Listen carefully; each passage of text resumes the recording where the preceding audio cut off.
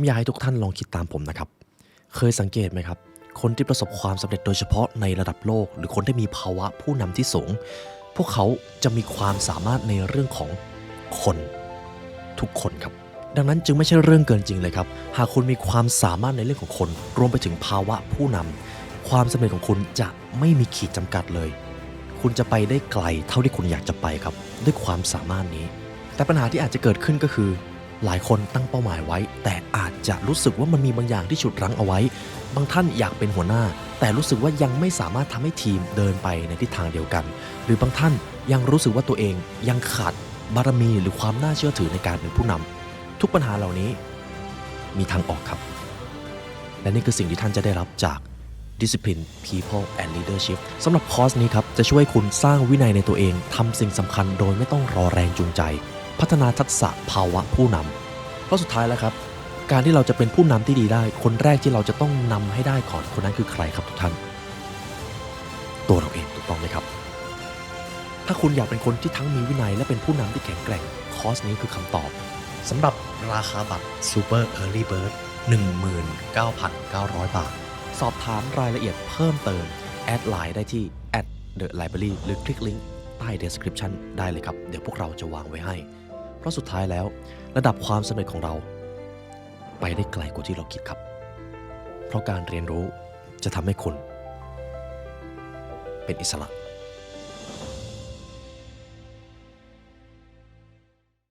ผมขอเดิมพันครับถ้าคุณผู้ฟังฟังคลิปนี้จบและเอาบทเรียนจากคลิปนี้ไปทำตามท่านจะมีสุขภาพดีไปทั้งชีวิตไม่ใช่แค่อยู่นานครับแต่อยู่ดีด้วยเริ่มครับในเอพิโซดนี้เราจะมาพูดถึงหนังสือ Out Live หรือ Out Life นะครับศาสตร์และศิลป์แห่งการอยู่นานและอยู่ดีคุณผู้ฟังอยากมีสุขภาพดีไหมครับและผมเชื่อว่าเราทุกคนรู้อยู่แก่ใจครับว่าการมีสุขภาพดีคือพื้นฐานสำคัญแทบจะเป็น first priority หรือเป็นลำดับความสำคัญแรกของชีวิตเลยจริงไม่จริงครับดังนั้นนี่จะเป็นบทเรียนที่สำคัญที่สุดที่จะทำให้คุณผู้ฟังมีสุขภาพที่ดีนะครับผมจะแบ่งออกมาเป็น2เอพิโซดและเดี๋ยวจะมีให้คุณผู้ฟังได้ลงทุนด้วยนะครับเอพิโซดแรกเราจะลงลึกไปที่ทฤษฎีเลยดังนั้นไม่ต้องห่วงครับเดี๋ยวผมจะสรุปให้ท่านเข้าใจง่ายๆในเอพิโซดที่2เราจะเริ่มพูดถึงแนวทางปฏิบัติวงเล็บครับแบบเบสิกยังไม่ถึงขั้นแอดวานซ์ซึ่งคุณผู้ฟังเอาไปทำตามได้และมันเรียบง่ายมากเพียงแค่เราต้องมีวินัยกับมันเรามาเริ่มที่เฟสแรกครับกฎเหล็กของการเป็น outliver จะมีอยู่ไม่กี่ข้อครับกฎข้อที่1คืออย่าตายครับ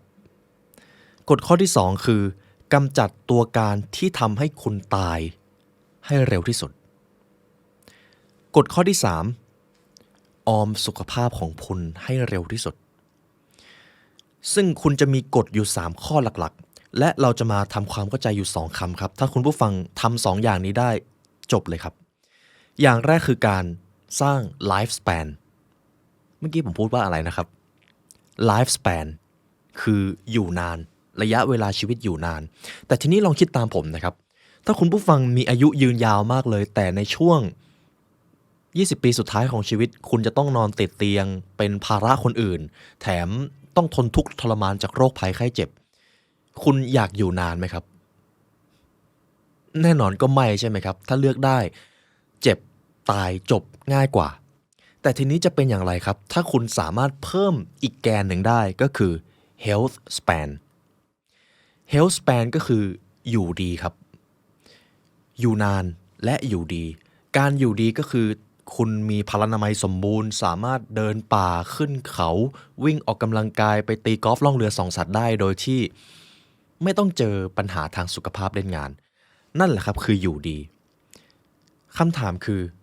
ถ้าเราจะต้องเลือกระหว่างอยู่นานและอยู่ดีเราควรเลือกอะไรครับคำตอบคือก็เลือกมันทั้งคู่นั่นแหละครับคุณสามารถเลือกได้ดังนั้น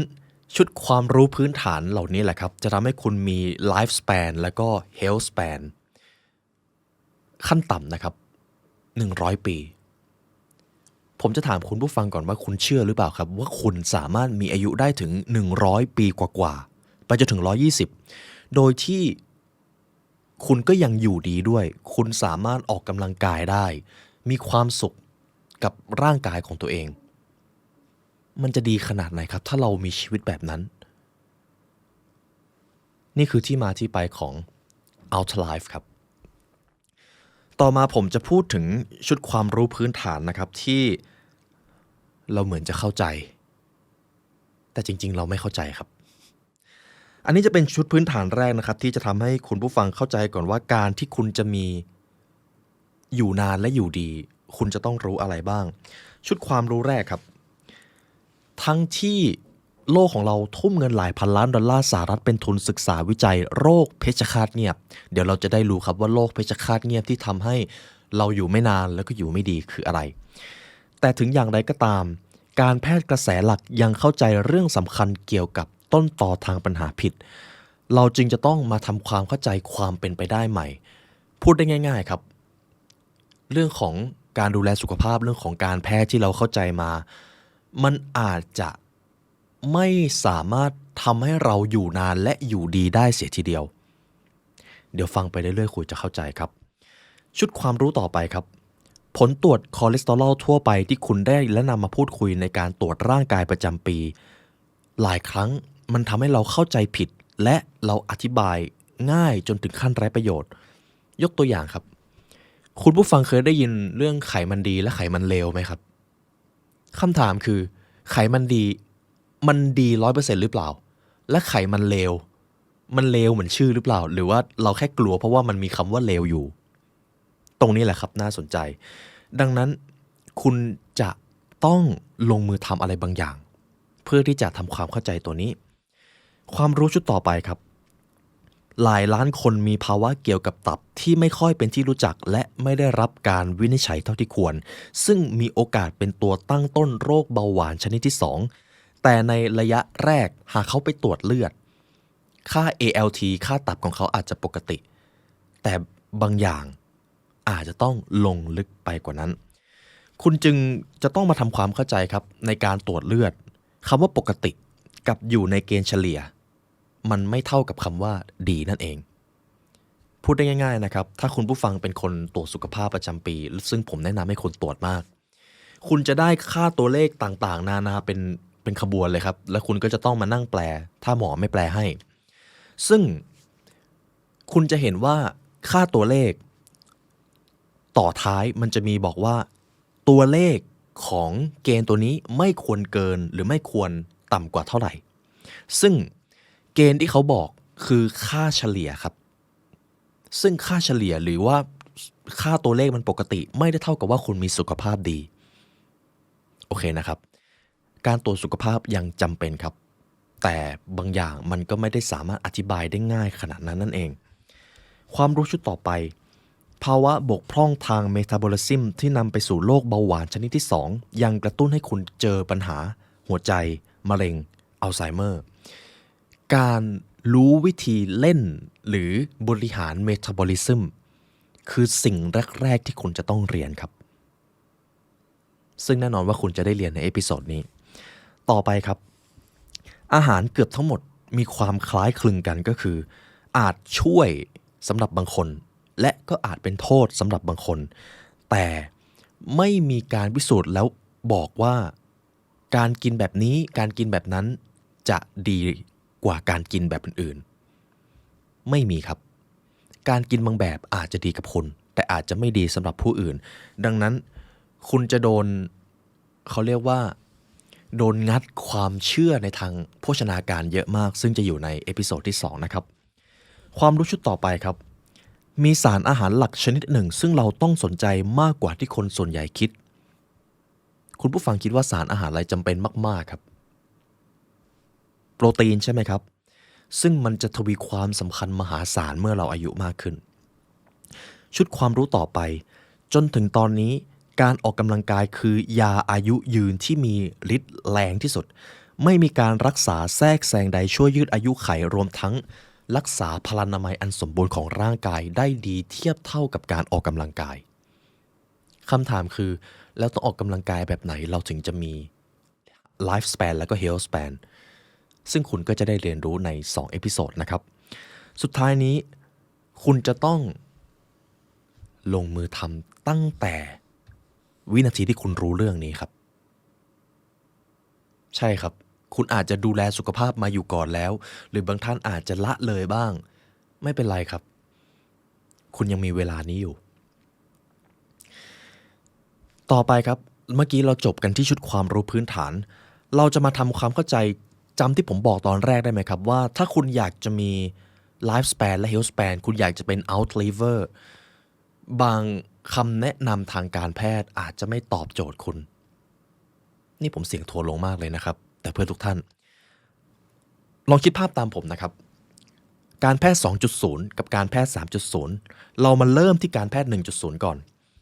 การแพทย์ 1.0 ครับคือการแพทย์ที่ใช้การอนุมานเป็นหลักซึ่งมันเกิดขึ้นมานานมากแล้วครับเป็นพันๆปียกตัวอย่างเช่นสมมุติว่าคุณผู้ฟังเป็นโรคอะไรบางอย่างแล้วผมไปเอาน้ำจากบ่อแล้วก็พ่นน้ำเนี่ยใส่คุณแล้วอยู่ดีๆคุณก็หายผมสามารถอนุมานได้เลยครับว่าน้ำนี้รักษาโรคคุณได้นี่คือการแพทย์ 1.0 ซึ่งบางทีคุณอาจจะหายเพราะปัจจัยอย่างอื่นก็ได้คุณอาจจะไปเดินตากแดดคุณอาจจะดูแลรักษาอารมณ์ดีแต่ในยุคแรกเริ่มครับการแพทย์ 1.0 ของเราใช้การอนุมานเป็นหลักใช้เรื่องของความเชื่อเป็นหลักแต่ก็ไม่ใช่ว่าไม่ถูกนะครับยังมีการแพทย์ 1.0 หลายอย่างที่ถูกนำมาใช้ซึ่งถูกต่อยอดเป็นการแพทย์ 2.0 ซึ่งเป็นการแพทย์ที่เรามักจะเจอส่วนใหญ่ในทุกวันนี้ครับการแพทย์ 2.0 ครับคือรูปแบบการแพทย์ที่เน้นในการรักษาโรคโดยใช้วิทยาศาสตร์เข้ามาจับหากคุณเป็นมะเร็งคุณก็ทำคีโมหากคุณเป็นโรคหัวใจคุณก็ผ่าตัดบายพาสขยายหลอดเลือดหัวใจหากคุณ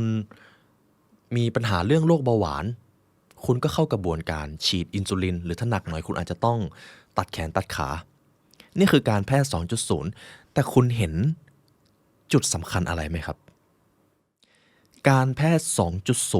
2.0 จะเน้นในการรักษาไม่ใช่การป้องกันคำว่าเน้นในที่นี้ก็คือการแพทย์ 2.0 อาจจะแนะนำให้คุณป้องกันแต่เขาจะไม่ได้เน้นขนาดนั้นเพราะเขามุ่งโฟกัสไปที่การรักษาแต่ยังจำได้ไหมครับจุดประสงค์ที่เราเรียนรู้ที่จะเป็น outliver คืออยู่นานและอยู่ดีถ้าเราจะต้องมาทำการรักษาตัวเองหลังจากที่เจอปัญหาโรคภัยเราจะไม่ได้อยู่นานและเราก็จะอยู่ไม่ดีด้วย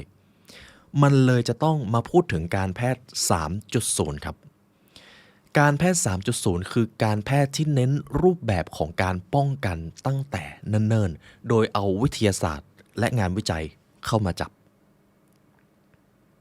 และทีนี้ผมจะเปรียบเลยให้คุณผู้ฟังเข้าใจภาพง่ายๆสมมุติคุณกำลังยืนอยู่ที่แห่งหนึ่งแล้วข้างหน้าคุณมีตึกสูงคุณเงยขึ้นไปบนฟ้ามีไข่ตกลงมาเต็มเลยแล้วคุณมีตะกร้าอยู่ใบหนึ่งคุณไม่อยากให้ไข่แตกคุณก็ต้องทำอะไรครับไปรับไข่แต่คุณรับไข่ไปรับไข่มาคุณก็รู้สึกว่าไข่มันตกลงมาเรื่อยๆเลย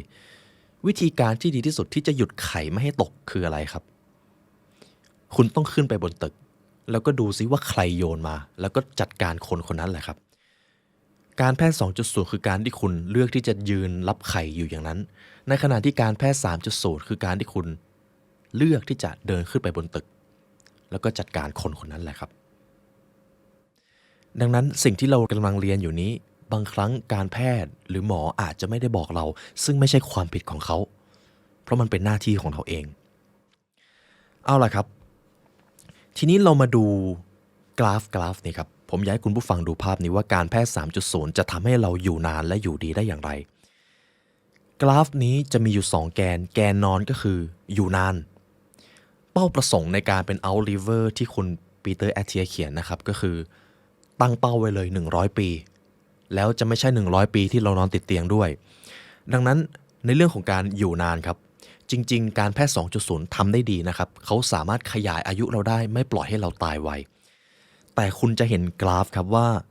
การแพทย์ 2.0 อาจจะทำคะแนนได้ไม่ค่อยสวยเท่าไหร่ในการอยู่ดีหรือ health span เพราะจำได้ไหมครับการแพทย์ 2.0 ถ้าคุณไม่มีโรคคุณก็ไม่ต้องใช้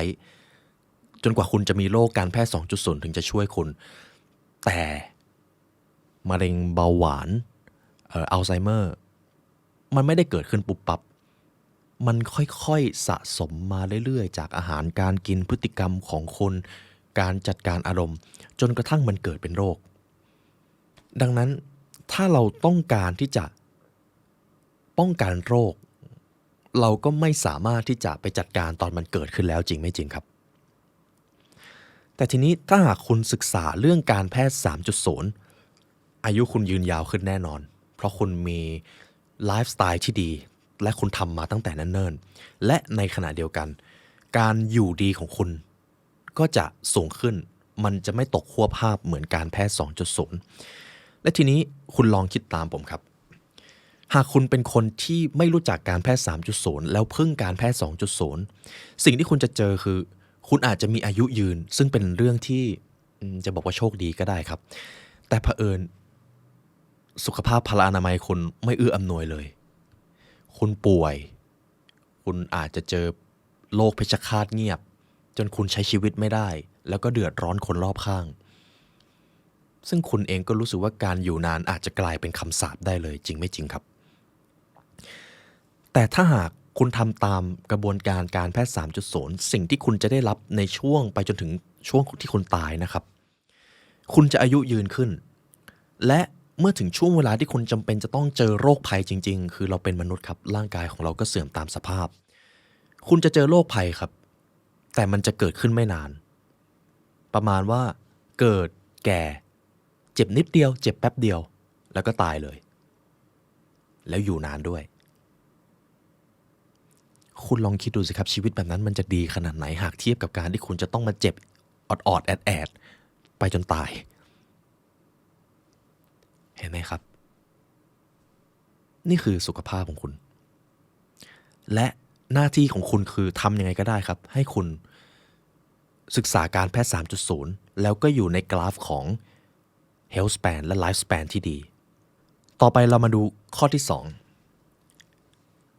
ผมเชื่อว่าจากที่คุณฟังวินาทีแรกมาจนถึงวินาทีนี้คุณเริ่มมีเป้าหมายว่าจะเป็น out liver แล้วถูกต้องไหมครับความจริงอย่างหนึ่งครับมันอาจจะฟังดูเจ็บปวดแต่มันคือความจริงนะครับเรามักจะประเมินสุขภาพของเราดีกว่าความเป็นจริงผมเองก็ไม่รอดข้อนี้ครับสำหรับคุณผู้ฟังท่านใดที่รู้สึกว่าสุขภาพยังดีอยู่แล้วไม่ต้องตรวจสุขภาพก็ได้ผมขอบอกเลยว่าคุณกำลังเจอกับดักสุขภาพของเรานะครับมันไม่ได้มีเพียงแค่ความแข็งแรงมันไม่ได้มีเพียงแค่พละกำลังมันยังมีโหมดของความมั่นคงระบบภายในซึ่งหลายครั้งเรามักจะประเมินด้านใดด้านหนึ่งที่ดีแล้วก็มองข้ามด้านอื่นที่แย่มันเลยทำให้เราเกิดอคติว่าเรามีสุขภาพดีกว่าความเป็นจริงครับผมจะยกตัวอย่างจากตัวผมเองมาเป็นกรณีศึกษาคุณผู้ฟังครับผมเป็นคนที่ถ้าคุณดูไลฟ์สไตล์ผมจะออกกำลังกายค่อนข้างหนักนะครับถ้าเทียบกับค่าเฉลี่ยผมอาจจะตื่นมาวิ่ง10-12 กิโลภายในระยะเวลาห้ามเกิน60 นาทีผมอาจจะสามารถออกแรงได้เยอะแต่พอผมไปตรวจสุขภาพผมเลือดจางค่าตับค่าไตผมเกินเกณฑ์เห็นอะไรไหมครับแม้แต่ตัวผมที่คิดว่าผมมีสุขภาพดีแต่พอไปตรวจจริงๆมันก็ยังมีความบกพร่องบางอย่างซึ่งถ้ามองข้ามตรงนี้ไปอนาคตผมก็จะไม่รอดครับจากโรคเพชฌฆาตเงียบอยู่ดีถึงแม้ผมจะมีกิจวัตรที่ดูเหมือนจะแข็งแรงก็ตามและทีนี้คุณผู้ฟังครับลองดูวิถีชีวิตปัจจุบันของเราครับอาหารที่เรากินการนอนของเราการออกกำลังกายการบริหารอารมณ์และความมั่นคงในที่นี้อย่างเช่นบางทีผมอาจจะเป็นคนออกกำลังกายแข็งแรงมากเลยแต่ออกเสร็จแล้วเจ็บตลอดแสดงว่าร่างกายของผมไม่มั่นคงความไม่มั่นคงนี้เองจะเป็นต้นเหตุให้ผมกระดูกหักตอนแก่ยังได้เลยครับดังนั้นจงอย่าใช้ชีวิตบนความประมาทนั่นเองอย่างต่อไปครับคำว่าเพชฌฆาตเงียบนี่คือสิ่งที่เราจะต้องระวังครับหากคุณผู้ฟังโชคดีชีวิตนี้ไม่เจออุบัติเหตุจนถึงขั้นชีวิตแล้วคุณสามารถอยู่นานไปได้แล้วคุณอยู่ดีด้วย ต่อไปนี้คือโรคเพชฌฆาตเงียบที่มนุษย์จะเจอครับจะมีอยู่4อย่างหลักๆคุณจะต้องชะลอโรคเพชฌฆาตเงียบตั้งแต่เนิ่นๆหรือตอนนี้เลยสิ่งเหล่านั้นมีอะไรบ้างรู้ไหมครับโรคเพชฌฆาตเงียบตัวที่1มะเร็งครับโรคเพชฌฆาตเงียบตัวที่2โรคหัวใจโรคเพชฌฆาตเงียบตัวที่3โรคเบาหวานและโรคเพชฌฆาตเงียบตัวที่4อัลไซเมอร์มะเร็งครับเราคุ้นหูกันอยู่แล้วใช่ไหมครับว่าเป็นเนื้อร้ายที่อยู่ดีๆก็งอกมาแล้วเซลล์ก็ไม่ตรวจจับจนเจ้าเนื้อร้ายนี้มันลามไปยังจุดส่วนอื่นๆของร่างกายแล้วมันก็เกิดสภาวะอวัยวะเป็นพิษเพราะเซลล์มะเร็งโรคหัวใจครับอาจจะเกิดจากหลอดเลือดอุดตันเกิดจากความบกพร่องบางส่วนในระบบไหลเวียนโลหิตรวมไปถึงหลอดเลือดในสมองลองสังเกตดูครับว่าทุกวันนี้คุณจะมีโอกาสเจอคนที่หลอดเลือดในสมองแตกง่ายมากขึ้นระบบไหลเวียนเลือดของคุณนั่นเองซึ่งมีวิธีแก้ครับเดี๋ยวได้รู้กันเพชฌฆาตเงียบตัวที่3คือเบาหวานว่ากันว่าโรคเบาหวานมาพร้อมกับความมั่งคั่งและความอุดมสมบูรณ์ทางด้านโภชนาการของมนุษย์เราหาน้ำตาลได้ง่ายมากขึ้นแต่ยีนส์ของเรายังเข้าใจว่าน้ำตาลเป็นของหายากเราเลยรู้สึกว่าการได้กินน้ำตาลมันได้รางวัลฮอร์โมนความสุขจังเลยเพราะมียีนบางตัวที่เราจะต้องทำความเข้าใจโรคที่4คือโรคอัลไซเมอร์หากคุณเป็นคนนอนดึกแล้วคุณไม่ค่อยบริหารอารมณ์ตัวเองมันก็มีแนวโน้มมากครับว่าหากคุณอายุพ้น25ไปแล้วอาจจะมีคราบอะไมลอยด์หรือคราบโปรตีนบางอย่างเกาะอยู่ที่สมองของคุณและเมื่อคุณอายุหลังเกษียณคราบอะไมลอยด์เหล่านั้นจะเห็นได้ชัดมากขึ้นและแทบจะเป็นตัวเดิมพันได้เลยว่าคุณอาจจะเป็นคนหลงลืมง่ายในช่วงบั้นปลายชีวิตผมอธิบายสั้นๆนะครับสำหรับโรคเพชฌฆาตทั้ง4โรคดังนั้นมีกิจวัตรสำคัญที่คุณจะต้องสมดุลให้ดีเพื่อที่จะป้องกันโรคเหล่านี้ครับย้ำอีกครั้งนะครับว่าสมดุลไม่ใช่ทำแค่วัน2วันกิจวัตรเหล่านี้คือยาบำรุงและยารักษาที่ดีที่สุดในจักรวาลการเป็นมนุษย์ของเราประกอบไปด้วย 1. การออกกำลังกาย 2. ชีวเคมีทางโภชนาการหรืออาหารนั่นเองครับเหตุผลที่ตั้งชื่อเป็นชีวเคมีทางโภชนาการเดี๋ยวในพาร์ทที่2คุณจะเข้าใจครับหลักการที่3หรือเสาหลักที่3คือนอนครับเสาหลักที่4คืออารมณ์จะมีประโยคติดตลกนิดหนึ่งนะครับคุณจะอยู่นานไปทำไมถ้าคุณจะต้องมีความทุกข์ไปทั้งชีวิตคุณว่าจริงไม่จริงครับครับเราจบกันที่เฟสที่1นะครับคุณผู้ฟังเข้าใจเรื่องของการแพทย์ 3.0 คุณรู้แล้วว่าคุณมีเป้าเพื่อที่จะเป็น Outliver แล้วคุณจะต้องเผชิญหน้ากับอะไรแล้วป้องกันมันได้อย่างไรเรามากันที่เฟสที่2ครับ The 100 Years Life การที่เราจะเข้าใจได้ว่าเราจะทำอย่างไรถึงจะมีอายุ100ปีแล้วก็มีสุขภาพดีเราก็จะต้องไปศึกษาบุคคลตัวอย่างที่เขามีอายุถึง100กว่าปีแล้วก็มีสุขภาพดีความจริงคืออะไรรู้ไหมครับซึ่งผมว้าวมากตรงนี้มนุษย์ที่สามารถมีอายุได้ถึง100ปีขึ้นไปส่วนใหญ่จะมีสุขภาพที่ดีด้วยในขณะที่มนุษย์ที่มีอายุไม่ถึง100ปีอาจจะเป็น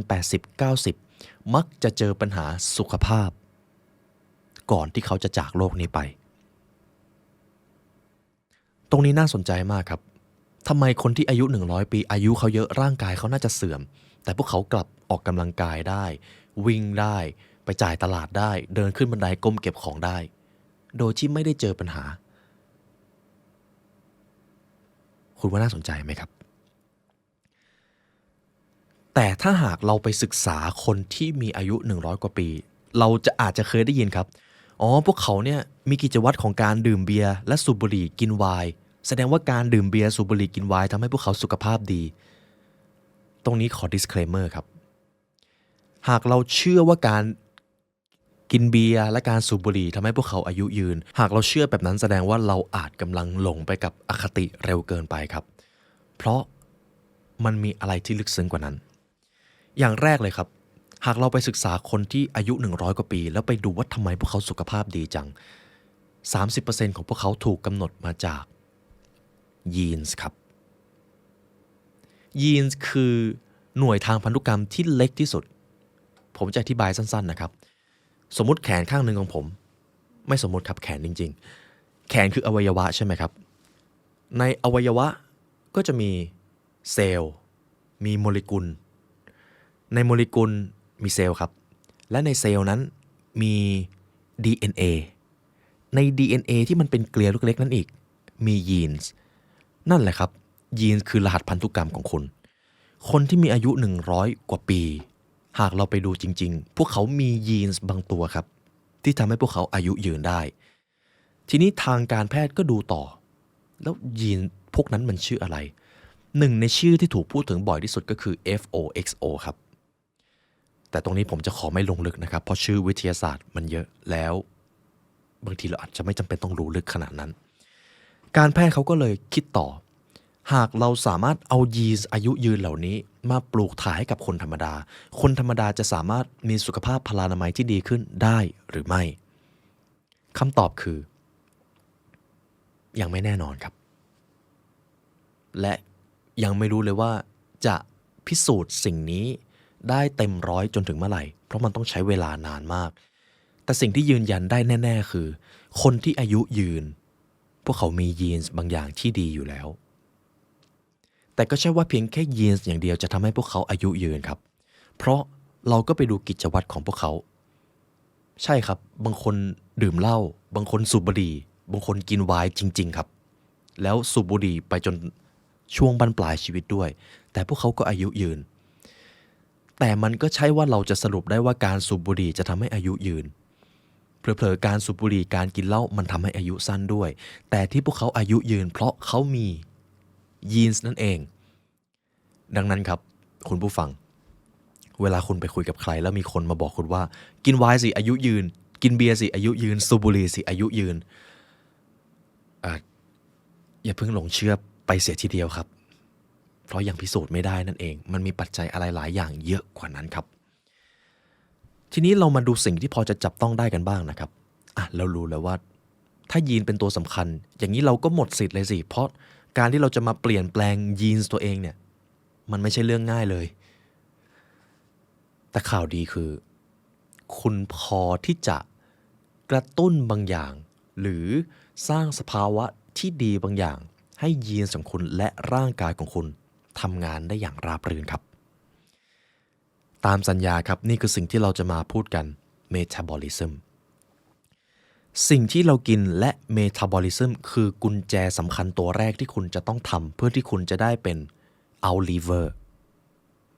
Metabolism ก็คือระบบเผาผลาญนั่นเองครับคุณกินโดนัทไปชิ้นหนึ่งระบบ Metabolism ในร่างกายของคุณก็จะมาคุยกันว่าไอ้เจ้าโดนัทชิ้นนี้มันควรจะไปอยู่ตรงไหนที่แรกที่โดนัทชิ้นนี้จะไปมันจะถูกเปลี่ยนเป็นกลูโคสและก็เอาไปอยู่ในเซลล์กล้ามเนื้อของคุณแล้วก็ไปอยู่ในส่วนต่างๆที่สำคัญแต่ถ้าโดนัทชิ้นนั้นครับร่างกาย Metabolism ของคุณคุยกันแล้วว่าจะเอาโดนัทชิ้นนี้ไปชิ้นไหนแล้วก็กลับมาพบว่าร่างกายของคุณเก็บกลูโคสไว้เต็มหมดแล้วพูดง่ายๆก็คือคุณรับอาหารมาเยอะมากแล้วโดนัทชิ้นนี้ของคุณที่ที่2ที่มันจะไปก็คือเซลล์ไขมันเป็นเหตุผลครับทำไมกินเยอะแล้วเราอ้วนเพราะก็เมตาบอลิซึมของเราทำงานด้วยการเอาอาหารที่คุณกินไปเป็นเซลล์ไขมันไม่เป็นกลูโคสเพราะคุณไม่มีพื้นที่เขาเก็บนั่นเองเราจะมาเจาะลึกเรื่องนี้ครับคุณผู้ฟังคิดว่าความอ้วนทำให้เราสุขภาพไม่ดีหรือเปล่าครับเรามาดูคำตอบกันนะครับลองคิดภาพตามผมว่าวิกฤตจากความอุดมสมบูรณ์ทางอาหารมันคือวิกฤตใหม่ที่ร่างกายมนุษย์ยังปรับตัวไม่ได้อย่างไรนะครับย้อนกลับไปในช่วงที่มนุษย์อย่างเรายังหาของป่ายังล่าสัตว์อยู่การที่เราจะได้กินน้ำตาลมันเป็นอะไรที่ยากมากการที่เราจะได้กินไขมันก็เป็นอะไรที่ไม่ง่าย เพราะเราหาของป่าเราล่าสัตว์แต่เมื่อใดก็ตามที่เราเจอผลไม้หวานๆพลังงานมันเยอะหรือมันมีกลูโคสบางตัวที่ทำให้ร่างกายของเรารู้สึกว่าถ้าเราได้สิ่งนี้มาเราจะต้องรีบเก็บเพราะอาหารมันหายากจนกระทั่งมนุษย์เกิดการวิวัฒนาการปฏิวัติทางเกษตรกรรมปฏิวัติทางวิทยาศาสตร์อุตสาหกรรมอาหารเริ่มไม่ใช่สิ่งที่หายากขนาดนั้นแล้วคุณผู้ฟังจะสั่ง Delivery ให้น้ำตาลมาส่งที่บ้านคุณตอนนี้ก็ยังได้แต่ครับยีนส์ของเรายังรู้สึกว่าน้ำตาลเป็นของหายากอยู่หรือยีนส์ของเรายังรู้สึกว่าเราจะต้องกักเก็บอาหารให้เยอะๆเข้าไว้ไม่งั้นเราจะตายยีนส์ของเรายังไม่รู้ครับว่าตอนนี้เราวิวัฒนาการมาจนถึงขั้นที่ว่าเราหาอาหารเมื่อไหร่ก็ได้ตามที่ต้องการและมันก็เป็นเหตุผลสำคัญว่าทำไมโรคอ้วนจึงเป็นโรคที่เกิดได้ง่ายขึ้นมากๆหากเทียบกับคนยุคก่อนวิวัฒนาการของเรายังตามไม่ทันนั่นเองดังนั้นคุณผู้ฟังอย่าเพิ่งรู้สึกผิดครับหากคุณอยากจะคุมอาหารแล้วรู้สึกว่ามันหิวมากเลยอย่าเพิ่งรู้สึกผิดครับมันเป็นธรรมชาติของคุณจะต้องเอาวินัยเข้ามาจับทีนี้เรามาดูกันต่อหากเราเป็นคนที่ชอบกินแล้วกินเยอะกว่าปริมาณที่เราควรจะได้รับมันจะเกิดอะไรขึ้นลองคิดภาพอุปมาอุปไมยตามผมมีอ่างอาบน้ำอยู่อ่างหนึ่งคุณตัดสินใจเดินไปเปิดก๊อกน้ำแล้วก็ปิดรูระบายน้ำเมื่อคุณเปิดน้ำให้มันไหลไปเรื่อยๆสิ่งที่จะเกิดขึ้นก็คือน้ำไหลล้นอ่างถูกต้องไหมครับทีนี้คำถามที่สำคัญต่อมาแล้วน้ำที่มันไหลล้นอ่างมันจะไปอยู่ตรงไหนมันอาจจะไหลลงไปข้างนอกห้องน้ำไหลไปบันไดไหลไปห้องนอนท่วมบ้านคุณเลยนั่นคือทฤษฎีเดียวกับไขมันครับคุณลองคิดดูนะครับคุณกินอาหารเข้ามาในร่างกายหากร่างกายรู้สึกว่ายังมีที่ให้กักเก็บสารอาหารนั้นเขาก็จะเปลี่ยนไปเป็นกลูโคสแล้วก็ไปเก็บในกล้ามเนื้อไปเก็บในเซลล์คุณแต่ถ้าเผอิญครับในช่วงเวลานั้นคุณรับอาหารมาเยอะมากแล้วไม่มีที่ให้กักเก็บแล้วสิ่งที่ระบบเมตาบอลิซึมของคุณจะทำต่อไปก็คือเอาอาหารที่คุณกินไปเก็บเป็นไขมันอาจจะเป็นไขมันในเซลล์กล้ามเนื้อคุณอันนี้จะเป็นที่แรกๆที่เข้าไปแต่ทีนี้พอเซลล์ไขมันของคุณเริ่มเยอะขึ้นกล้ามเนื้อที่เป็นเส้นๆของคุณจะเริ่มมีไขมันเป็นเม็ดๆผุดออกมาและเมื่อไขมันมันเริ่มเยอะขึ้นคุณก็เริ่มตัวย้วยตัวใหญ่ขึ้นและทีนี้มันจะเกิดอะไรขึ้นครับถ้าคุณยังเติมไขมันเข้าตัวเองไปอยู่สิ่งที่เกิดขึ้นต่อจากนั้นก็คือระบบเมตาบอลิซึมของคุณจะมีปัญหาครับจะเข้าทฤษฎีทางวิทยาศาสตร์แป๊บหนึ่งนะครับขออนุญาตให้คุณผู้ฟังหายใจเข้าลึกๆครับเอาล่ะครับเริ่มครับร่างกายของเราครับจะมีสารตัวหนึ่งที่ชื่อว่าอินซูลินซึ่งเป็นฮอร์โมนนั่นแหละครับอินซูลินครับเปรียบเสมือนเจ้าหน้าที่ที่คอยทำหน้าที่เอาสารอาหารไปกักเก็บในส่วนต่างๆที่สำคัญของร่างกายกล้ามเนื้อเซลล์เม็ดเลือดของคุณซึ่งอินซูลินครับจะทำหน้าที่ได้ดีมากหากคุณมีพื้นที่ให้เขาเอาสารอาหารไปกักเก็บแต่ปัญหามันจะเกิดขึ้นทันทีถ้าร่างกายของคุณไม่มีพื้นที่ยกตัวอย่างนะครับอินซูลินของคุณกำลังเดินทางมาเห็นอาหารอาหารเจ้านายส่งอาหารมาแต่ปัญหาคือเราไม่มีที่ให้เก็บอาหารอินซูลินก็จะยืนงงอยู่ตรงนั้นครับแล้วพออินซูลินยืนงงอยู่ตับอ่อนก็งงส่งอินซูลินไปแล้วทำไมสารอาหารไม่ถูกไปกักเก็บตับอ่อนของคุณก็จะผลิตอินซูลินเพิ่มมากขึ้นไปอีกเพราะเหมือนว่าเจ้าหน้าที่คนก่อนๆทำหน้าที่ได้ไม่เต็มที่เมื่อถึงตอนนี้แหละครับพอคุณบริโภคอาหารเยอะเกินแล้วร่างกายของคุณก็ไม่มีพื้นที่กักเก็บอินซูลินของคุณจะสูงมากเพราะตับอ่อนผลิตมาและในขณะเดียวกันน้ำตาลในเลือดของคุณระดับน้ำตาลในเลือดก็จะสูงเพราะอินซูลินเอาไปกักเก็บไม่ได้กว่าจะแปลเปลี่ยนเป็นไขมันก็ใช้เวลานานช่วงเวลานั้นแหละครับที่ระบบเผาผลาญของคุณมีปัญหาเป็นที่เรียบร้อยแล้วนั่นเองยังจำคำถามแรกได้ไหมครับจบเรื่องวิทยาศาสตร์ไปแล้วนะครับสรุปแล้วโรคอ้วนกับการมีปัญหาทางเมตาบอลิซึมเป็นสิ่งเดียวกันหรือไม่ ผมขอให้คุณดูภาพนี้ครับความอ้วนจริงๆแล้วไม่ได้น่ากลัวครับแต่ปัญหาทางเมตาบอลิซึมต่างหากที่คุณต้องกลัวเราจะตั้งชื่อว่าเมดซินนะครับเมตาบอลิซึมซินโดรมในภาพนี้คือสิ่งที่เป็นสถิตินะครับเผื่อบางท่านชอบดูสถิติคนอ้วนครับแน่นอนว่าเขามีโอกาสมีปัญหาหรือมีเมดซินถึง 62%ในขณะที่คนที่ไม่อ้วนก็สามารถมีปัญหา Metabolism Syndrome ได้คิดเป็น 22% เลยนะครับหากเทียบกับอัตราส่วนตามกราฟนี้สิ่งที่น่าสนใจคืออะไรรู้ไหมครับคุณเคยเห็นคนที่ผอมแต่ลงพุงไหมครับคุณเคยเห็นคนที่ผอมแต่เป็นเบาหวานไหมครับหรือถ้าคุณเป็นหมอคุณเคยเห็นคนที่ผอมแล้วพอคุณผ่าตัดไปดูตับของเขากลับมีไขมันพอกอยู่เต็มไปหมดเลยนั่นแหละครับคือสิ่งที่เกิดขึ้นเมื่อเกิดภาวะเมดซินจึงเป็นเหตุผลครับว่าทำไมผมจะไม่ได้ให้คุณกลัวโรคอ้วนแต่ที่คุณควรกลัวคือภาวะเมดซินและภาวะเมดซินจะมีแนวโน้มเกิดขึ้นสูงมากขึ้นเมื่อคุณอ้วนนั่นเองแต่ครับต่อให้คุณไม่อ้วนคุณก็เจอมันได้ในหนังสือของดร.ปีเตอร์แอตเทียครับเขาเน้นเรื่องของเมดซินหรือ Metabolism Syndrome สูงมากคำแนะนำที่ผมจะให้คุณผู้ฟังเช็คลิสต์กับตัวเอง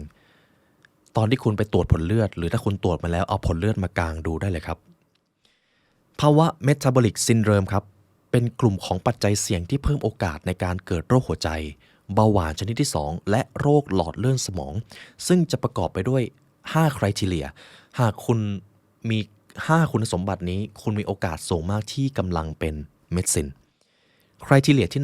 1น้ำตาลในเลือดสูงมากกว่า100มิลลิกรัมต่อเดซิลิตร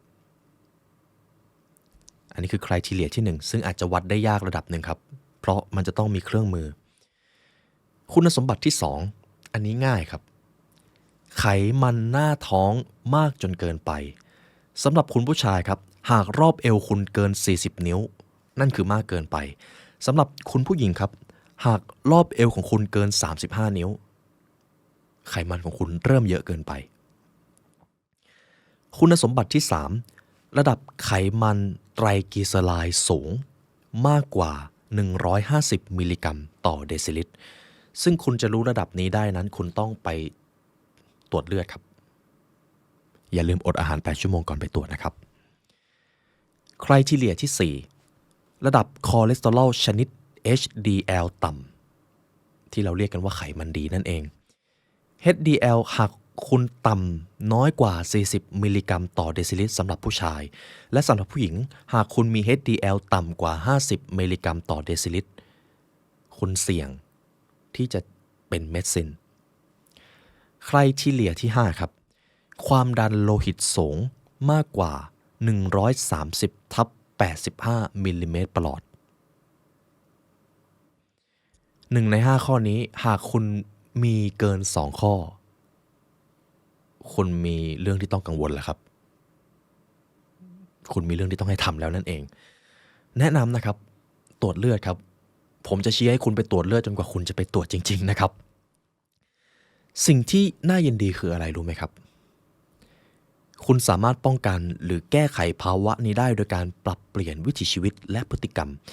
ไม่มีแนวทางไหนที่ดีที่สุด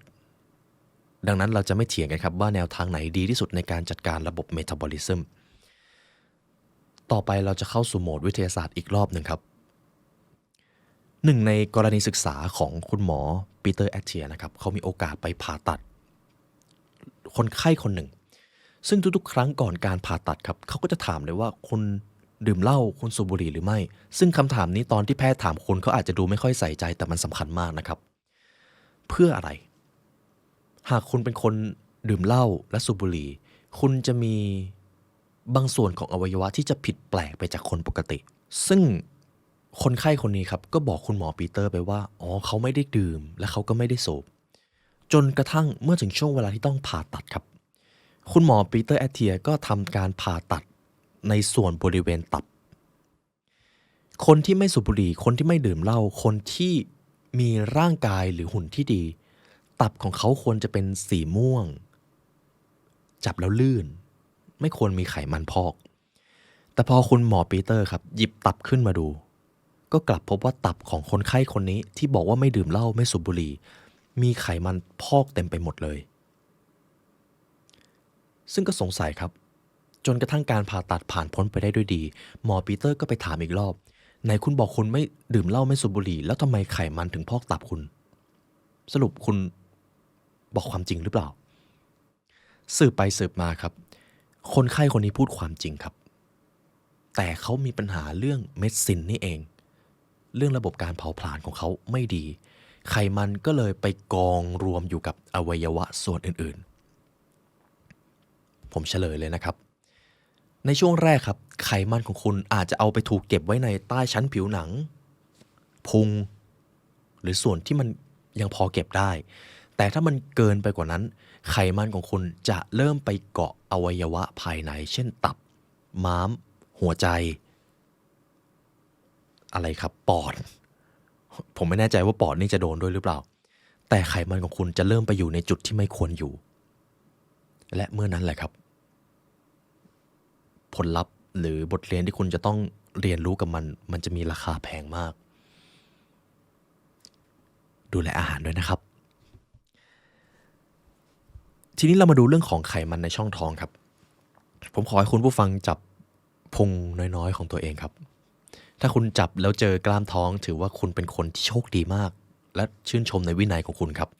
แต่ถ้าคุณจับไปแล้วเจอพุงน้อยๆนุ่มนิ่มจะมีชุดความรู้บางอย่างที่คุณต้องรู้ครับ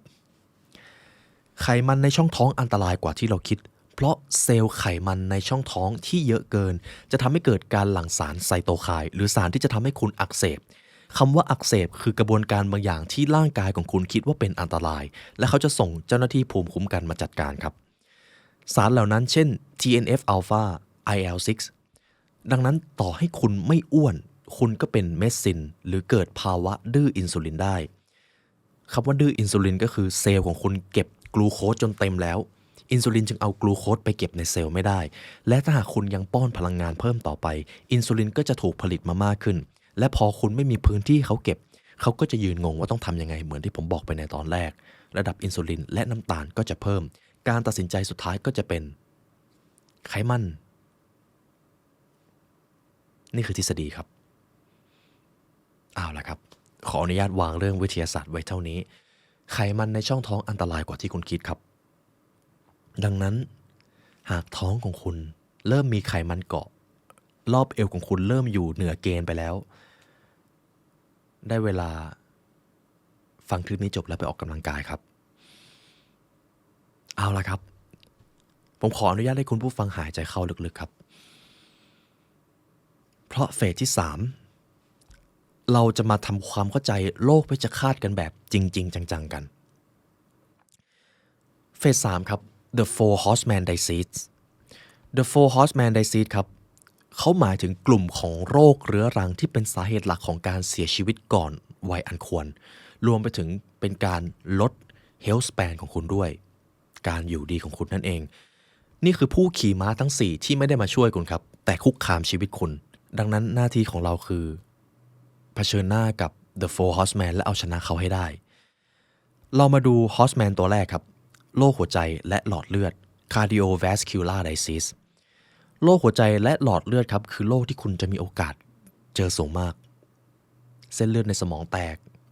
โรคหัวใจทำงานเป็นปกติจนคุณต้องผ่าตัดอาจจะบายพาสหรืออะไรก็ตามภาวะหลอดเลือดหัวใจตีบ coronary artery disease หัวใจล้มเหลวโรคหลอดเลือดสมองหรือโรคสโตรกและความดันโลหิตสูงคือสิ่งที่คุณอาจจะเจอหากคุณไม่ดูแลระบบ cardiovascular ระบบไหลเวียนเลือดนั่นเองครับสาเหตุหลักเกิดจากการสะสมของไขมันในหลอดเลือดครับอีกครั้งนะครับหนึ่งในสาเหตุที่ใหญ่มากๆของโรคเกี่ยวกับระบบไหลเวียนเลือดคือไขมันที่เผอิญเข้าไปอยู่ในเส้นเลือดของคุณยังจำได้ไหมครับว่าเพราะอะไรเราถึงจะต้องทำความเข้าใจเรื่องของเมตาบอลิซึมเพราะไขมันที่มันล้นเกิน มันเข้าไปอยู่ในทุกที่เลยไม่เว้นแม้แต่เส้นเลือดและถ้าเส้นเลือดของคุณส่งผ่านเลือดไม่ได้เพราะติดเจ้าไขมันปัญหาทางหัวใจจะเป็นสิ่งแรกที่คุณจะเจอครับปัจจัยเสี่ยงการสูบบุหรี่การกินเยอะเกินภาวะอ้วนความดันโลหิตสูงและขาดการออกกำลังกายจะเป็นต้นเหตุที่คุณสามารถจัดการได้ครับเดี๋ยวจะบอกวิธีในพาร์ทที่2ฮอสแมนตัวที่2ครับโรคมะเร็งหรือ cancer ข่าวดีและข่าวร้ายครับข่าวดีคือคุณป้องกันมะเร็งได้แต่ข่าวร้ายก็คือถ้าคุณเป็นมะเร็งแล้วการแพทย์ทุกวันนี้ยังไม่รู้วิธีจัดการมันแบบเบ็ดเสร็จครับและถ้าคุณเป็นมะเร็งในจุดที่การแพทย์ยังเข้าใจได้ไม่ดีโอกาสตายสูงมากดังนั้นกฎข้อแรกของการเป็นมะเร็งก็คืออย่าเป็นมะเร็งครับและกฎข้อที่2กำจัดตัวการที่ทำให้คุณเกิดมะเร็งได้ให้เร็วที่สุดโรคมะเร็งเป็นอีกหนึ่งสาเหตุสำคัญของการเสียชีวิตซึ่งเรารู้กันดีปัจจัยเสี่ยงอย่างแรกเลยครับซึ่งเราอาจจะถูกกำหนดมาแล้วพันธุกรรมครับคุณผู้ฟังครับถ้าคุณอยากรู้ว่าคุณจะเป็น1 ใน 4โรคนี้หรือไม่ลองดูคุณพ่อคุณแม่ของคุณหรือเหนือกว่านั้นก็ได้ครับคุณปู่คุณย่าคุณตาคุณยายหากคุณพ่อคุณแม่ของคุณเป็นอัลไซเมอร์เป็นมะเร็งหรือเป็นโรคหัวใจคุณก็มีแนวโน้มสูงขึ้นครับว่าคุณจะเป็นแบบเขาด้วยเพราะพันธุกรรมมีความเกี่ยวข้องกับยีนส์และยีนส์ของเราได้มาจากใครครับคุณพ่อคุณแม่ใช่ครับเราถูกกำหนดมาตั้งแต่พันธุกรรมแล้วส่วนหนึ่งแต่ข่าวดีครับคุณป้องกันได้การสูบบุหรี่ก็เป็น1 ในมะเร็ง1 ในสาเหตุมะเร็งการบริโภคอาหารที่ไม่ดีต่อสุขภาพการดื่มแอลกอฮอล์และการได้รับสารพิษจากสิ่งแวดล้อมรวมไปถึงการอักเสบเรื้อรังก็คือร่างกายของคุณเริ่มคิดว่ามีกระบวนการบางอย่างภายในที่เป็นพิษนี่คือโรคมะเร็งครับฮอสแมนตัวที่3โรคเบาหวานชนิดที่2และการดื้อต่ออินซูลินยังจำได้ไหมครับการดื้อต่ออินซูลินถูกผลิตขึ้นไปแล้วไม่รู้จะเอาอาหารที่คุณกินไปเก็บไว้ที่ไหนสุดท้ายเอาไปเก็บไว้ในไขมันพอเอาไปเก็บไว้ในไขมันมันก็เริ่มเกิดปัญหากับส่วนอื่นๆเมื่อไขมันทะลักภาวะดื้อต่ออินซูลินทำให้ระดับน้ำตาลในเลือดสูงอย่างต่อเนื่องซึ่งเพิ่มความเสี่ยงต่อโรคหัวใจโรคไตและโรคหลอดเลือดสมองเพราะไขมันเยอะขึ้นปัจจัยเสี่ยงเกิดจากอะไรบ้างอย่างแรกเลยครับการบริโภคน้ำตาลและคาร์โบไฮเดรตที่มากเกินไปย้ำนะครับมากจนเกินไปจริงๆแล้วผมอาจจะไม่ได้บอกให้คุณกลัวคาร์โบไฮเดรตด้วยซ้ำครับคุณควรกลัวแคลอรี่ที่คุณได้รับในแต่ละวันมากกว่าซึ่งผมจะสอนคำนวณด้วยในพาร์ทหน้าครับภาวะอ้วนโดยเช็คได้จากไขมันที่หน้าท้องการขาดออกกำลังกายและพันธุกรรมก็เกี่ยวข้องกับเบาหวานโรคที่4ครับโรคเกี่ยวกับความเสื่อมของสมอง neurodegenerative diseases รวมไปถึงโรคอัลไซเมอร์ก็อยู่ในหมวดนี้ด้วยคุณลองคิดดูนะครับคนที่คุณรักเป็นอัลไซเมอร์จากที่เขาเคยพูดคุยกับคุณถามไถ่สารทุกข์สุขดิบเคยผูกพันกับคุณแต่ถ้าหากคนคนนั้นเป็นอัลไซเมอร์แบบเบ็ดเสร็จเขาจะจำคุณไม่ได้เขาจะพูดกับคุณเหมือนกับว่าคุณเป็นคนอื่นและเขาจะลืมความผูกพันทั้งหมดที่เคยเกิดขึ้นคำถามก็คือคุณจะยังรู้สึกว่าคนคนนี้ที่เขาเป็นอัลไซเมอร์เป็นคนคนเดิมที่คุณเคยรู้จักอยู่หรือเปล่า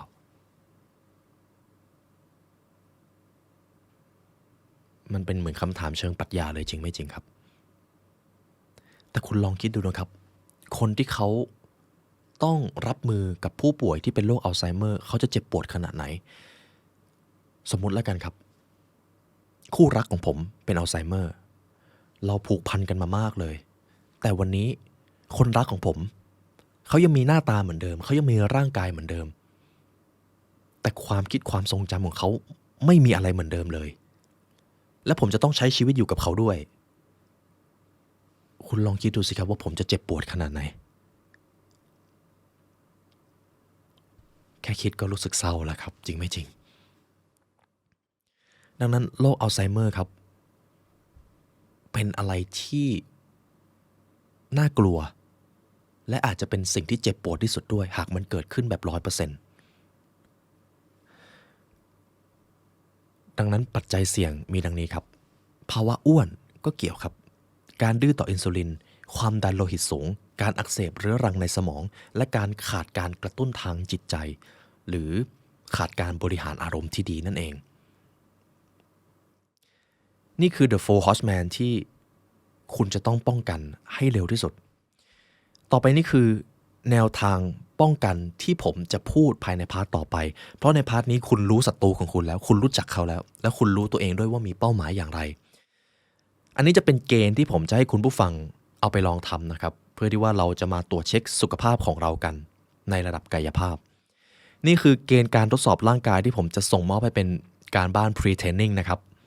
อย่างแรกครับโหนบาร์ห้อยตัวค้างไว้ให้ได้60วินาที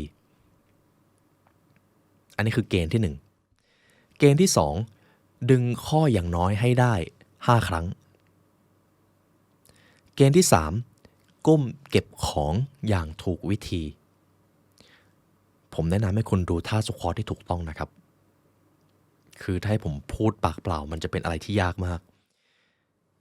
เกณฑ์ที่4ออกแรงลุกจากพื้นให้ได้โดยใช้แขนเพียงข้างเดียวหรือไม่ใช้เลยเกณฑ์ที่5ครับมีเซ็กส์ครับฮันแน่เข้าใจครับข้อนี้แต่มันสำคัญนะครับในเรื่องของสุขภาพ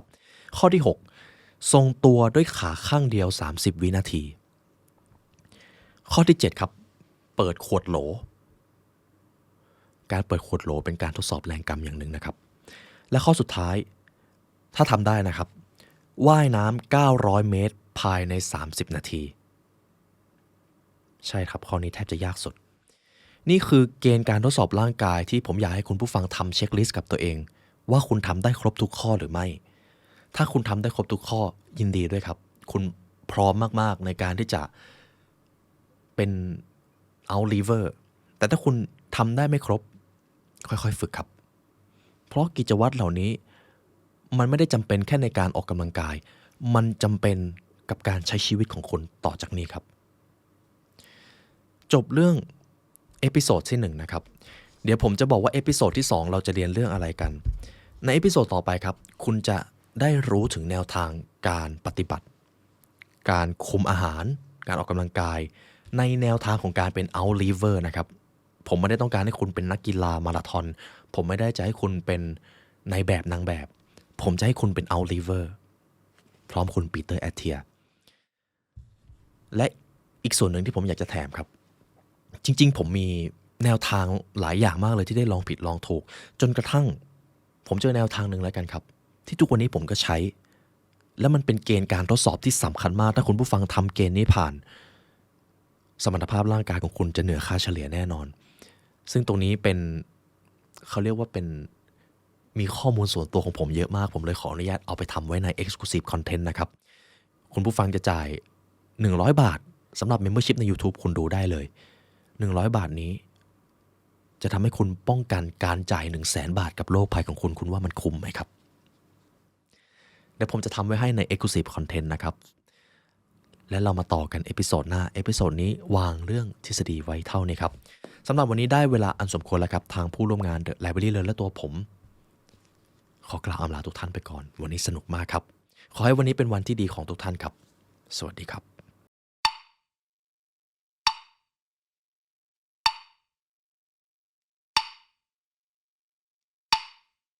และในเอพิโซดนี้ถึงเวลาที่เราจะต้องมาเรียนรู้หลักการและก็เอาไปลงมือทำครับอายุยืน100 ปีจะไม่ใช่เรื่องเพ้อฝันเลยถ้าคุณผู้ฟังทำตามนี้ตั้งแต่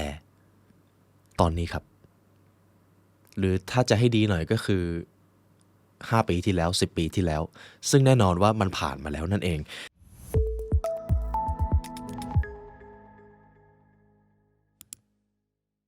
เอาละครับทุกท่านในเอพิโซดนี้ก็จะเป็นบทสรุปที่เราจะมาพูดถึงหนังสือ Outlive กันในพาร์ทที่แล้วเราได้เรียนเรื่องหลักการและก็ทฤษฎีที่คุณผู้ฟังจะต้องเอาไปปรับใช้เพื่อที่จะมี health span และ life span ถูกต้องไหมครับสำหรับคุณผู้ฟังท่านใดยังไม่ได้ฟังทฤษฎีซึ่งมันจำเป็นมากแนะนำให้ฟังเอพิโซดแรกก่อนนะครับและในเอพิโซดนี้ถึงเวลาที่เราจะต้องมาเรียนรู้หลักการและก็เอาไปลงมือทำครับสิ่งที่คุณปีเตอร์แอตเทียให้ความสำคัญก็คือ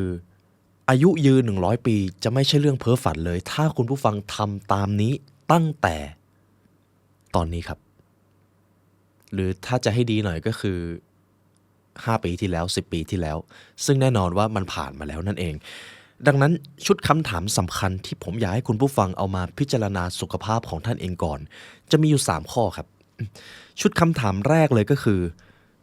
คุณคิดว่าตัวเองได้รับสารอาหารมากเกินไปหรือน้อยเกินไปอยู่หรือไม่คำถามที่2คุณมีมวลกล้ามเนื้อน้อยเกินไปหรือคุณมีเพียงพอแล้วลองสังเกตดูครับจะไม่ใช้คำว่ามีมากเกินไปสำหรับกล้ามเนื้อเดี๋ยวคุณผู้ฟังจะเข้าใจเลยว่าทำไมมันถึงสำคัญมากๆคำถามที่3สุขภาพทางเมตาบอลิซึมของคุณยังดีอยู่หรือไม่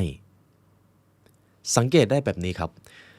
หากคุณเป็นคนที่มีเมตาบอลิซึมปกติถ้าคุณรับปริมาณสารอาหารหรือแคลอรี่ที่พอเหมาะพอสมที่ควรได้รับใน1 วันโอกาสที่คุณจะอ้วนมันจะยากมากถ้าคุณมีเมตาบอลิซึมปกติแต่ถ้าเมตาบอลิซึมของคุณไม่ปกติต่อให้คุณจะกินในปริมาณที่คุณควรจะกินเหมือนคนทั่วไปคุณก็มีโอกาสบางอย่างที่จะมีไขมันเพิ่มง่ายกว่าคนปกตินี่คือว่าด้วยเมตาบอลิซึมครับซึ่งคุณผู้ฟังได้เข้าใจกันในพาร์ทที่แล้วและเราเข้าใจกันอย่างชัดเจนครับว่าเมตาบอลิซึมมีผลแทบจะเป็นในทุกมิติของสุขภาพเราเลยและก่อนที่เราจะเข้าวิธีการที่คุณผู้ฟังไปลงมือทำยังจำพาร์ทที่แล้วที่ผมบอกได้ไหมครับการแพทย์ 2.0 กับ 3.0 ถ้าคุณต้องรับแนวทางการแพทย์ 2.0 ในการรักษาคุณจะต้องเชื่อหมอครับแต่ถ้าคุณต้องการเป็น outliver ซึ่งเป็นการแพทย์ 3.0 การรอคำตอบจากหมออาจจะไม่ใช่ตัวเลือกที่ดีนักนี่ผมเสียงทัวลงอีกแล้วนะครับเพราะยังมีหลายอย่างมากที่การแพทย์ยังคลุมเครือสมมุติคุณผู้ฟังผมอยากให้คุณจินตนาการตอนที่คุณไปพบแพทย์นะครับครั้งล่าสุดที่หมอบอกให้คุณออกกำลังกายคือเมื่อไหร่และเขาแนะนำอย่างไรเขาได้พูดถึง VO2 max กับการคาร์ดิโอโซน 2 หรือไม่และเขาได้อธิบายถึงความจำเป็นของทั้ง2 ประเภทนี้หรือเปล่าเขาได้เล่าถึงการ intermittent fasting หรือการจำกัดเวลาการกินอาหารและเขาได้พูดถึงข้อเสียของมันบ้างหรือไม่เขาแนะนำให้คุณจัดการแคลอรี่อย่างไรและเขาได้บอกหรือเปล่าว่าเพราะอะไรมันถึงสำคัญและเขาบอกหรือไม่ว่าคุณนั้นเหมาะกับการกินอาหารแบบไหนผมเชื่อว่าคำตอบส่วนใหญ่คือไม่ครับเพราะเราเข้าใจกันได้การแพทย์ 2.0 เขาเรียนมาเพื่อที่จะรักษาแต่การแพทย์ 3.0 เราเรียนรู้ที่จะป้องกันดังนั้นเราต้องรับผิดชอบตัวเองอย่างต่อไปครับเขาได้เล่าถึงความสำคัญของการมีกล้ามเนื้อและการพัฒนากล้ามเนื้อหรือไม่ถ้าคำตอบคือไม่แน่นอนครับไม่ใช่ความผิดของหมอเลยมันเป็นความรับผิดชอบของเราเองที่จะต้องป้องกันตั้งแต่เนิ่นๆดังนั้นการจะอยู่นานและอยู่ดีครับทั้งหมดเป็นความรับผิดชอบของใครครับตัวเราจริงไม่จริงครับและตอนนี้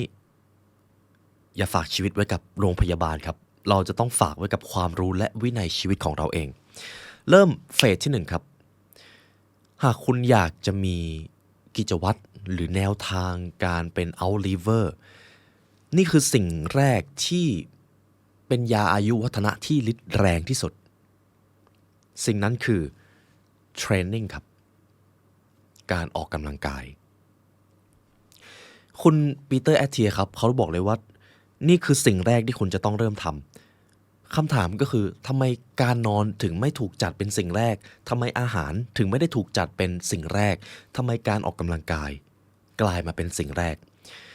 ความจริงแล้วเป็นแบบนี้ครับการออกกำลังกายทุกวันนี้นะครับวินาทีที่ผมกำลังอัดคลิปนี้อยู่ยังไม่มียารักษาโรคชนิดใดในโลกนะครับที่มีประสิทธิภาพเทียบเท่ากับการออกกำลังกายอย่างสม่ำเสมอยังไม่มีครับดังนั้นสิ่งแรกที่ผมอยากจะถามท่านเลยครับ3 วันที่ผ่านมาท่านได้ออกกำลังกายบ้างหรือเปล่าเดินก็นับนะครับแต่ขึ้นอยู่กับว่าเจตนาในการใช้ชีวิตนั้นเราได้ตั้งใจที่จะออกกำลังกายหรือเปล่าคุณอาจจะวิ่งคุณอาจจะว่ายน้ำคุณอาจจะเวทเทรนนิ่งนับเป็นการออกกำลังกายแทบทั้งสิ้นครับแต่คำถามที่มันน่าสนใจต่อมาก็คือคุณผู้ฟังคิดว่าการออกกำลังกายมีกี่แบบครับคุณจะเดินป่าคุณจะปีนเขาคุณจะว่ายน้ำคุณจะวิ่งคุณจะเล่นเวทคุณจะยืดเส้นยืดสายก็นับเป็นการออกกำลังกายแบบหนึ่งหรือมีอะไรครับคุณจะต้องออกกำลังกายแบบฮิตหรือคุณจะต้องออกกำลังกายแบบคาร์ดิโอค่อยๆออกโซน2มันมีเยอะไปหมดเลยคำถามที่ควรจะถามต่อมาก็คือแล้วเราควรจะมีการออกกำลังกายแบบไหนถึงจะทำให้เราเป็น out liver ได้ตรงนี้แหละครับมันแทบจะเป็นการถกในเรื่องของความเชื่อกันเลยแต่ผมจะเอาหลักการสำคัญที่คุณผู้ฟังสามารถนำไปใช้ได้จริงนะครับอย่างแรกที่คุณจะต้องเข้าใจก่อนเลยก็คือไม่มีสูตรออกกำลังกายครอบจักรวาลในโลกนี้ครับไม่มีครับดังนั้นเราต้องเรียนรู้แล้วก็ปรับใช้สมดุลมันด้วยตัวเราเองขีดเส้นใต้คำว่าสมดุลครับคำว่าสมดุลมีความหมายถึงการจัดระเบียบให้เกิดความสม่ำเสมอในแต่ละอย่างหรือแต่ละสิ่งดังนั้นการออกกำลังกายที่จะทำให้คุณเป็น out liver ได้จะไม่ได้มีแค่1อย่างแน่นอนดังนั้นตั้งใจเรียนนะครับอย่างแรกก็คือคาร์ดิโอและ VO2 max คุณผู้ฟังเคยได้ยินคำว่า cardiovascular ไหมครับคาร์ดิโอก็คือการออกกำลังกายรูปแบบหนึ่งที่เน้นความต่อเนื่องและใช้กล้ามเนื้อกระตุกช้าเป็นหลักวิ่งเราใช้กล้ามเนื้อขากล้ามเนื้อลำตัวอย่างต่อเนื่องในขณะที่การยกน้ำหนักผมอาจจะออกแรงทีเดียวใช้กล้ามเนื้อกระตุกเร็วมันไม่ได้เกิดความต่อเนื่องซึ่งข้อดีก็แตกต่างกันจริงไม่จริงครับการวิ่งนี่แหละครับคือการคาร์ดิโอเพราะเราใช้ร่างกายในเชิงของความต่อเนื่องนั่นเองแต่สิ่งที่เราจะต้องมาเข้าใจพอๆกับการคาร์ดิโอคือสิ่งที่เรียกว่า VO2 max ครับเดี๋ยวผมจะมีแผนภาพให้ทุกท่านดูนะครับไม่ต้องห่วงเลยหากคุณอยากจะเป็นคนที่มีอายุยืนอยู่นานและอยู่ดีการที่คุณเข้าใจ VO2 max จะทำให้คุณได้เปรียบมากครับเอาละครับผมจะเริ่มเข้าทฤษฎีทางวิทยาศาสตร์การกีฬาแล้วนะครับ VO2 max ครับคุณผู้ฟังเชื่อไหมครับนี่คือสิ่งที่เป็นตัวบ่งชี้ความยืนยาวของชีวิตพอคุณอายุ25 ปีขึ้นไประดับ VO2 max จะค่อยๆลดลงครับยกตัวอย่างในตอนนี้ครับผมอาจจะมี VO2 max อยู่ที่ประมาณ56ถึง58แต่เมื่อผมเริ่มอายุเข้า30ระดับ VO2 max ของผมจะค่อยๆลดลงครับทีนี้เพื่อที่คุณผู้ฟังจะได้เข้าใจง่ายๆนะครับว่า VO2 max สำคัญอย่างไรสมมุติตัวผมคนนี้ครับไปออกกำลังกายแล้วทุกๆครั้งเวลาที่ผมวิ่งผมหายใจ1ครั้งผมรู้สึกว่าผมออกแรงได้เท่านี้แต่ถ้าหากระดับ VO2 max ของผมลดลงความฟิตของผมมันจะหายลงไปครับมันจะลดน้อยลงในการหายใจเข้า1ครั้งผมอาจจะออกแรงได้น้อยกว่าเดิมในการวิ่งดังนั้น VO2 max ก็คือ maximal oxygen consumption เป็นอัตราการใช้ออกซิเจนสูงสุด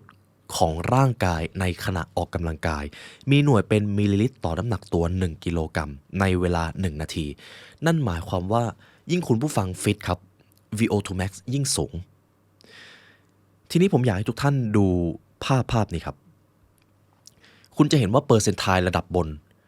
หากคุณเป็นคนที่มี VO2 max สูงมากๆแล้วคุณอาจจะอยู่ในช่วงอายุ 20-30 VO2 max ระดับสูงสุดก็คือการวิ่ง 16 กิโลภายใน 1 ชั่วโมงใครที่ทำแบบนี้ได้แสดงว่า VO2 max ของคุณนี่คือ max สมชื่อเลยซึ่งคุณผู้ฟังครับมันยากมากนะครับการวิ่ง1ชั่วโมงให้ได้16กิโลคุณจะต้องวิ่งเพจ 3.45 ลากเลือดครับบอกเลยถ้าต่ำลงมาหน่อยก็คือการวิ่งขึ้นเขาเนินชันสัก 10% 9.6 กิโลเมตรภายในระยะเวลา1ชั่วโมงถ้าคุณทำได้2%ทายระดับบนนี่ครับแสดงว่าคุณมี VO2 max ที่สูงแต่คุณจะเห็นกราฟที่ว่ายิ่งคุณอายุเยอะขึ้นเส้น VO2 max จะยิ่งลดน้อยลงเห็นไหมครับสิ่งที่เป็นความจริงคืออะไรรู้ไหมครับ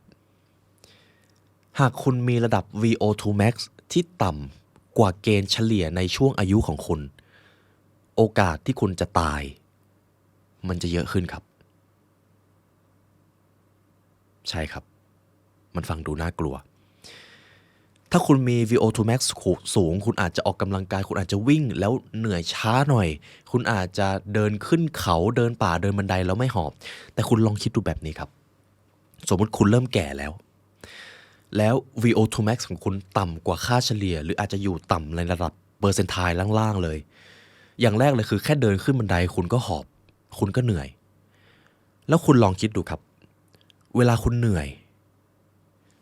การควบคุมร่างกายมันจะยากขึ้นแล้วเมื่อคุณเหนื่อยมากๆเข้าคุณเป็นลมคุณหน้ามืดแล้วคุณผู้ฟังเชื่อไหมครับหนึ่งในสาเหตุการพิการความเจ็บป่วยการเสียชีวิตของผู้สูงอายุคืออะไรครับหกล้มครับลองคิดภาพตามผมนะครับคุณอายุเริ่มเยอะ VO2 max ของคุณต่ำมากคุณกำลังเดินขึ้นบันไดแล้วคุณหน้ามืดแล้วคุณควบคุมกล้ามเนื้อตัวเองไม่ได้แล้วมือของคุณจับราวบันไดไม่ไหวแล้วคุณก็ล้มตรงบันไดและถ้าแย่กว่านั้นหน่อยคุณไม่มีกล้ามเนื้อเลยคุณล้มทีหนึ่งกระดูกของคุณก็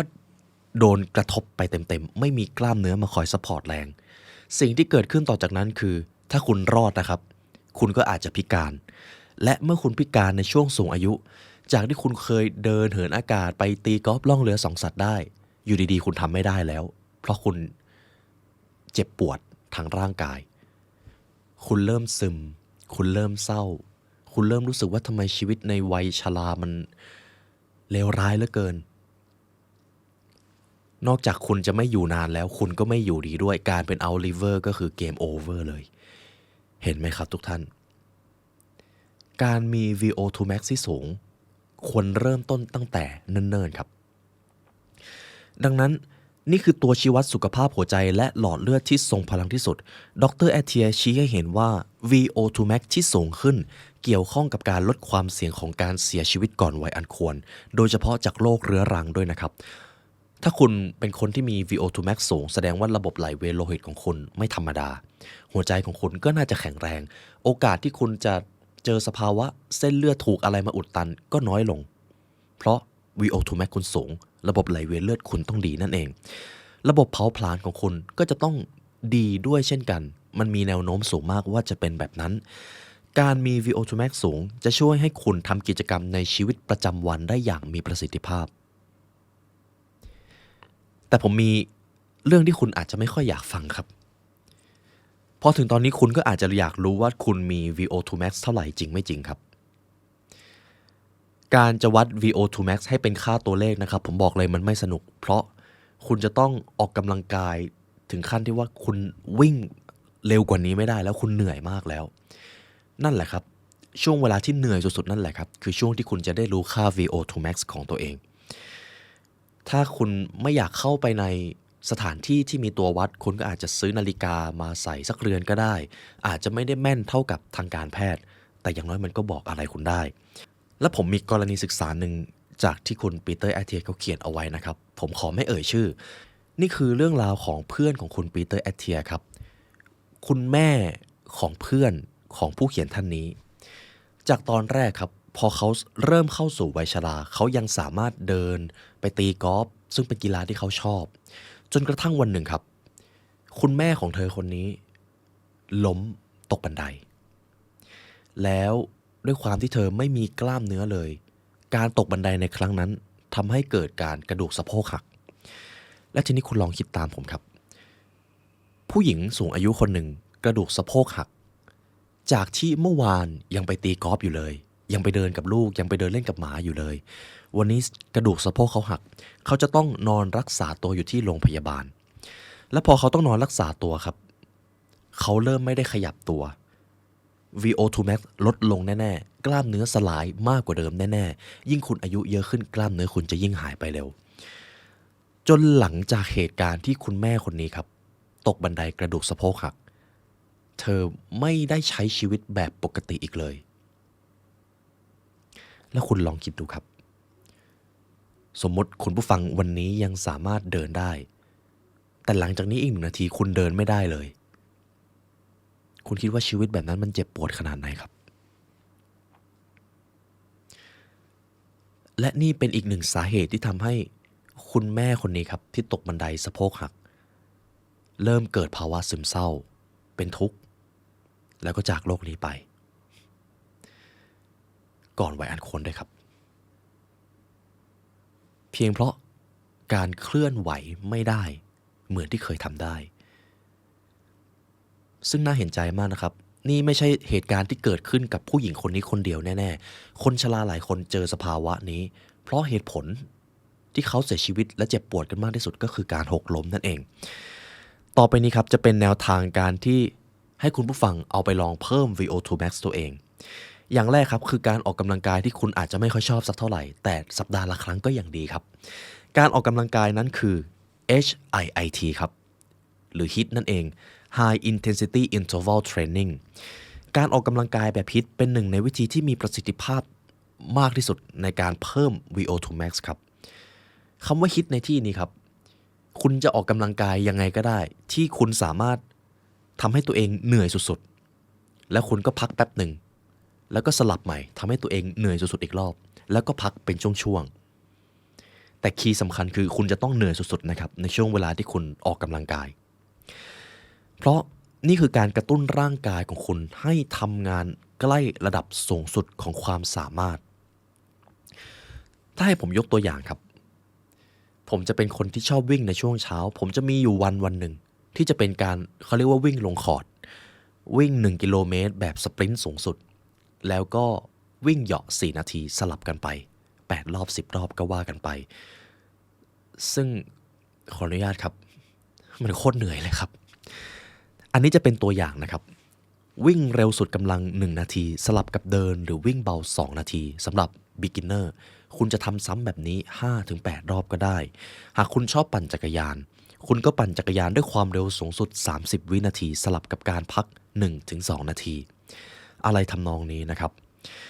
หากพูดถึง heart rate zone ครับการฝึกที่วัดอัตราการเต้นของหัวใจของการฝึก VO2 max เป้าหมายของคุณคือคุณจะต้องฝึก 70-85% ของอัตราการเต้นหัวใจสูงสุดคำแนะนำง่ายๆเลยครับหากคุณอยากจะเริ่มออกกำลังกายใน1 สัปดาห์นะครับตีเป็นสเกลสัปดาห์ขอให้มีอย่างน้อย1 วันออกกำลังกายแบบฮิตครับคุณอาจจะใช้เวลา30 นาทีก็ได้เชื่อนะครับถ้าคุณฮิตแบบ full performance จริงๆเต็มประสิทธิภาพจริงๆ30 นาทีคุณก็เหนื่อยแล้วครับอันนี้คือสิ่งที่เราเรียกกันว่าฮิตนะครับแต่ยังไม่จบครับหากอธิบายถึงคาร์ดิโอตัวแรกคือฮิตตัวที่2คือโซน2ซึ่งอันนี้คุณอาจจะชอบกันมากหน่อยหลายท่านชอบออกกำลังกายโซน2จริงไม่จริงครับโซน2คาร์ดิโอครับเป็นการออกกำลังกายแบบต่อเนื่องที่ระดับความเข้มข้นของหัวใจอยู่ในช่วง 60-70% ในโซนนี้ร่างกายของคุณจะเขาว่ากันว่าใช้ไขมันเป็นพลังงานหลักแต่จริงๆก็ใช้แป้งด้วยแหละครับเพียงแค่ว่าใช้อัตราส่วนไขมันเยอะกว่าและการออกกำลังกายโซน2ทำให้คุณทำกิจกรรมต่อเนื่องได้เป็นระยะเวลานานคุณจะไม่เหนื่อยถึงขั้นหอบนั่นเองสิ่งที่พอจะแนะนำได้ครับใน1 สัปดาห์ครับคุณมีฮิตไปแล้ว1 วันการคาร์ดิโอที่เหลือออกโซน2ครับย้ำอีกครั้งนะครับรูปแบบการออกกำลังกายนี้ไม่ได้ต้องการให้คุณเป็น Super Performance Human ไม่ได้ต้องการให้คุณเป็นนักกีฬาเพียงแค่ต้องการให้คุณเป็น outliver อยู่นานและอยู่ดีนั่นเองอันนี้คือหลักการของการคาร์ดิโอครับโซน2ที่ว่าคุณจะว่ายน้ำก็ได้ถ้าคุณรู้สึกว่าการว่ายน้ำมันไม่หอบเกินไปนะครับวิ่งเดินป่ายิ่งถ้าขึ้นเขาด้วยบอกเลยว่าหัวใจคุณจะเต้นเร็วมากอันนี้คือการคาร์ดิโอโซน2คุณผู้ฟังได้เข้าใจตรงนี้ไปแล้วนะครับเรามาดูส่วนต่อไปครับเวทเทรนนิ่งยังจำเรื่องราวของคุณแม่คนหนึ่งได้ไหมครับที่เขากระดูกสะโพกหักและมันเป็นสาเหตุสำคัญมากที่ทำให้ผู้สูงอายุเจอปัญหาชีวิตกระดูกของผู้สูงอายุเปราะง่ายครับแต่หนึ่งในเหตุผลสำคัญพอๆกันเลยที่ทำให้กระดูกของพวกเขาเปราะแล้วเจอปัญหาเกี่ยวกับเรื่องกระดูกก็เป็นเพราะกล้ามเนื้อของพวกเขาลดน้อยลงผมขอให้คุณผู้ฟังดูที่นิ้วผมนะครับสมมตินิ้วชี้ของผมเป็นกระดูกทุกๆครั้งเวลาที่ผมทำกิจกรรมอะไรก็ตามที่มันเกิดแรงกระแทกกระดูกก็จะได้รับแรงกระแทกด้วยจริงไม่จริงครับแต่ทีนี้ลองดูแขนของผมวันนี้ใส่ยีนด้วยครับในแขนของผมมีกระดูกใช่ไหมครับแต่สมมติคุณผู้ฟังลองคิดดูครับถ้าผมต่อยอะไรสักอย่างแล้วมันเกิดแรงกระแทกขึ้นแรงเหล่านั้นจะถูกส่งไปยังกระดูกแต่ในขณะเดียวกันกระดูกของผมอาจจะไม่ได้ต้องรับแรงทั้งหมดเพราะผมมีอะไรครับมีกล้ามเนื้อที่แขนซึ่งกล้ามเนื้อตรงนี้แหละครับคือตัวเซฟแรงชั้นยอดเลยครับถ้าสมมุติผมไม่มีกล้ามเนื้อที่แขนมันจะไม่ต่างจากการที่ผมขับรถโดยที่ยางล้อรถของผมไม่มียางมีแต่แม็กสิ่งที่เกิดขึ้นก็คือแม็กมันจะพังนั่นเองครับและนี่แหละครับคือสิ่งที่ผู้สูงอายุมักจะเจอและเป็นปัญหากล้ามเนื้อมันสูญสลายไปแล้วกระดูกของพวกเขาจะต้องรับแรงเค้นแถมแคลเซียมก็ค่อยๆหายไปอีกกระดูกก็ยิ่งเปราะอีกเห็นความสำคัญของกล้ามเนื้อไหมครับและถ้าคุณผู้ฟังสังเกตดีๆผมแทบจะไม่ได้พูดถึงเรื่องของรูปร่างความสวยความหล่อเลยเพราะเรากำลังพูดถึงสิ่งที่มันยั่งยืนและสำคัญกว่านั้นครับความเป็นและความตายของคุณกล้ามเนื้อคือสิ่งที่คุณต้องออมตั้งแต่เนิ่นๆครับผมใช้คำว่าออมนะครับไม่ใช่คำว่าทำวัน2วันแล้วคุณจะมีกล้ามเนื้อที่แข็งแรงเลยคุณต้องออมและช่วงเวลาที่ดีที่สุดก็คือ10 ปีที่แล้วช่วงเวลารองต่อมาคือตอนนี้ครับออมกล้ามเนื้อตั้งแต่เนิ่นๆเพราะหลังจากที่คุณอายุเกิน30 ปีครับมันจะลดลงและหลังจากนั้นมันจะลดลงเร็วขึ้นอีก2-3 เท่าย้ำอีกครั้งนะครับหากตอนนี้คุณอายุยังไม่ถึง30นี่คือช่วงเวลาทองที่คุณจะออมกล้ามเนื้อแต่ถ้าคุณอายุเลย30ไปแล้วคุณยังออมได้อยู่ครับแต่คุณก็ต้องยอมรับว่ามันอาจจะช้านิดนึงเพราะคุณละเลยมานานแล้วนั่นเองมันคือความจริงครับทำไงได้ผลกระทบที่คุณจะเจอนะครับคุณจะมีแรงน้อยหากไม่มีกล้ามเนื้อคุณจะอ่อนแอคุณจะทรงตัวยากน้ำหนักคุณจะลดลงเรื่อยๆคุณจะเริ่มเดินช้าคุณจะเริ่มมีแรงบีบมือน้อยเดี๋ยวตรงนี้สำคัญมากครับและคุณก็จะเริ่มมีกระดูกเปราะเพราะไม่มีกล้ามเนื้อคอยพยุงอย่างที่ผมบอกไปในตอนแรกดังนั้นในเรื่องของกล้ามเนื้อสรุปได้ง่ายๆเลยครับการมีกล้ามเนื้อน้อยจะทำให้คุณตายเร็วตอนแก่และก่อนที่คุณจะตายคุณต้องใช้ชีวิตลำบากไปอีกหลายปีเลยถ้าคุณขาดกล้ามเนื้อเห็นไหมครับน่ากลัวไหมครับน่ากลัวแล้วก็งดงามในเวลาเดียวกันเพราะเรามีกลยุทธ์ในการออกแบบกล้ามเนื้อของตัวเองคุณมี2+2กลยุทธ์ครับในการเพิ่มกล้ามเนื้อให้กับตัวเองกลยุทธ์แรกอาหารของคุณเดี๋ยวเรื่องของโภชนาการเดี๋ยวเราจะลงลึกกันในเฟสต่อไปนะครับแต่เรื่องของอาหารคือตัวแรกๆเลยที่เราจะต้องให้ความสำคัญในเรื่องของกล้ามเนื้อเคยได้ยินคำว่ากล้ามท้องถูกสร้างในครัวไหมครับจริงๆมันกว้างกว่านั้นครับกล้ามเนื้อทุกส่วนของคุณถูกสร้างจากในครัวครับทางเลือกที่2กิจกรรมแบบลงน้ำหนักเวทเทรนนิ่งนั่นเองเบนช์เพรสสควอตดึงข้อดันพื้นซิทอัพลังจ์ ซึ่งจริงๆหลายท่านก็รู้กันดีอยู่แล้วว่าเรามีการออกกำลังกายแบบเวทเทรนนิ่งกันคำแนะนำในเรื่องของการออกกำลังกายแบบเวทเทรนนิ่งผมอาจจะแนะนำสั้นๆครับในโซเชียลมีคนสอนเราเยอะมากแต่ถ้าคุณผู้ฟังอยากรู้แนวทางที่ผมใช้จริงๆซึ่งมันทรงพลังมากผมลองผิดลองถูกมานานแล้วโดนฝึกมาด้วยตอนอยู่ในหน่วยรบพิเศษเดี๋ยวผมจะแอดตรงนี้เข้าไปใน Secret Content นะครับคุณผู้ฟังลงทุน100 บาทคุณรู้แนวทางการดูแลสุขภาพที่เหมาะกับคุณเลยคุ้มไหมครับผมว่ามันคุ้มกว่าการจ่าย 10,000 บาทแล้วค่อยไปรักษาโรคตอนแก่แน่ๆครับกิจกรรมตัวที่3ครับหรือกลยุทธ์ตัวที่3บำบัดด้วยฮอร์โมนและกลยุทธ์ตัวที่4ใช้ยาครับซึ่งแน่นอนว่าถ้าเป็นไปได้ผมก็ไม่อยากให้คุณใช้2วิธีหลังแต่ถ้ามันจำเป็นและมันมีข้อบ่งชี้ทางการแพทย์จริงๆการใช้ฮอร์โมนและการใช้ยาอาจจะเป็นตัวเลือกที่จำเป็นสำหรับคุณในตอนนั้นแต่หากตอนนี้ไม่จำเป็นครับอาหารและการออกกำลังกายพอแล้วครับในการเพิ่มศักยภาพกล้ามเนื้อของคุณองค์ประกอบพื้นฐาน4อย่างเดี๋ยวผมจะให้คุณผู้ฟังทำความเข้าใจนะครับการออกกำลังกายการใช้กล้ามเนื้อมีองค์ประกอบพื้นฐานอะไรบ้างที่คุณจะต้องทำให้กล้ามเนื้อของคุณเจอมีอยู่4อย่างอย่างแรกครับแรงบีบคุณเคยไปทดสอบสมรรถภาพไหมครับคุณผู้ฟังแล้วมันจะมีสถานีหนึ่งที่เขาเอาเครื่องอะไรสักอย่างให้คุณบีบแล้วแรกๆคุณก็รู้สึกสนุกแต่พอคุณบีบไปเรื่อยๆคุณเริ่มเกรงคุณเริ่มหน้าแดงคุณเริ่มรู้สึกว่าไอ้เครื่องนี้มันปวดแขนเหลือเกินการตรวจวัดแรงบีบเป็นหนึ่งในการตรวจวัดที่สำคัญมากนะครับคุณผู้ฟังลองกำมือดูครับแล้วดูที่โฟอาร์มดูที่ท่อนแขนคุณเห็นถึงการเคลื่อนตัวของเส้นเอ็นไหมครับถ้าแขนของคุณมีกล้ามเนื้อชัดคุณจะเห็นเลยว่าเส้นเลือดของคุณเริ่มปูดเส้นเอ็นของคุณทำงานตามนิ้วเลยการกำครับ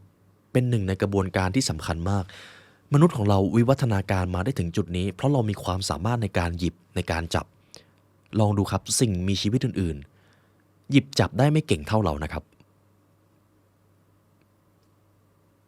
การกำการบีบจึงเป็นหนึ่งในสิ่งที่สำคัญมากตัวชี้วัดครับหนึ่งในสิ่งที่ผมอยากให้คุณผู้ฟังฝึกทำให้ได้ตั้งแต่ตอนนี้เลยโหนบาร์ให้ได้อย่างน้อย2นาทีสำหรับคุณผู้ชายและ90วินาทีสำหรับคุณผู้หญิงโหนบาร์ครับถ้าคุณผู้ฟังคิดว่าง่ายผมบอกเลยว่าไม่ง่ายครับคุณจะปวดแขนมากในระยะเวลา120วินาทีสำหรับผู้ชายนะครับ2นาทีครับโหนบาร์ให้ได้และผมเชื่อว่าเกิน 90% ทำไม่ได้ยังทำไม่ได้นี่คือภารกิจแรกครับโหนบาร์ให้ได้อย่างน้อย2นาทีสิ่งที่น่าสนใจคืออะไรรู้ไหมครับทุกวันนี้มนุษย์เริ่มออกกำลังกายเวทเทรนนิ่งมากขึ้นเริ่มเข้าฟิตเนสมากขึ้นแต่แรงบีบของมนุษย์ค่าเฉลี่ยกลับลดน้อยลงอย่าลืมนะครับแรงบีบเป็นอะไรที่ทำให้เราวิวัฒนาการมาจนถึงตอนนี้นะครับองค์ประกอบอย่างที่2การหดเข้าและยืดออกครับ concentric และ eccentric ผมจะอธิบายแบบนี้ครับสมมุติผมกำลังดันพื้นตอนที่ผมงอแขนมันคือการหดเข้าและตอนที่ผมดันแขนออกมันคือการยืดออกกระบวนการทำงานใน1ครั้งก็จะมีอยู่2ส่วนคือหดเข้าและยืดออกซึ่งตอนที่แขนของผมหดเข้าเราจะเรียกกันว่า concentric นะครับแล้วตอนที่ยืดออกเราจะเรียกกันว่า eccentric สิ่งที่คุณควรจะใส่ใจคือการ concentric คือสิ่งที่คุณมักจะทำกันได้ดีอยู่แล้วเวลาคุณดันพื้นเวลาคุณดึงข้อแต่สิ่งที่เรามักจะมองข้ามคือ eccentric ครับสมมุติผมกำลังดึงข้อนะครับตอนที่ผมกำลังปล่อยตัวลงปกติผมก็จะปล่อยตัวเองลงมาเลยแต่ครับถ้าผมอยากจะฝึก eccentric ผมจะค่อยๆปล่อยตัวเองลงมาช้าๆช้าๆช่วงเวลาช้าๆนั่นแหละครับคือการฝึก eccentric ดังนั้นหากคุณอยากจะเป็น Oliver การออกกำลังกายที่สำคัญในเรื่องของเวทเทรนนิ่งคือการฝึกทั้งคอนเซนทริกและเอ็กเซนทริกด้วยอย่าเน้นออกแรงระเบิดอย่างเดียวครับค่อยๆเน้นแรงต้านตอนที่คุณกำลังให้กล้ามเนื้อได้ยืดออกอันนี้ข้อหนึ่งคืออีกกลยุทธ์การฝึกนะครับองค์ประกอบอย่างที่3คือการดึงเป็นอะไรที่หาฝึกได้ยากเพราะ1คุณอาจจะต้องใช้เครื่องมือช่วยถ้าคุณผู้ฟังอยากจะดันพื้นคุณสามารถลงไปดันพื้นตรงพื้นได้เลยแต่ถ้าคุณอยากจะฝึกกล้ามเนื้อหลังคุณผู้ฟังลองดูไปรอบๆครับถ้าคุณอยากจะฝึกกล้ามเนื้อหลังกล้ามเนื้อเกี่ยวกับการดึงคุณทำอะไรได้บ้างคำตอบคือทำอะไรไม่ค่อยได้เลยครับยกเว้นคุณจะมีดัมเบลหนักๆแล้วสามารถทำท่าโรได้อันนั้นคือ1อย่างแล้วแต่ถ้าคุณอยากจะฝึกกล้ามเนื้อหลังจริงๆคุณจะต้องดึงข้อและการที่คุณจะดึงข้อคุณจะต้องมีอะไรครับมีบาร์โหนและบาร์โหนก็ใช่ว่ามันจะมีทุกที่หากคุณอยู่ประเทศญี่ปุ่นนะครับลองสังเกตดูครับสวนสาธารณะของเขาจะมีบาร์ให้โหนผมไม่รู้ว่าบังเอิญหรือเปล่าแต่ผมเชื่อว่าทางรัฐบาลเองก็น่าจะเห็นความสำคัญในการพัฒนากล้ามเนื้อเกี่ยวกับการดึงคำแนะนำครับฝึกกล้ามเนื้อการดึงให้บ่อยให้มากที่สุดลงทุนซื้อราวดึงข้อมาที่บ้านเป็นอีกหนึ่งการลงทุนที่ดีครับในการฝึกกล้ามเนื้อการดึงองค์ประกอบตัวที่4ครับการพับสะโพกหรือก้มเก็บของแบบถูกวิธีครับผมอยากให้คุณผู้ฟังดูภาพสควอตการสควอตคืออีกสิ่งหนึ่งที่เราทำกันบ่อยมากแต่จะเป็นอย่างไรครับหากความเป็นจริงแล้วมันก็เป็นอีกท่าหนึ่งที่เราคิดว่าเรามักจะทำถูกแต่จริงๆเรามักจะทำผิดแม้แต่คุณปีเตอร์แอตเทียนะครับก่อนที่เขาจะได้เรียนการพับสะโพกที่ถูกวิธีเขาสควอตผิดมาตลอดตัวเขาเอียงไปข้างใดข้างหนึ่งเขาคิดว่าน้ำหนักของเขาลงไปที่ก้นแล้วก็จริงแต่เท้าของเขาไม่ได้ลงแบบเต็มที่ตัวของเขาเอ็นไปทางขวามันจะมีความผิดพลาดเล็กๆน้อยๆเกิดขึ้นเสมอครับเพราะการออกกำลังกายที่เราทำบ่อยๆมันจะมีสิ่งที่เรียกว่า muscle memory ผมเลยอยากให้คุณผู้ฟังครับลองฝึกท่าสควอตหรือ deadlift ที่ถูกวิธีจริงๆและการที่เราจะทำให้ถูกวิธีได้อย่าเพิ่งไปสนใจน้ำหนักที่คุณใช้ครับเอาน้ำหนักตัวของตัวเองก่อนเพราะท่านี้ครับไม่ว่าคุณจะอายุเท่าไหร่คุณก็ต้องก้มเก็บของจริงไม่จริงครับและถ้าคุณอายุเริ่มเยอะไม่มีกล้ามเนื้อแล้วไม่รู้วิธีก้มที่ถูกต้องสิ่งที่เกิดขึ้นก็คือคุณก้มปุ๊บแล้วมันก็ดังป๊อกกระดูกสันหลังคุณมีปัญหาแล้วนั่นเองฝึกท่าก้มเก็บของครับท่าสควอตและท่าเดดลิฟต์ทีนี้คุณผู้ฟังเข้าใจไป3อย่างแล้วครับเรื่องของการคาร์ดิโอคุณผู้ฟังเข้าใจเรื่องของ VO2 max การออกกำลังกายแบบฮิตอย่างที่2คุณเข้าใจการออกกำลังกายแบบโซน2ผมแนะนำให้อย่างน้อยวันหนึ่ง30นาทีก็เพียงพอแล้วครับและถ้าจะให้ดีควรทำทุกวันครับอย่างที่3คือเรื่องของเวทเทรนนิ่งอย่าลืมจัดเวลาออกกำลังกายที่มันมีแรงต้านกับคุณนะครับแต่ยังมีอีกตัวหนึ่งครับในเรื่องของการออกกำลังกายและมันสำคัญมากมันสำคัญถึงขนาดที่ว่าต่อให้คุณจะแข็งแรงขนาดไหนแต่ถ้าคุณไม่มีตัวนี้ความแข็งแรงของคุณจะไม่มีประโยชน์เลยและคุณก็อาจจะเจ็บป่วยตอนแก่อยู่ดีสิ่งนั้นคือความมั่นคงครับ stability คุณผู้ฟังคิดว่าความมั่นคงในเชิงของการออกกำลังกายหรือในเชิงสุขภาพมันคืออะไรครับคุณอาจจะหมายถึงการยืดเหยียดได้เต็มที่คุณอาจจะหมายถึงการมีสมดุลทางร่างกายมีความแข็งแรงทางร่างกายแต่ผมจะให้คุณลองคิดภาพตามแบบนี้ครับลองคิดถึงภาพรถแข่งที่วิ่งเร็วมากๆในทางตรงแต่เมื่อเวลาที่รถแข่งคันนี้จะต้องเลี้ยวโค้งรถแข่งกลับหลุดโค้งแล้วก็พลิกคว่ำคุณคิดว่าเหตุผลที่รถแข่งคันนี้หลุดโค้งและพลิกคว่ำคืออะไรครับช่วงล่างไม่ดียางไม่เกาะถนนไม่สมดุลนี่แหละครับคือรถแข่งที่แข็งแรงแต่ไม่มั่นคง วิ่งเร็วแต่พอเข้าโค้งก็หลุดทีนี้เรามาลองในดูบริบทของร่างกายที่ฟิตวิ่งได้นานวิ่งได้เร็วออกแรงกล้ามเนื้อได้เยอะแต่ทุกๆครั้งเวลาออกกำลังกายหนักๆร่างกายจะต้องบาดเจ็บจนต้องนอนติดเตียงอยู่บ่อยครั้งนี่แหละครับก็คือร่างกายที่แข็งแรงแต่ไม่มั่นคงถ้าคุณเลือกได้คุณก็ควรเลือกทั้งคู่จริงไม่จริงครับดังนั้นกฎข้อแรกและเป็นกฎข้อเดียวในการสร้างความแข็งแรงของร่างกายก็คือห้ามทำให้ตัวเองเกิดอันตรายครับสิ่งที่ผมพอจะแนะนำได้ครับความมั่นคงก็คือคุณคงอยากจะเป็นคนที่พอออกกำลังกายหนักๆแล้วมันก็ไม่ได้เจ็บคุณสามารถออกกำลังกายได้ในวันถัดไปคุณวิ่งตอนเช้าคุณยังเดินไปทำงานได้ผมเห็นบ่อยมากนะครับเริ่มต้นวิ่ง10 กิโลตอนเช้าวิ่งเสร็จไปทำงานไม่ได้เดินไม่ไหวมีจริงๆนะครับเล่นเวทวันนี้พรุ่งนี้ยกแขนไม่ขึ้นเลยนั่นแหละครับคือออกกำลังกายเกินระดับความมั่นคงของตัวเองคำแนะนำในการเพิ่มความมั่นคงครับวิธีที่คุณมักจะมองข้ามมากที่สุดคือการยืดเหยียดครับนี่คือหนึ่งในเรื่องที่คนมองข้ามมากที่สุดด้วยครับผมเองก็เคยเป็นหนึ่งในนั้นการยืดเหยียดครับคำแนะนำก็คือหากคุณเป็นคนออกกำลังกายตอนเช้าตื่นเช้ามาไม่ต้องคิดอะไรเลยครับยืดเหยียดก่อนยืดเหยียดให้มากที่สุด10 นาทีก็ยังดีและหลังจากที่คุณออกกำลังกายเสร็จห้ามเนียนครับยืดเหยียดให้เสร็จหากคุณวิ่งคุณอาจจะเน้นการยืดเหยียดกล้ามเนื้อขาเป็นพิเศษหากคุณเล่นเวทนะครับ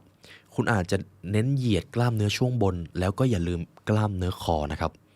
บ่อยครั้งเรามองข้ามการยืดเหยียดกล้ามเนื้อคอ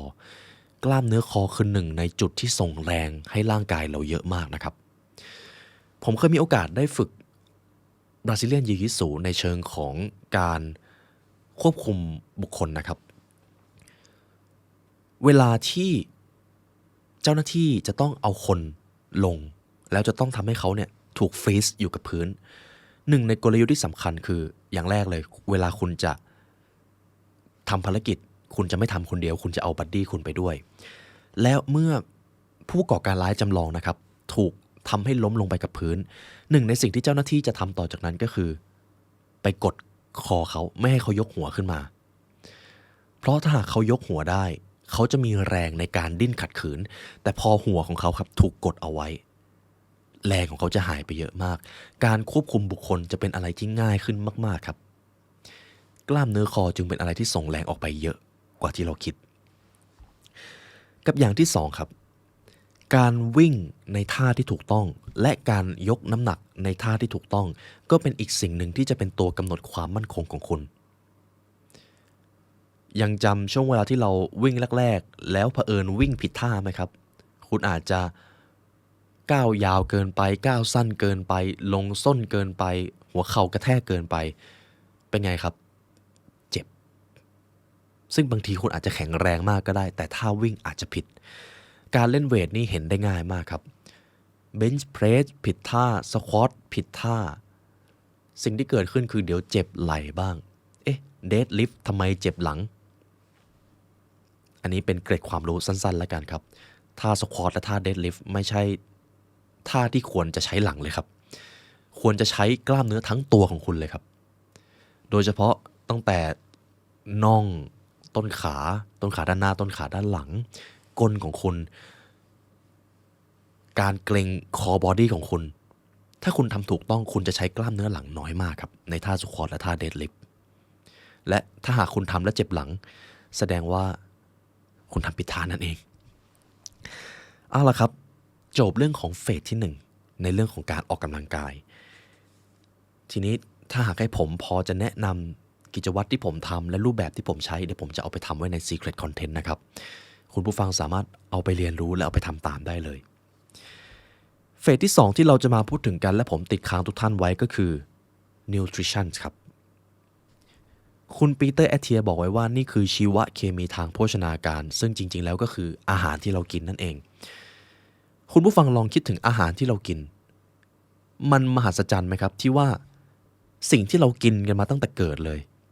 มันมีความสามารถในการทำให้ร่างกายของเราเติบโตขึ้นทำให้เซลล์ของเราทำงานดีขึ้นบำรุงร่างกายของเราหรืออาหารบางประเภทก็ทำลายเซลล์ร่างกายดีๆของเราคุณว่ามันมหัศจรรย์ไหมครับอาหารจำพวกนี้มันมีพลานุภาพถึงขนาดนั้นอาหารจึงถูกมองว่าเป็นชีวเคมีทางโภชนาการนั่นเองเพราะมันเกี่ยวข้องกับสารเคมีล้วนๆเลยครับข้าวก็มีพันธะเคมีแบบหนึ่งน้ำก็มีพันธะเคมีแบบหนึ่ง H2O นั่นเองผักก็มีพันธะเคมีแบบหนึ่งมีบางอาหารบางประเภทมีแคลเซียมมีฟอสฟอรัสมีโปรตีนมีคาร์โบไฮเดรตเชิงซ้อนเชิงเดี่ยวสารเคมีเต็มไปหมดเลยที่เรากินกันไปดังนั้นถ้าคุณจะต้องเรียนรู้เรื่องนี้ครับคำแนะนำแรกเลยคือขอให้มองว่าสิ่งที่คุณกินคือเชื้อเพลิงที่คุณรับเข้าไปและเชื้อเพลิงเหล่านั้นดูดีๆครับอันไหนเป็นเชื้อเพลิงที่ดีอันไหนเป็นเชื้อเพลิงที่ไม่ดีกับคุณยังจำ3คำถามที่ผมถามคุณได้อยู่หรือไม่ครับทุกวันนี้คุณได้รับสารอาหารมากเกินไปหรือน้อยเกินไปผมจะเอาตัวเลขที่เป็นค่าเฉลี่ยของคนไทยนะครับสำหรับผู้ชายปริมาณแคลอรี่ที่คุณควรได้รับเฉลี่ยนะครับคือ 2,000 แคลอรี่หรือชื่อเต็มก็คือกิโลแคลอรี่ส่วนคุณผู้หญิงครับ 1,500 บางทีคุณอาจจะไม่รู้ด้วยซ้ำว่าวันหนึ่งคุณกินไปเท่าไหร่ซึ่งไม่แปลกครับเพราะคนส่วนใหญ่ก็ไม่รู้แต่ผมบอกเลยว่าถ้าคุณรู้ว่าคุณกินไปเท่าไหร่บ้างในแต่ละวันคุณจะได้เปรียบมากในการควบคุมชีวเคมีทางโภชนาการของคุณครับกับคำถามที่2คุณมีมวลกล้ามเนื้อน้อยหรือเพียงพอแล้วลองดูแบบนี้แล้วกันครับ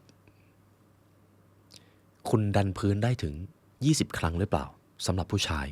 สำหรับคุณผู้หญิงคุณดันพื้นได้ถึง10 ครั้งหรือเปล่าในการดึงข้อสำหรับคุณผู้ชายครับคุณดึงข้อได้ถึง8 ครั้งหรือเปล่าสำหรับคุณผู้หญิงคุณดึงข้อได้ถึง3 ครั้งหรือเปล่าอันนี้เกณฑ์ชี้วัดแบบคิดเร็วๆเลยครับ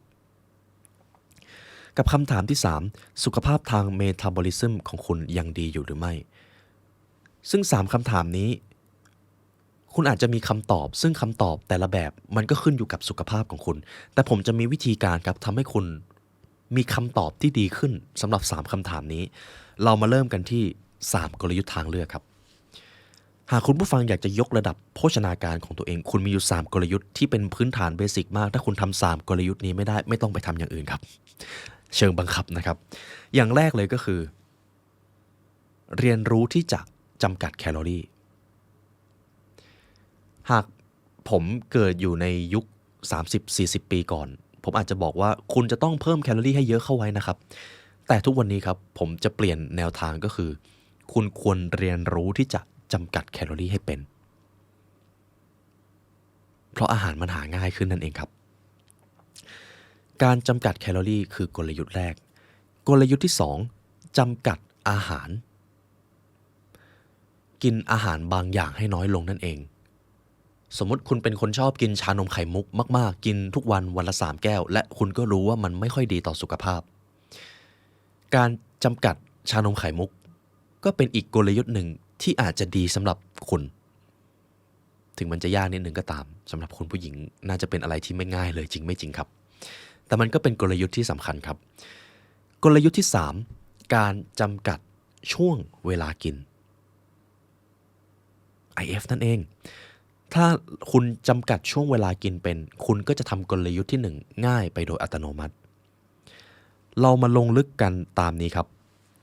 ต่อไปนี้จะเป็นพื้นฐานเบสิกที่ผมอยากให้คุณผู้ฟังทำตั้งแต่วันนี้เลยนะครับผมอยากให้ทุกท่านรู้ว่า1 วันคุณต้องการปริมาณสารอาหารเท่าไหร่คุณจะทำยังไงก็ได้ครับอันนี้คือสิ่งที่ผมเอาไปทำกับผู้ร่วมงานในองค์กร The Library เลยนะครับผมให้ทุกคนเรียนรู้ที่จะหาปริมาณของตัวเองก่อนหากคุณเป็นผู้ชายครับไม่ว่าคุณจะออกกำลังกายหนักหรือเบาผมเฉลี่ยให้ก่อนเลยคือ 2,000 หรือ 2,300 หากคุณเป็นคนออกกำลังกายหนักจริงๆผมให้ถึง 2,500 ของผมเองอยู่ในช่วง 2,300 ถึง 2,500 นะครับ นี่คือปริมาณที่ต้องได้รับแต่ผมจะเอาตัวเลขเป็น 2,000 ส่วนคุณผู้หญิง 1,500 ครับนี่คือปริมาณที่คุณต้องการนะครับอย่างที่2คุณจะต้องทำความเข้าใจเรื่องของสารอาหารครับสารอาหารที่แทบจะเป็นพระเอกในด้านของสุขภาพคืออะไรครับโปรตีนถูกต้องไหมครับผมจะไม่พูดถึงเรื่องของคาร์โบไฮเดรตกับไขมันแบบลงลึกแต่ผมจะพูดถึงโปรตีนตัวเดียวเลยครับผมอยากให้คุณเอาน้ำหนักตัวเองครับน้ำหนักกิโลกรัมนะครับคูณ 1.5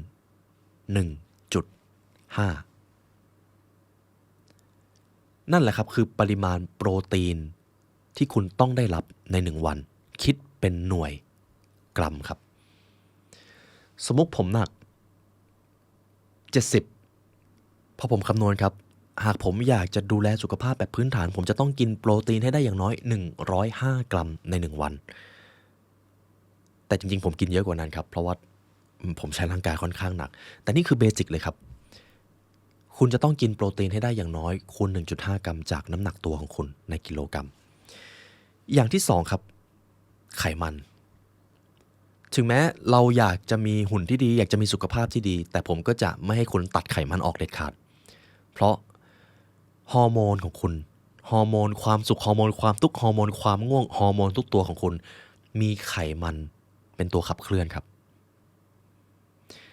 ปริมาณไขมันที่ผมแนะนำก็คือน้ำหนักตัวของคุณคูณ1ครับ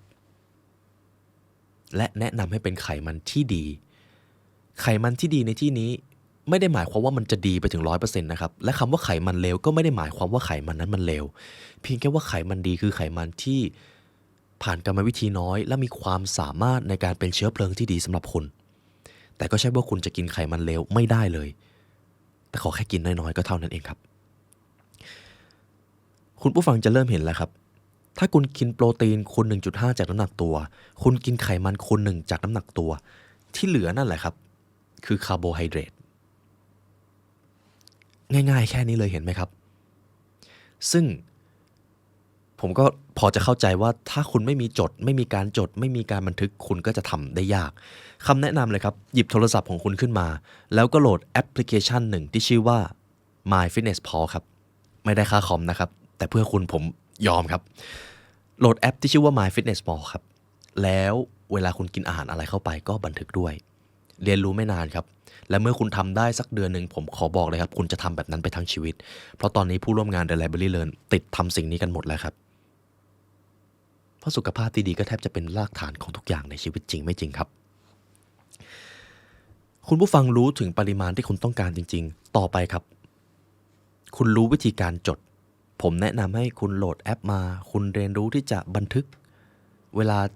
จะกินอะไรลองดูสารอาหารดูครับในแอปพลิเคชันตัวนี้ครับถ้าคุณซื้ออาหารที่มันมีบาร์โค้ดในร้านสะดวกซื้อคุณสามารถสแกนแล้วก็ดูได้เลยว่าสิ่งที่คุณกินมีปริมาณเท่าไหร่กับอีกคำแนะนำหนึ่งครับเวลาคุณผู้ฟังเข้าร้านสะดวกซื้อส่วนใหญ่เขาก็จะมีบอกครับว่าอาหารกล่องนี้ถุงนี้ชิ้นนี้มีแคลอรี่เท่าไหร่อย่าลืมอ่านกันนะครับทีนี้ตัวที่3ครับจัดสภาพแวดล้อมนี่คืออีกหนึ่งวิธีที่ทรงพลังมากในการควบคุมโภชนาการของคุณครับลองคิดภาพตามผมครับหากคุณผู้ฟังใช้ชีวิตส่วนใหญ่อยู่ในบ้านหรืออยู่ในห้องแล้วตู้เย็นของคุณมีแต่ขนมนมเนยมาการีนอาหารที่คุณมองว่ามันไม่ดีต่อสุขภาพมีชานมไข่มุกที่คุณกินเมื่อวานและคุณกินไม่หมดแช่อยู่ด้วยคำถามคือหากคุณอยากจะเริ่มดูแลสุขภาพทางการกินของตัวเองมันจะยากไหมครับที่พอคุณเปิดตู้เย็นมาปุ๊บคุณเจอแต่อาหารที่ไม่ดีสำหรับคุณคำตอบคือมันจะยากมากครับโดยเฉพาะอย่างยิ่งวันที่คุณกลับมาจากที่ทำงานเหนื่อยๆยังไงคุณก็จะเปิดตู้เย็นอย่างมากคุณก็หิวน้ำแต่พอเปิดไปตอนแรกจะกินแค่น้ำเปล่าโอ้อาหารชิ้นนี้น่ากินมากเลยสิ่งที่คุณจะทำต่อจากนั้นก็คือคุณไม่ได้กินแค่น้ำเปล่าถามว่าคุณผิดแบบ 100% หรือเปล่าถ้าให้ผมตอบตรงๆมันก็เป็นความรับผิดชอบของคุณแหละครับแต่คุณเองก็สามารถทำให้สภาพแวดล้อมช่วยรับผิดชอบตัวคุณได้ด้วยดังนั้นครับ อย่าลืมจัดตู้เย็นนะครับอย่างที่4ครับเรียบง่ายแต่ไม่ง่ายครับก็คือการทำซ้ำๆทำให้มันเป็นนิสัยถ้าให้ผมแนะนำก็คือ6วันต่อสัปดาห์คุณจะต้องดูแลอาหารให้ดีส่วน1วัน1มื้อคุณอาจจะกินเยอะขึ้นนิดหน่อยได้ครับแต่คุณต้องแน่ใจนะครับว่าวันก่อนหน้าคุณคุมอาหารมาดีเอาล่ะครับผมไม่ได้พูดถึงเรื่องสูตรอาหารเลยเห็นไหมครับผมไม่ได้พูดถึง ketogenic ผมไม่ได้พูดถึงเรื่อง intermittent fasting ผมพูดถึงแนวทางของ calorie deficit เป็นหลักด้วยซ้ำดังนั้นไม่มีสูตรอาหารครอบจักรวาลครับคุณปีเตอร์แอตเทียเขาพูดนะครับเลิกทะเลาะกันเรื่องสูตรอาหารแล้วไปออกกำลังกายกันดีกว่าครับทีนี้เฟสที่3ครับสุดท้ายแต่ไม่ท้ายสุดคือการนอนนั่นเองผมเชื่อว่าถ้าทุกท่านเรียนรู้เรื่องของสุขภาพจาก The Library ไปนะครับท่านน่าจะเป็นอีกคนหนึ่งที่เห็นความสำคัญของการนอนไม่มากก็น้อยจริงไม่จริงครับคิดภาพตามผมหรือคิดตามคำถามนี้นะครับถ้าการนอนไม่สำคัญ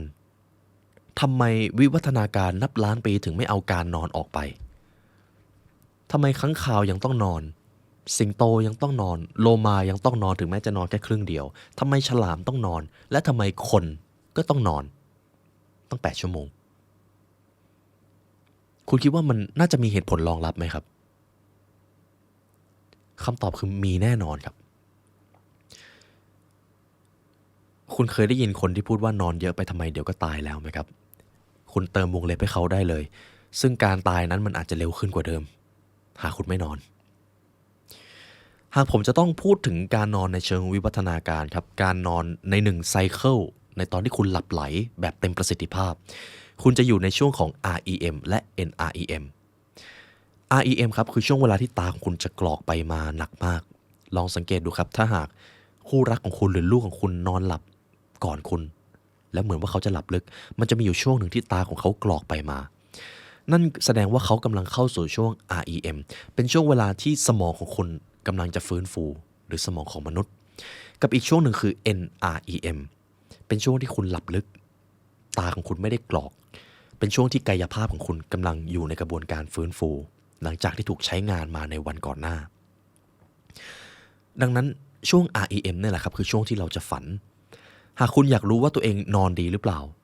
ดูง่ายๆเลยครับอย่างแรกคุณต้องฝันการตื่นมากลางดึกถ้าตื่นมาแค่ครั้งเดียวอาจจะไม่ได้มีปัญหาครับแต่ถ้าตื่นมาเกิน3ครั้งอันนี้น่าจะมีปัญหาและตอนที่คุณตื่นมาคุณสดชื่นหรือไม่ดูได้แค่นี้เลยครับว่าคุณภาพการนอนของคุณดีหรือไม่ดีดังนั้นในทางวิวัฒนาการครับการต่อรองกับการนอนคือสิ่งที่คุณห้ามทำเด็ดขาดห้ามละเลยการนอนนั่นเองผมจะขอนำส่วนที่คุณปีเตอร์แอตเทียเขาแนะนำมาให้นะครับเกี่ยวกับเรื่องของการพัฒนาสุขภาพการนอนหลับของคุณทำตามนี้ยังไงคุณก็นอนดีครับข้อที่1อย่าดื่มแอลกอฮอล์หรือใช้สารเสพติดใดๆจบนะครับหนังสือเขาเขียนไว้ครับ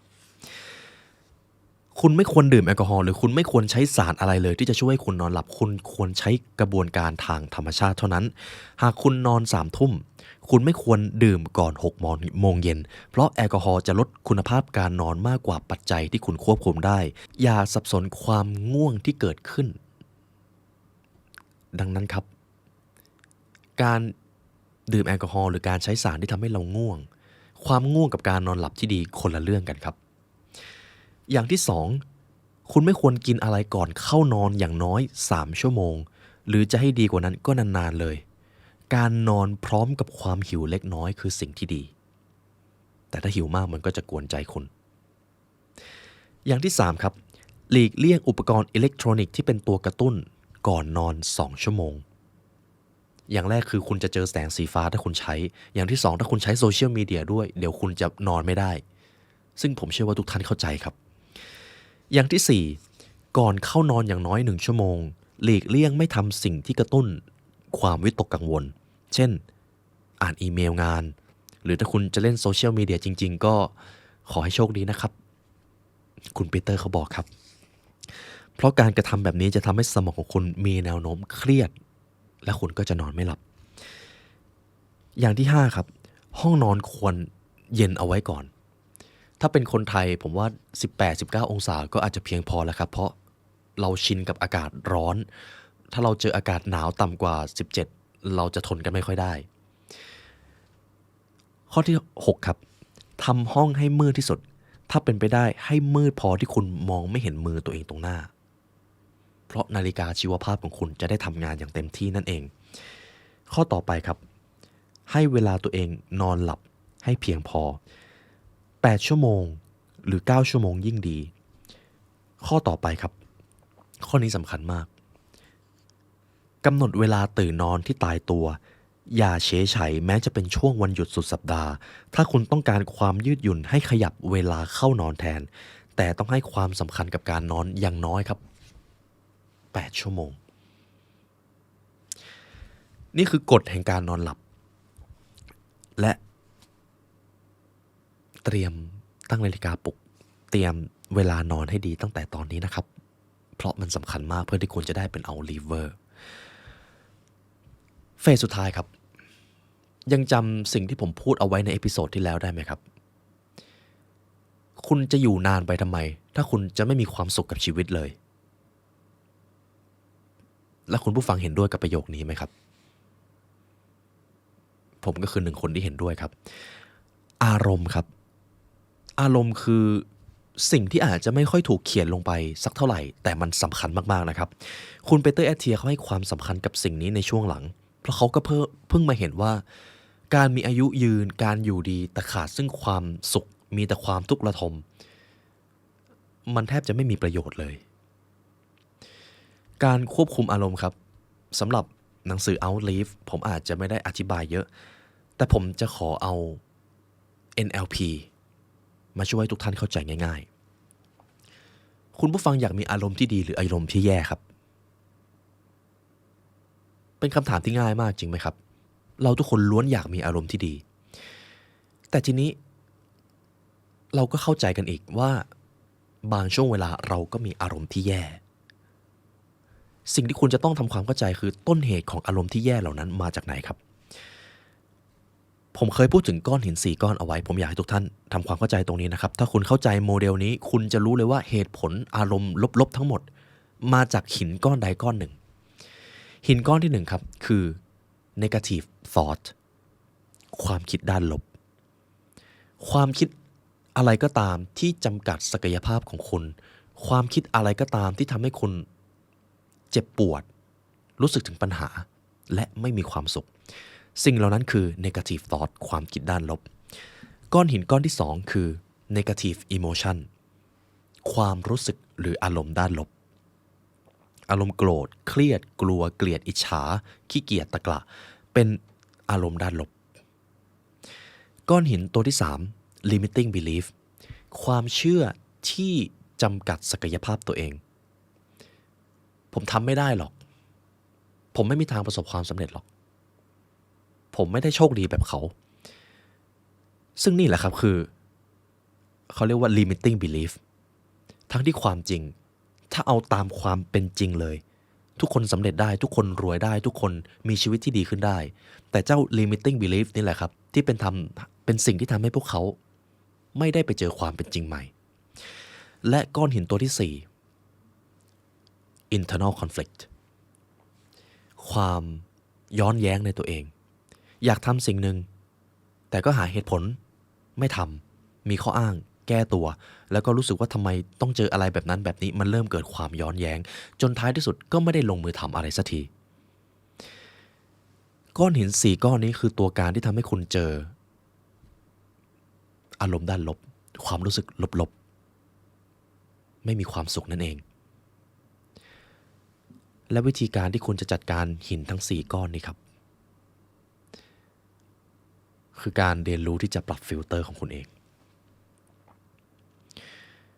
เหตุผลที่คุณรู้สึกไม่ดีและเหตุผลที่คุณรู้สึกดีกับสิ่งที่เกิดขึ้นในชีวิตมันมาจากสิ่งที่เรียกว่าฟิลเตอร์ที่คุณเอาไว้ใช้ในการมองโลกคุณจะมองว่าฟิลเตอร์เปรียบเสมือนแว่นที่ติดอยู่ตรงหน้าก็ได้ครับ หากแว่นเป็นสีเหลืองโลกของคุณก็จะเป็นสีเหลืองหากแว่นเป็นสีชมพูโลกของคุณก็จะเป็นสีชมพูนั่นแหละครับคือฟิลเตอร์ทุกอย่างที่คุณเอาไว้ตัดสินสิ่งที่เกิดขึ้นมาจากฟิลเตอร์ตัวนี้และวิธีการพัฒนาฟิลเตอร์ครับที่เร็วที่สุดทรงพลังที่สุดคือการเรียนรู้และพัฒนาตัวเองครับอย่างตอนนี้ที่ทุกท่านกำลังฟังคลิปนี้จนฟังมาจนใกล้จะจบแล้วนี่ครับคุณกำลังปรับฟิลเตอร์ของคุณให้สะอาดขึ้นให้คุณมีความสุขมากขึ้นและถ้าคุณฟังคลิป The Library ไปเรื่อยๆคุณชอบคลิปนี้คุณศึกษาคลิปนี้ฟิลเตอร์ของคุณก็จะสะอาดขึ้นเรื่อยๆและถ้าฟิลเตอร์คุณสะอาดยังไงคุณก็มีความสุขครับจบครับในเรื่องของอารมณ์ผมเอา NLP โมเดลมาจับนะครับเพื่อที่ทุกท่านจะได้เข้าใจง่ายๆคำถามก็คือหากวันนี้คุณยังรู้สึกแย่คุณยังรู้สึกเจออุปสรรคเจอปัญหาในชีวิตมันมีหินก้อนใดก้อนหนึ่งอยู่ในชีวิตคุณอยู่ครับหาให้เจอแล้วกระเทาะมันออกและผมเชื่อว่าคุณทำได้ครับและนี่ก็เป็นบทเรียนจากหนังสือ Outlive ที่เรามาเรียนรู้ด้วยกันนะครับเป็นหนังสืออีกเล่มหนึ่งที่ทำนานมากและหวังว่าทุกท่านจะได้ความรู้แบบเต็มเม็ดเต็มหน่วยนะครับตั้งแต่ทำ The Library Learn มานี่น่าจะเป็นบทเรียนสุขภาพที่ลึกที่สุดที่ผมให้กับทุกท่านแล้วครับและถ้าอยากจะลึกกว่านี้อยากจะรู้กิจวัตรเป็นข้อมูลที่ผมเอามาใช้จริงซึ่งมีข้อมูลส่วนตัวของผมเยอะระดับหนึ่งนะครับผมขออนุญาตเอาไปทำไว้ใน Secret Content ของ Member นะครับทุกท่านสามารถดูได้ผ่านปุ่มจอย YouTube ครับแล้วก็เลือก Basic Member ครับแล้วคุณจะเข้าถึงคอนเทนต์ได้เลยหรือถ้าคุณผู้ฟังชอบอะไรที่เป็นซีรีส์อยากจะลงลึกเนื้อหาทั้งหนังสือทั้งทฤษฎีทั้งหลักการสำคัญในการพัฒนาตัวเองซึ่งคุณสามารถดูได้ใน Premium Content หรือ Premium Learner ครับอยู่ในปุ่ม YouTube Membership สามารถดูได้เหมือนกันหรือคุณจะดูในเว็บไซต์ก็ได้ครับเดี๋ยวพวกเราจะวางลิงก์ไว้ข้างล่างและในวันนี้ครับได้เวลาอันสมควรแล้วเป็นเกียรติมากครับที่เราได้มาเรียนรู้ด้วยกันทั้งผู้ร่วมงาน The Library Learn และตัวผมไลออนยุวสิงห์ขอกล่าวอำลาทุกท่านไปก่อนขอให้วันนี้เป็นวันที่ดีของทุกท่านครับสวัสดีครับ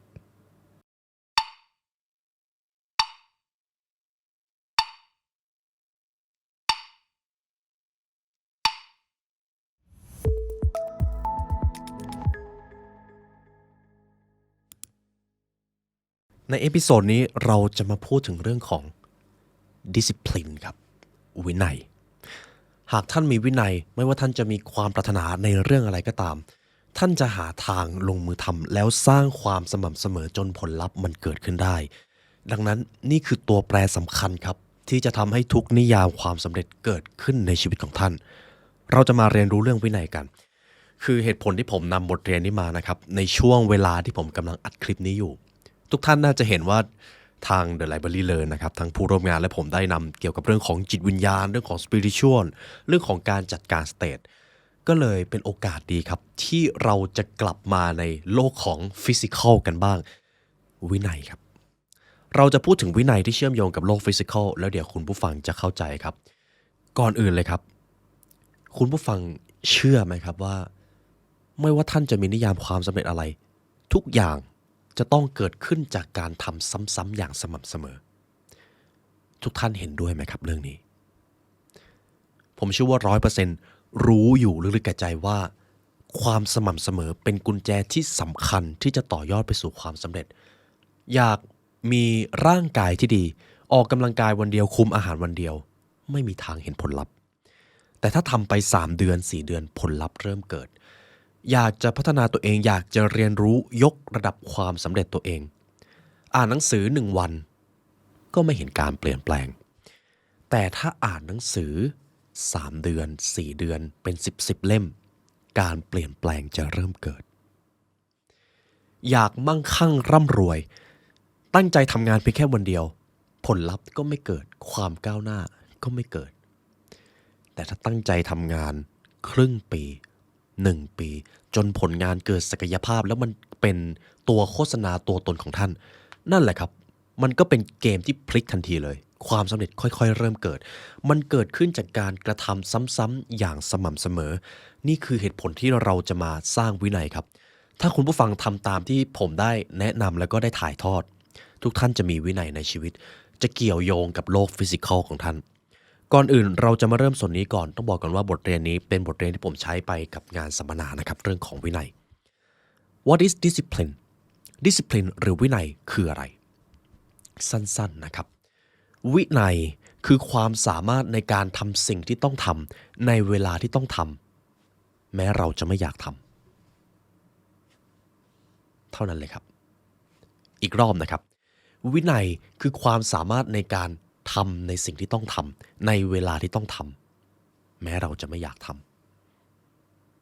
ำก่อนอื่นเลยครับนี่คือประโยคลับจากคุณอิรุคิปโชเก้และผมใช้บ่อยมากคนที่มีวินัยเท่านั้นที่จะเป็นผู้บงการหรือควบคุมชีวิตซึ่งทุกท่านอยากเป็นนายของชีวิตอยากจะควบคุมชีวิตตัวเองได้ไหมครับผมเชื่อว่าเกือบ100%เรารู้สึกว่าถ้าเลือกได้เราอยากจะควบคุมชีวิตตัวเองเราอยากจะควบคุมผลลัพธ์เราอยากจะควบคุมโชคชะตาเราอยากจะควบคุมนิสัยตัวเองแต่ความเป็นจริงในโลกนี้ก็คือมีน้อยคนเหลือเกินครับที่จะทำสิ่งนั้นได้และทุกท่านครับสิ่งที่ตรงข้ามกับการเป็นนายของชีวิตคืออะไรรู้ไหมครับการเป็นทาสของชีวิตครับครั้งหนึ่งคุณอิรุคิปโชเก้ได้พูดในสุนทรพจน์ของเขา If you don't have discipline you will be a slave you will be a slave of your passion you will be a slave of your mood and your life หากท่านไม่มีวินัยท่านจะเป็นทาสของความหลงไหลท่านจะเป็นทาสของอารมณ์ท่านจะเป็นทาสของชีวิตและแน่นอนว่าท่านจะไม่มีทางเอาชนะเรื่องอื่นได้เลยหากท่านไม่มีวินัยครับนี่คือสิ่งที่คุณอิรุคิปโชเก้กล่าวไว้ผมได้แปลมาคือจะมีความหมายทำนองนี้นะครับและในประสบการณ์ที่ผมได้เจอนะครับแน่นอนว่าตัวผมเองก็ได้เข้าใจอย่างลึกซึ้งว่าการมีวินัยมันสำคัญขนาดไหนอันนี้จะเป็นประสบการณ์ส่วนตัวของผมขออนุญาตเล่าให้ฟังนะครับเพราะถ้าทุกท่านเข้าใจสิ่งนี้มันจะเปลี่ยนแปลงมุมมองที่เรามีต่อวินัยและความยากลำบากในชีวิตไปโดยปริยายย้อนกลับไปเมื่อปีค.ศ. 2020มันคือจุดเปลี่ยนที่สำคัญที่สุดจุดหนึ่งในชีวิตของผมครับผมได้เข้าเรียนหลักสูตรรบพิเศษของกองทัพอากาศคอมมานโด PJ นั่นเองมันคือหลักสูตรที่จะทำให้คนธรรมดากลายเป็นนักรบพิเศษเป็นหลักสูตรที่เรียกว่าคนเหนือคนหลักสูตรรบพิเศษครับจะทำให้นักเรียนต้องเจอกับสภาวะที่เหนื่อยที่สุดง่วงที่สุดหิวที่สุดทรมานที่สุดและเจ็บปวดที่สุดเพื่อที่จะเค้นศักยภาพที่อยู่เบื้องลึกที่สุดของมนุษย์ออกมาให้ได้เพราะงานที่เขาจะต้องไปทำต่อจากนั้นมันเกี่ยวข้องกับความเป็นความตายความผิดพลาดเพียงเล็กน้อยก็อาจหมายถึงชีวิตดังนั้นทุกการฝึกทุกการทดสอบจะไม่มีคำว่าผ่อนปรนครับนี่คือหลักสูตรรบพิเศษครับทุกท่านและสิ่งที่ยากที่สุดคืออะไรรู้ไหมครับมันคือการเผชิญหน้ากับความยากลำบากอย่างสม่ำเสมอครับทุกๆเช้านักเรียนอาจจะได้นอนน้อยได้นอนบ้างหรือไม่ได้นอนเลยแต่ช่วงเวลา5:30หรือจริงๆ5:00ตรงนะครับนักเรียนทุกคนก็จะต้องตื่นแล้วก็จะมาวิ่งตอนเช้าไม่ว่าสภาพอากาศจะร้อนจะหนาวทุกคนก็ต้องวิ่งเสร็จทุกคนก็จะต้องมาเตรียมเสื้อผ้าให้พร้อมคือถ้าท่านใดเคยเรียนรอดอหรือเป็นทหารนะครับรองเท้าคอมแบทมันจะต้องมันใช่ไหมครับและหลักสูตรรบพิเศษเองก็สอนให้นักเรียนใส่ใจกับเรื่องนี้ครับถึงแม้ว่าท่านขัดเสร็จแล้วมันก็จะต้องไปเลอะต่อก็ตามแต่มันคือการปลูกฝังวินัยแล้วตัวตนของผมในตอนนั้นก็ได้เริ่มเข้าใจความสำคัญของการมีวินัยครับพอเราเริ่มทำสิ่งที่มันยากๆอย่างสม่ำเสมอได้และถ้าชั่วโมงบินหรือระยะเวลามันนานมากพอเรื่องที่ยากนั้นจะกลายเป็นเรื่องปกติครับหรือเป็นเรื่องที่ง่ายถึงแม้มันจะมีความท้าทายระหว่างทางที่บางครั้งเราก็รู้บางครั้งเราก็ไม่รู้และเราก็ไม่ได้เตรียมตัวแต่สิ่งที่มันทำให้ทุกคนได้รับแล้วก็ได้เจอศักยภาพของตัวเองก็คือการทำซ้ำๆทำสม่ำเสมอทำให้กล้ามเนื้อมันจำทำให้ทุกคนเคยชินกับความยากลำบากแล้วทุกท่านเชื่อไหมครับสิ่งที่ทุกคนจะรู้สึกได้ในหลักสูตรนั้นก็คือมนุษย์มีศักยภาพสูงกว่าที่เราจะคิดครับเรามีความอดทนสูงกว่าที่เราคิดเรามีความอึดมีความถึกและมีความทรหดทั้งภายนอกและภายในกว่าที่เราจะจินตนาการได้ และการที่เราจะค้นพบศักยภาพนั้นก็คือการเผชิญหน้ากับสิ่งที่เราไม่อยากทำอย่างสม่ำเสมอ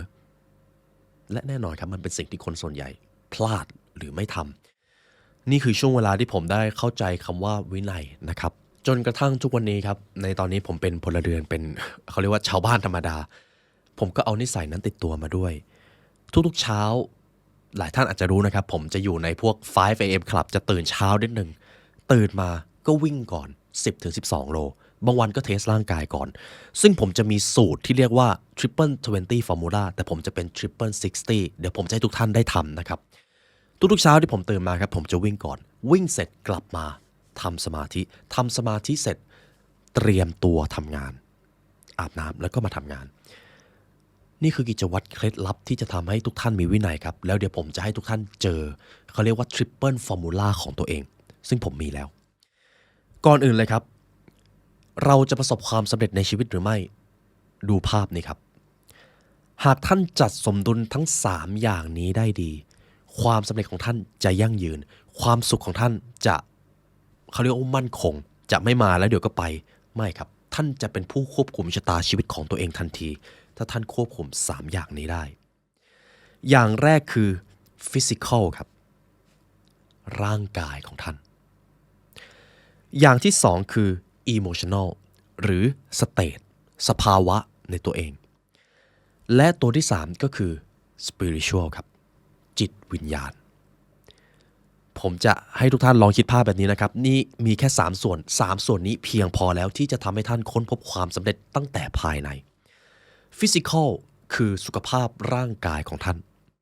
หากท่านมีสุขภาพร่างกายดีตัวต่อไปก็คือ Emotion อารมณ์สภาวะที่เกิดขึ้นในชีวิตประจำวันหากอารมณ์ของเราอยู่ในโซนที่ดีเราก็จะรู้สึกอยากทำสิ่งดีๆลองสังเกตดูครับเวลาไหนที่อารมณ์ดีเราจะรู้สึกว่าคนรอบข้าง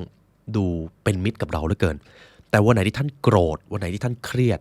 ท่านจะรู้สึกว่าใครมากระตุ้นต่อมนิดหน่อยก็โกรธง่ายแล้วเจ้าสภาวะนี้แหละครับถ้าเราไม่บริหารหรือไม่ควบคุมให้ดีฐานชีวิตจะพังและตัวที่3คือ spiritual ครับจิตวิญญาณข่าวดีกับข่าวร้ายสำหรับตัวนี้นะครับข่าวดีก็คือถ้าจิตวิญญาณท่านดีการดึงดูดสิ่งดีๆจะเข้ามาในชีวิตเลยข่าวร้ายก็คือหากจิตวิญญาณของท่านไม่เคยได้รับสัญญาณหรือพลังงานดีๆท่านจะดึงดูดสิ่งแย่ๆเข้ามาคำถามก็คือแล้วเราจะจัดการจิตวิญญาณอย่างไร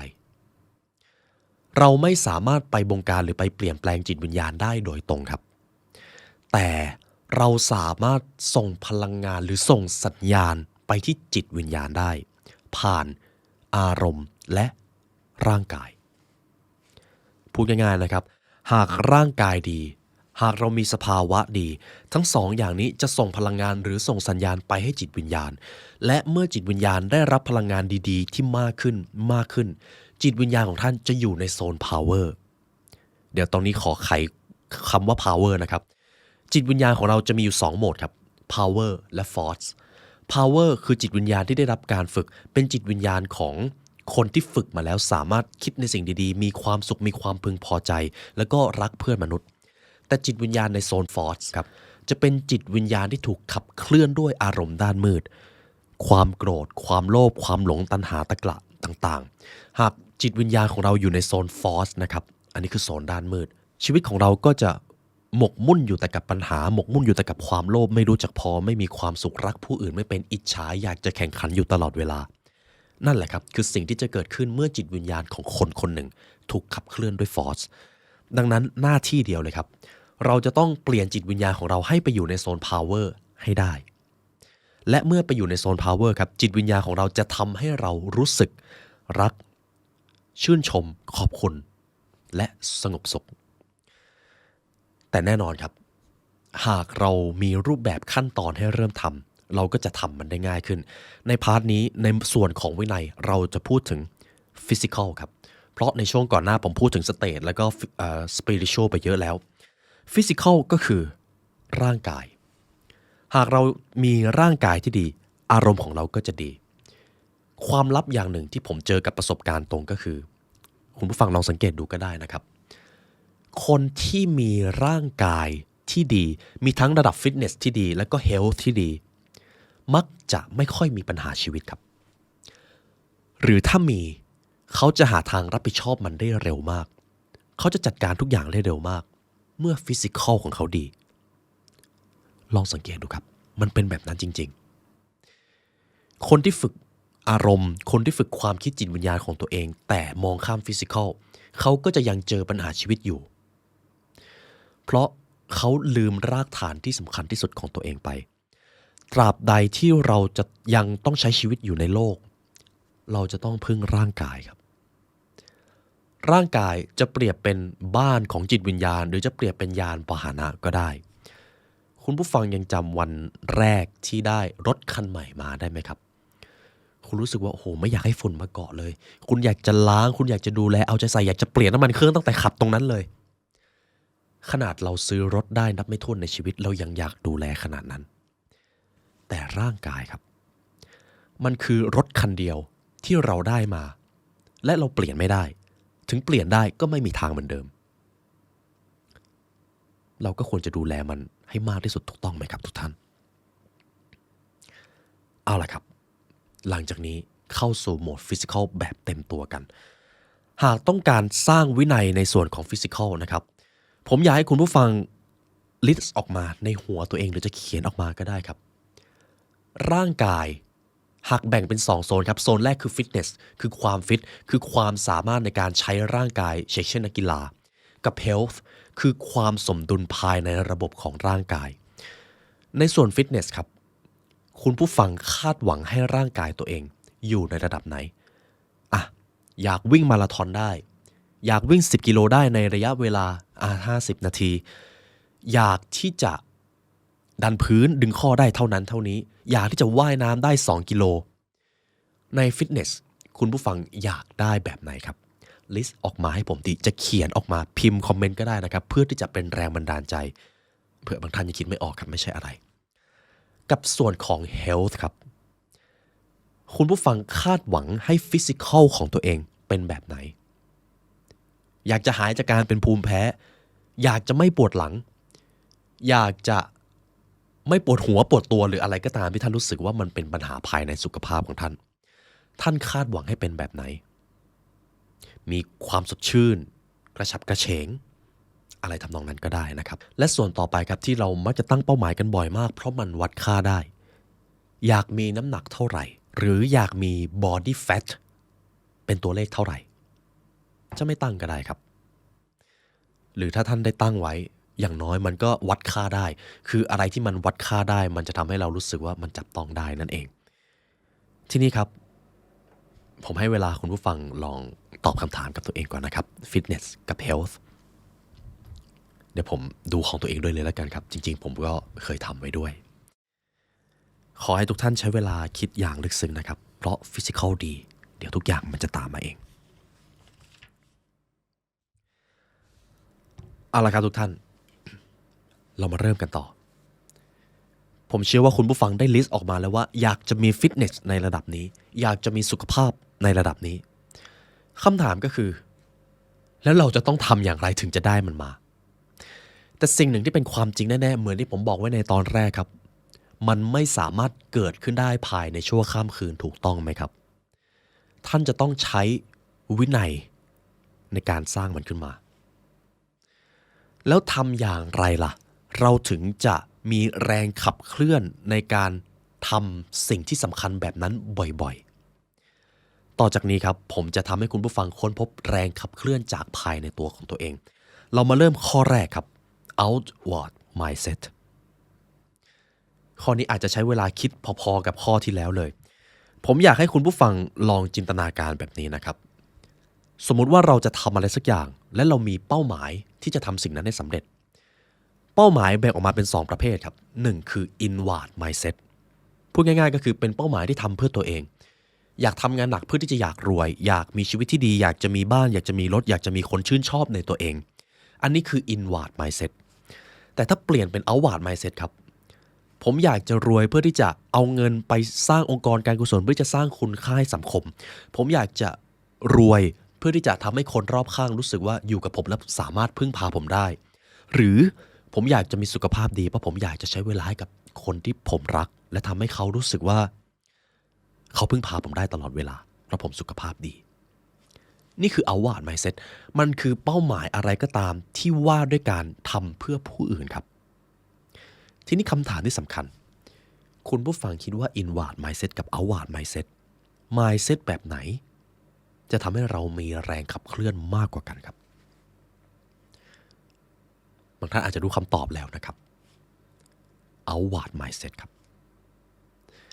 ทำไมการทำเพื่อคนอื่นหรือการทำสิ่งที่มันอยู่นอกเหนือกับตัวเองมันถึงขับเคลื่อนเราได้มากเหตุผลเป็นแบบนี้ครับเราจะมาเข้าสู่วิชาชีววิทยากันแป๊บเดียวครับแป๊บเดียวสมองของมนุษย์ครับถูกแบ่งออกมาเป็น3โซนแต่ผมขอย่อให้เหลือ2โซนโซนแรกคือโซนลิมบิกสมองส่วนลิมบิกคือสมองส่วนที่ทำหน้าที่เกี่ยวกับอารมณ์เกี่ยวกับสัญชาตญาณอารมณ์โกรธอารมณ์อยากอารมณ์รักแรงบันดาลใจที่มันเป็นอารมณ์มันอธิบายออกมาเป็นคำพูดได้ยากเหลือเกินเกิดขึ้นในโซนลิมบิกกับสมองส่วนที่2ครับคือ Neocortex สมอง Neocortex ครับคืออะไรก็ตามที่ว่าด้วยเรื่องของเหตุผลคุณผู้ฟังครับ30 คูณ 25ได้เท่าไหร่ครับ100บวก995ได้เท่าไหร่ครับนั่นแหละครับช่วงเวลาท่านคิดเลขนั้นก็คือท่านกำลังใช้สมองส่วน Neocortex อะไรก็ตามที่เราทำเพื่อตัวเองมันอาจจะต้องวัดค่าได้วัดผลได้สมอง Neocortex จะไปจับความต้องการเหล่านั้นครับแต่เมื่อใดก็ตามที่เราตั้งเป้าหมาย outward mindset ทำเพื่อผู้อื่นปรารถนาที่จะสร้างคุณค่าให้บางสิ่งบางอย่างที่มันยิ่งใหญ่กว่าตัวเองแรงบันดาลใจมันจะเกิดขึ้นภายในสมองส่วนลิมบิกมันเป็นแรงขับเคลื่อนทางสัญชาตญาณของเราครับและสมองควบคุมทุกอย่างในตัวเราเหมือนที่ผมเคยพูดไว้ในโฆษณาคาลิตี้ครับเราใช้สิ่งนี้ตลอดเวลาถ้าสิ่งนี้ดีทุกอย่างก็ดีอันนี้ไม่ใช่ทายอินนะครับความจริงแล้วก็คือเป้าหมายอะไรก็ตามที่เราทำแค่เพื่อตัวเองมันแค่เพื่อตัวเองครับตัวเราเล็กนิดเดียวเองมันเลยไม่สามารถไปกระตุ้นลิมบิกได้เท่าที่ควรแต่ทีนี้ถ้าลองเปลี่ยนลองทำเพื่อคนอื่นที่ว่านี้มันยิ่งใหญ่กว่าตัวเราแน่ๆสมองลิมบิกจะกระตุ้นแรงบันดาลใจให้ท่านทันทีและย้ำอีกครั้งครับเราจะเป็นไปตามสมองของเราครับและทุกท่านครับลองคิดดูนะครับถ้าเราสามารถทำให้สมองของเราขับเคลื่อนให้เราทำบางสิ่งบางอย่างด้วยความมุ่งมั่นมันจะเกิดอะไรขึ้นนี่คือเคล็ดลับข้อแรกครับผมอยากให้คุณผู้ฟังตอบคำถามให้ได้หน่อยเป้าหมายฟิสิกอลที่ท่านได้ตั้งมามันมีอะไรบ้างที่พอจะเป็นเหตุผลเพื่อที่จะทำเพื่อผู้อื่นได้บ้างจริงๆใช้กับเรื่องความสำเร็จก็ได้นะครับหรือจะเอานิยามความสำเร็จของท่านมาตั้งแล้วก็เขียนไปด้วยเลยก็ได้มันไปสร้างคุณค่าอะไรให้กับผู้อื่นบ้างเป้าหมายที่ท่านมีใช้เวลาตรงนี้ค่อยๆตอบคำถามครับและถ้าท่านตอบได้มันจะเป็นแรงขับเคลื่อนที่สำคัญมากที่จะทำให้ท่านมีวินัยกับทุกเรื่องและผมก็ใช้สิ่งนี้เช่นกันครับและส่วนต่อไปนี้จะเป็นส่วนที่2ในส่วนข้อที่1ครับเพียงแค่คุณผู้ฟังรู้ว่าเป้าหมายที่เราทำเราสามารถทำเพื่อผู้อื่นได้ด้วยเป็นไงครับรู้สึกดีไหมครับรู้สึกว่ามีแรงบันดาลใจที่จะลงมือทำมากขึ้นไหมครับผมเชื่อว่า 100%เพราะสุดท้ายแล้วจักรวาลสร้างพวกเรามาด้วยภารกิจบางอย่างที่ทำสิ่งที่มันยิ่งใหญ่กว่าปัจเจกบุคคลหรือตัวเราเพียงคนเดียวเสมอครับมันอาจจะออกไปในเชิงปรัชญานะครับแต่บางอย่างก็ไม่สามารถอธิบายด้วยหลักเหตุผลแบบ 100% เช่นกันนี่คือโลกของเราครับเอาล่ะครับเรามาดูข้อที่2หากท่านอยากจะมีวินัยโดยเฉพาะเรื่องของการสร้างร่างกายที่ดีนะครับ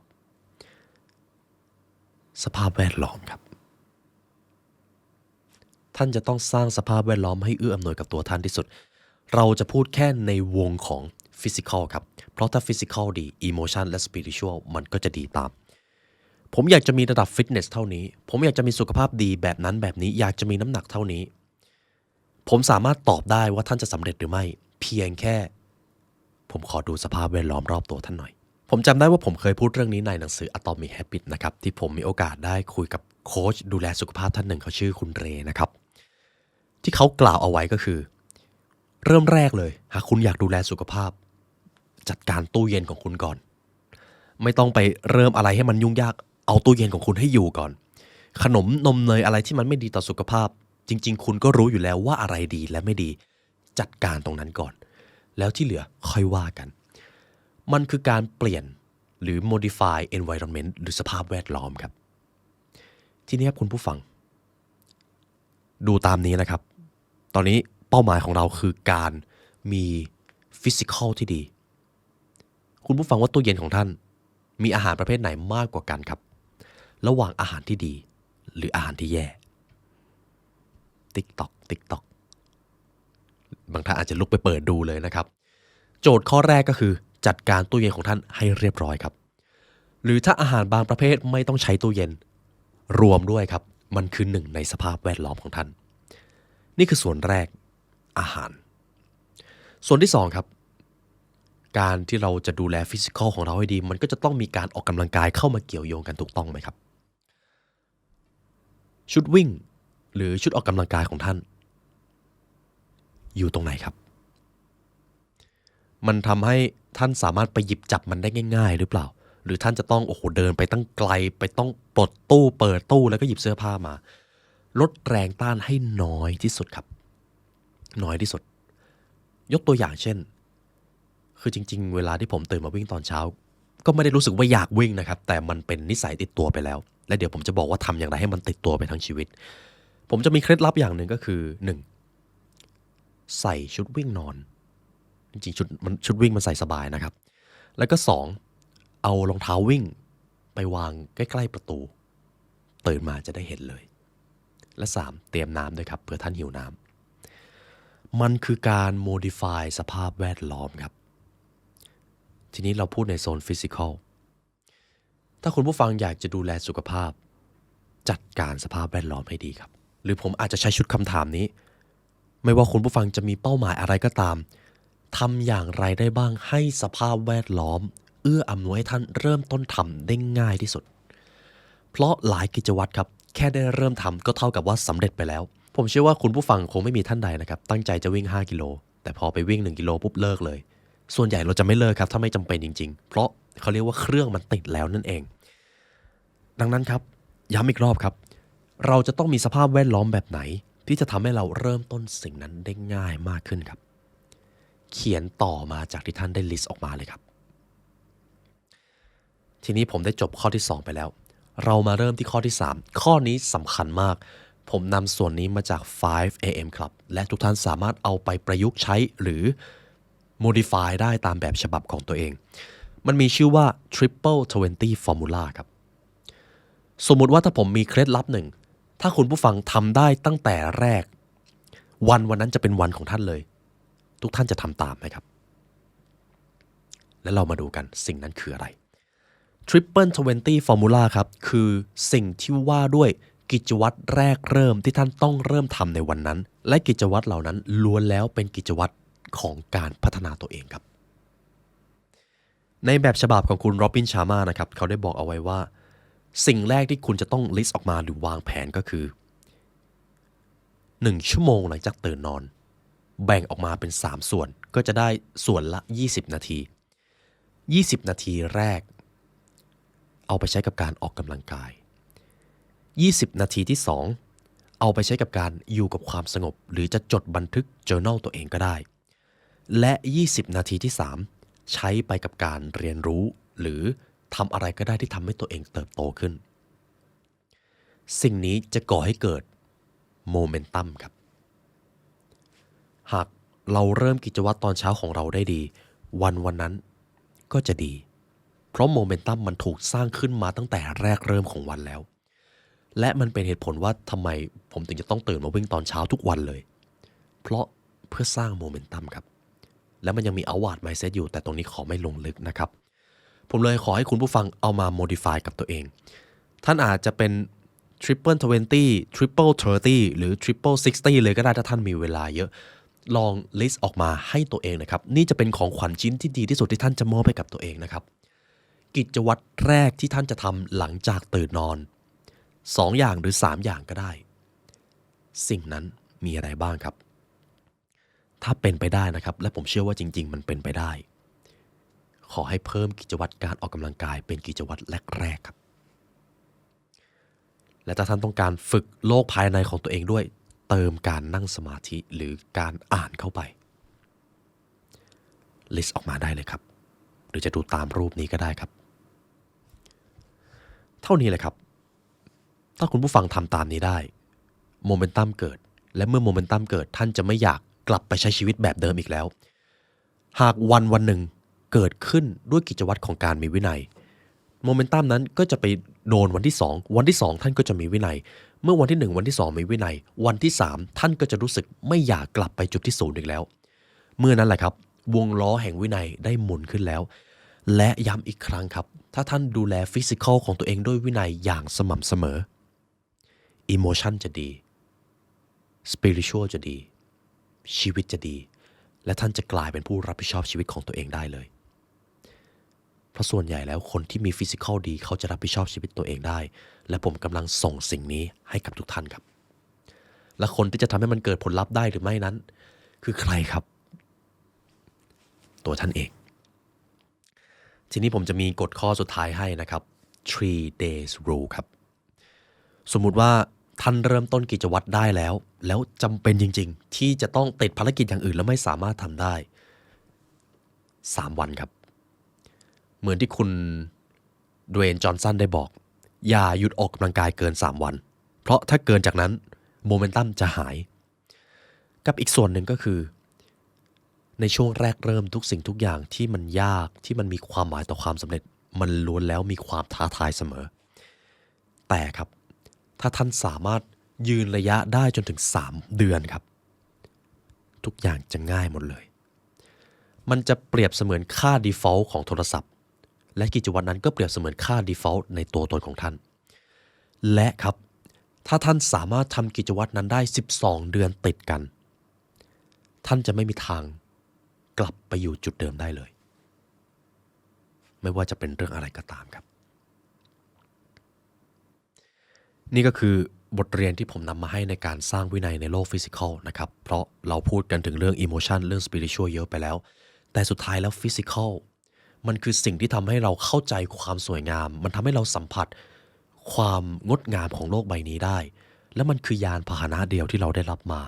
มันคือบ้านมันคือคฤหาสน์ของจิตวิญญาณหากบ้านไม่ดีที่เหลือก็จะพังเปรียบเสมือนตึกเช่นกันครับหากเสาหลักไม่ดีตึกก็จะพังไม่ว่ามันจะสวยงามขนาดไหนร่างกายของท่านเปรียบเหมือนกับโครงเหล่านั้นครับและบ้านของท่านก็คือพื้นฐานสำคัญของทุกสรรพสิ่งในชีวิตครับและเช่นเคยครับทุกอย่างล้วนต้องเกิดขึ้นจากวินัยหากเราไม่มีวินัยเราจะกลายเป็นทาสแต่ถ้าเรามีวินัยเราคือผู้คุมชะตาชีวิตเรามีเครื่องมือตัวหนึ่งนี่คือเครื่องมือที่ดีที่สุดที่จะทำให้ท่านรู้กิจวัตรตัวเองรู้การพัฒนาของตัวเองและรู้ว่าจะใช้เวลาอันมีจำกัดอย่างไรให้เกิดประสิทธิผลสูงสุดนี่คือเครื่องมือนั้นครับสมุดเล่มเล็กนี่ครับและผมใช้ติดตัวตลอดนะครับสมุดเล่มเล็กนี้จะมีสิ่งที่ท่านจดไว้อยู่ไม่กี่ส่วนแรกครับคือกิจวัตรที่ท่านจะทำส่วนที่2คือเป้าหมายส่วนที่3คือเขาเรียกว่าคำกล่าวปณิธานและส่วนที่4คือสิ่งใดก็ตามที่ท่านรับปากสมุดเล่มนี้จะเป็นตัวบันทึกสิ่งนั้นมันจะทำให้ท่านมีวินัยมันจะทำให้ท่านมีความน่าเชื่อถือและมันจะทำให้ท่านรู้ว่าจะใช้ชีวิตอย่างไรนี่คือเครื่องมือที่พูดง่ายๆคือมันแทบจะไม่ได้มีอะไรเลยครับแต่มันมีจิตวิญญาณของพวกเราอยู่ในนั้นครับและแน่นอนครับด้วยความที่ทางผู้ร่วมงานได้รังสรรค์ขึ้นมาในนี้ก็จะมีเขาเรียกว่าโค้ดไว้ในหนังสือคอยเป็นกำลังใจในวันที่ท่านรู้สึกมีไฟน้อยลงหรือกำลังเจอแรงต้านหนักๆโค้ดเหล่านี้จะเป็นโค้ดที่ให้แรงบันดาลใจแก่ทุกท่านและมันเป็นเหตุผลที่เราสร้างสมุดแห่งการพัฒนาตัวเองเล่มนี้ขึ้นมาและเรายินดีเป็นอย่างยิ่งครับที่จะได้ส่งมอบสิ่งเหล่านี้ให้ท่านและถ้าหากทุกท่านต้องการซื้อสมุดเล่มนี้ครับเดี๋ยวผมจะวางลิงก์ไว้ข้างล่างสามารถเข้าซื้อได้ใน The Library Shop ครับเป็นเกียรติอย่างยิ่งแล้วจะรีบส่งไปให้ถึงบ้านท่านครับเพราะผู้ร่วมงานพวกเราทุกคนพร้อมที่จะส่งมอบการพัฒนาตัวเองให้แก่ทุกท่านและเช่นเคยครับในวันนี้ได้เวลาอันสมควรแล้วทางผู้ร่วมงาน The Library เลยและตัวผมและออนยุวศิลป์ขอกล่าวอำลาไปก่อนวันนี้เป็นเกียรติมากครับที่ได้มาเรียนรู้ด้วยกันเพราะการเรียนรู้จะทำให้เราเข้าถึงอิสรภาพจากทุกข้อจำกัดในชีวิต และขอให้จักรวาลคุ้มครองครับสวัสดีครับ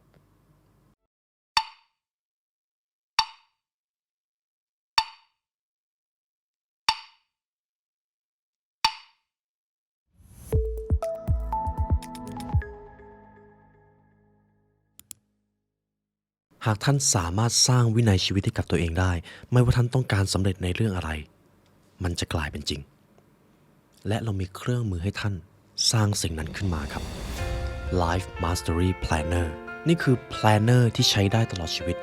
Life Mastery Planner จะช่วยท่านมีระบบในการวางแผนและติดตามการใช้เวลาและยกระดับวินัยของท่าน Planner ตัวนี้ครับจะทำให้รู้พัฒนาการของตัวเองและถ้าหากเรารู้ข้อมูลและแนวทางการยกระดับชีวิตเราจะไม่ก้าวหน้าได้อย่างไรจริงไหมครับ Life Mastery Planner ครับจะมีอยู่หลักๆ7ด้านแรกคือ productivity เราได้เอา Eisenhower Matrix มาทำให้ท่านรู้ว่าจะบริหารเวลาจัดลำดับความสำคัญอย่างไรการตั้งเป้าหมายเรามี Vision Board Wheel of Life และก็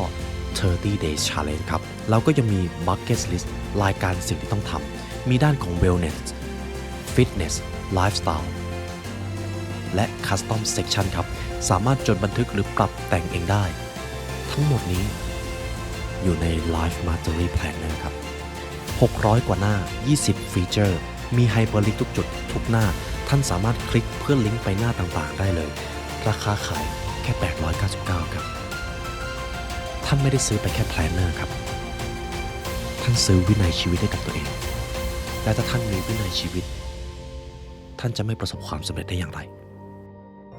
ทุกท่านสามารถซื้อได้ตั้งแต่วันนี้ครับหรือจะกดลิงก์ข้างล่างเดี๋ยวพวกเราจะวางไว้ให้เพราะการเรียนรู้จะทำให้คุณเป็นอิสระ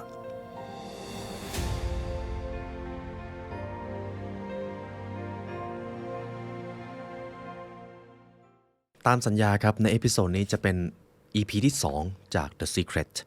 ในเอพิโซดที่แล้วทุกท่านได้ดึงดูดเรื่องของความสัมพันธ์และผมเชื่อครับว่าทุกท่านเข้าใจกระบวนการของกฎแรงดึงดูดมากขึ้นความรู้สึกของเราเป็นพลังงานและเป็นพลังงานที่รุนแรงมากหากพลังงานนั้นถูกสร้างขึ้นหรือเกิดขึ้นบ่อยๆมันก็จะดึงดูดความเป็นจริงใหม่เข้ามาและทุกท่านได้เห็นกระบวนการเราได้ลงมือทำกันจริงๆแล้วถูกต้องไหมครับดังนั้นในเอพิโซดที่2นี้ครับเราจะมาพูดถึงเรื่องของสุขภาพกันตรงนี้น่าตั้งคำถามมากครับเราสามารถใช้กฎแรงดึงดูดหรือใช้ความรู้สึกยกระดับสุขภาพตัวเราได้ด้วยหรอ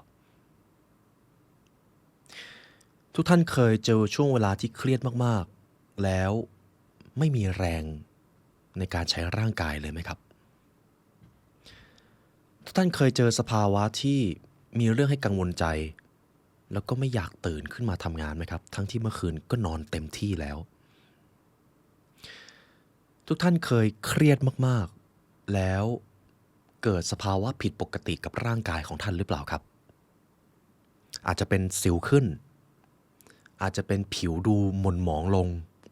ผมร่วงหรืออะไรก็ตามครับบางท่านก็จะมีความแตกต่างของสถานการณ์นี้ความคิดกำหนดสุขภาพของท่านได้ครับแน่นอนครับหากวันนี้เรายังมีสุขภาพดีอยู่เราอาจจะไม่ค่อยคิดอะไรมากแต่ผมเชื่อครับสำหรับท่านใดที่เคยเจอปัญหาสุขภาพหรือตอนนี้ท่านอาจกำลังเจออยู่การมีสุขภาพดีหรือสมบูรณ์มันอาจจะเป็นทรัพย์สินที่ประเมินค่าไม่ได้เลยถูกต้องไหมครับและเอพิโซดนี้แหละครับผมจะทำให้คุณผู้ฟังได้ใช้กฎแรงดึงดูดสุขภาพที่ท่านปรารถนามาผมจะพูดเกินจริงหรือเปล่าไม่รู้ครับ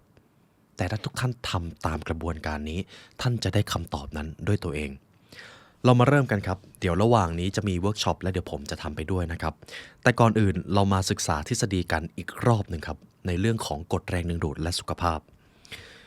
ผมจะพูดประโยคเดิมซ้ำนะครับ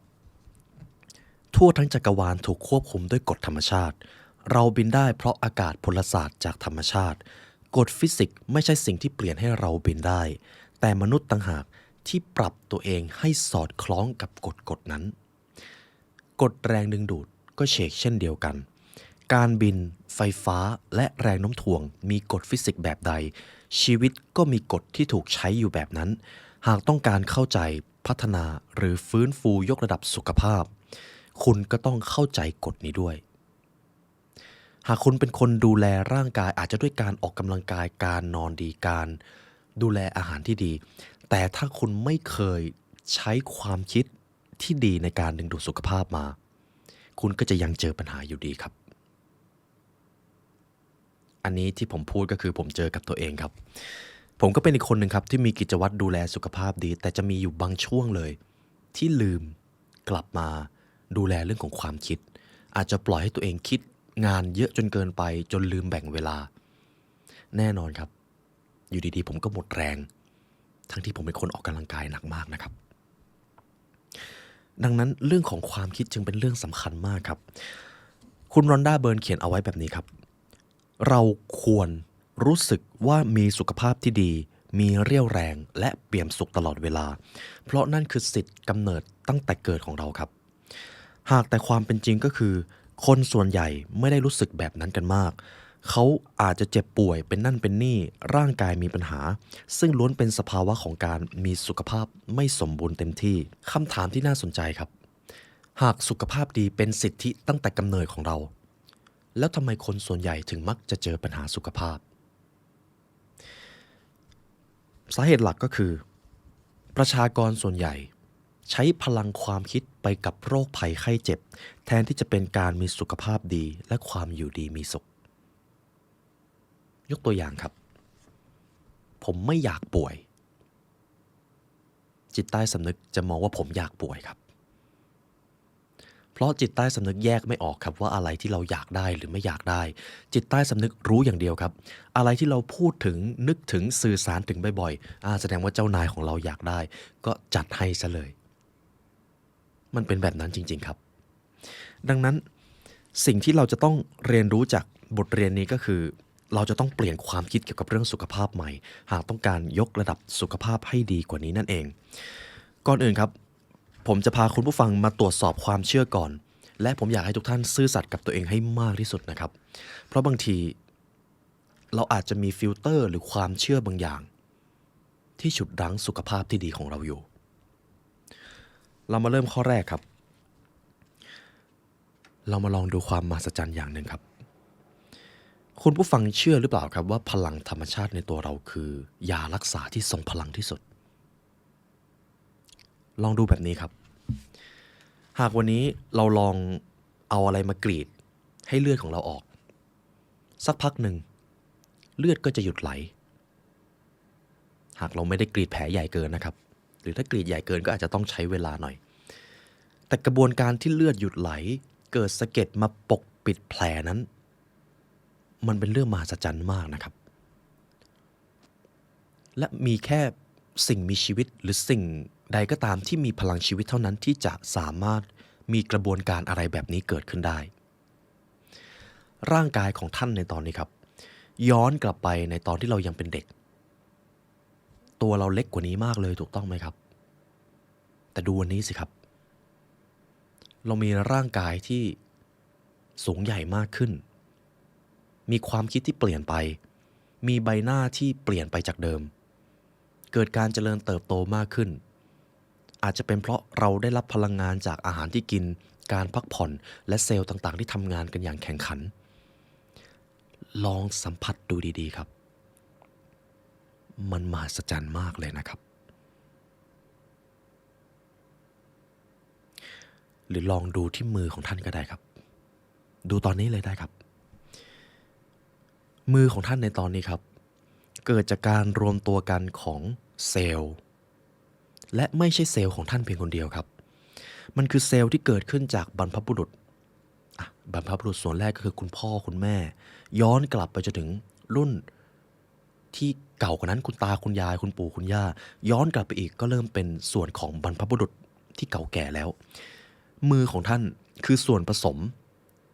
ของทุกช่วงวัยแล้วเปลี่ยนผ่านมาเป็นเซลล์ในตอนนี้ครับยิ่งใหญ่ไหมครับนี่แหละครับพลังธรรมชาติ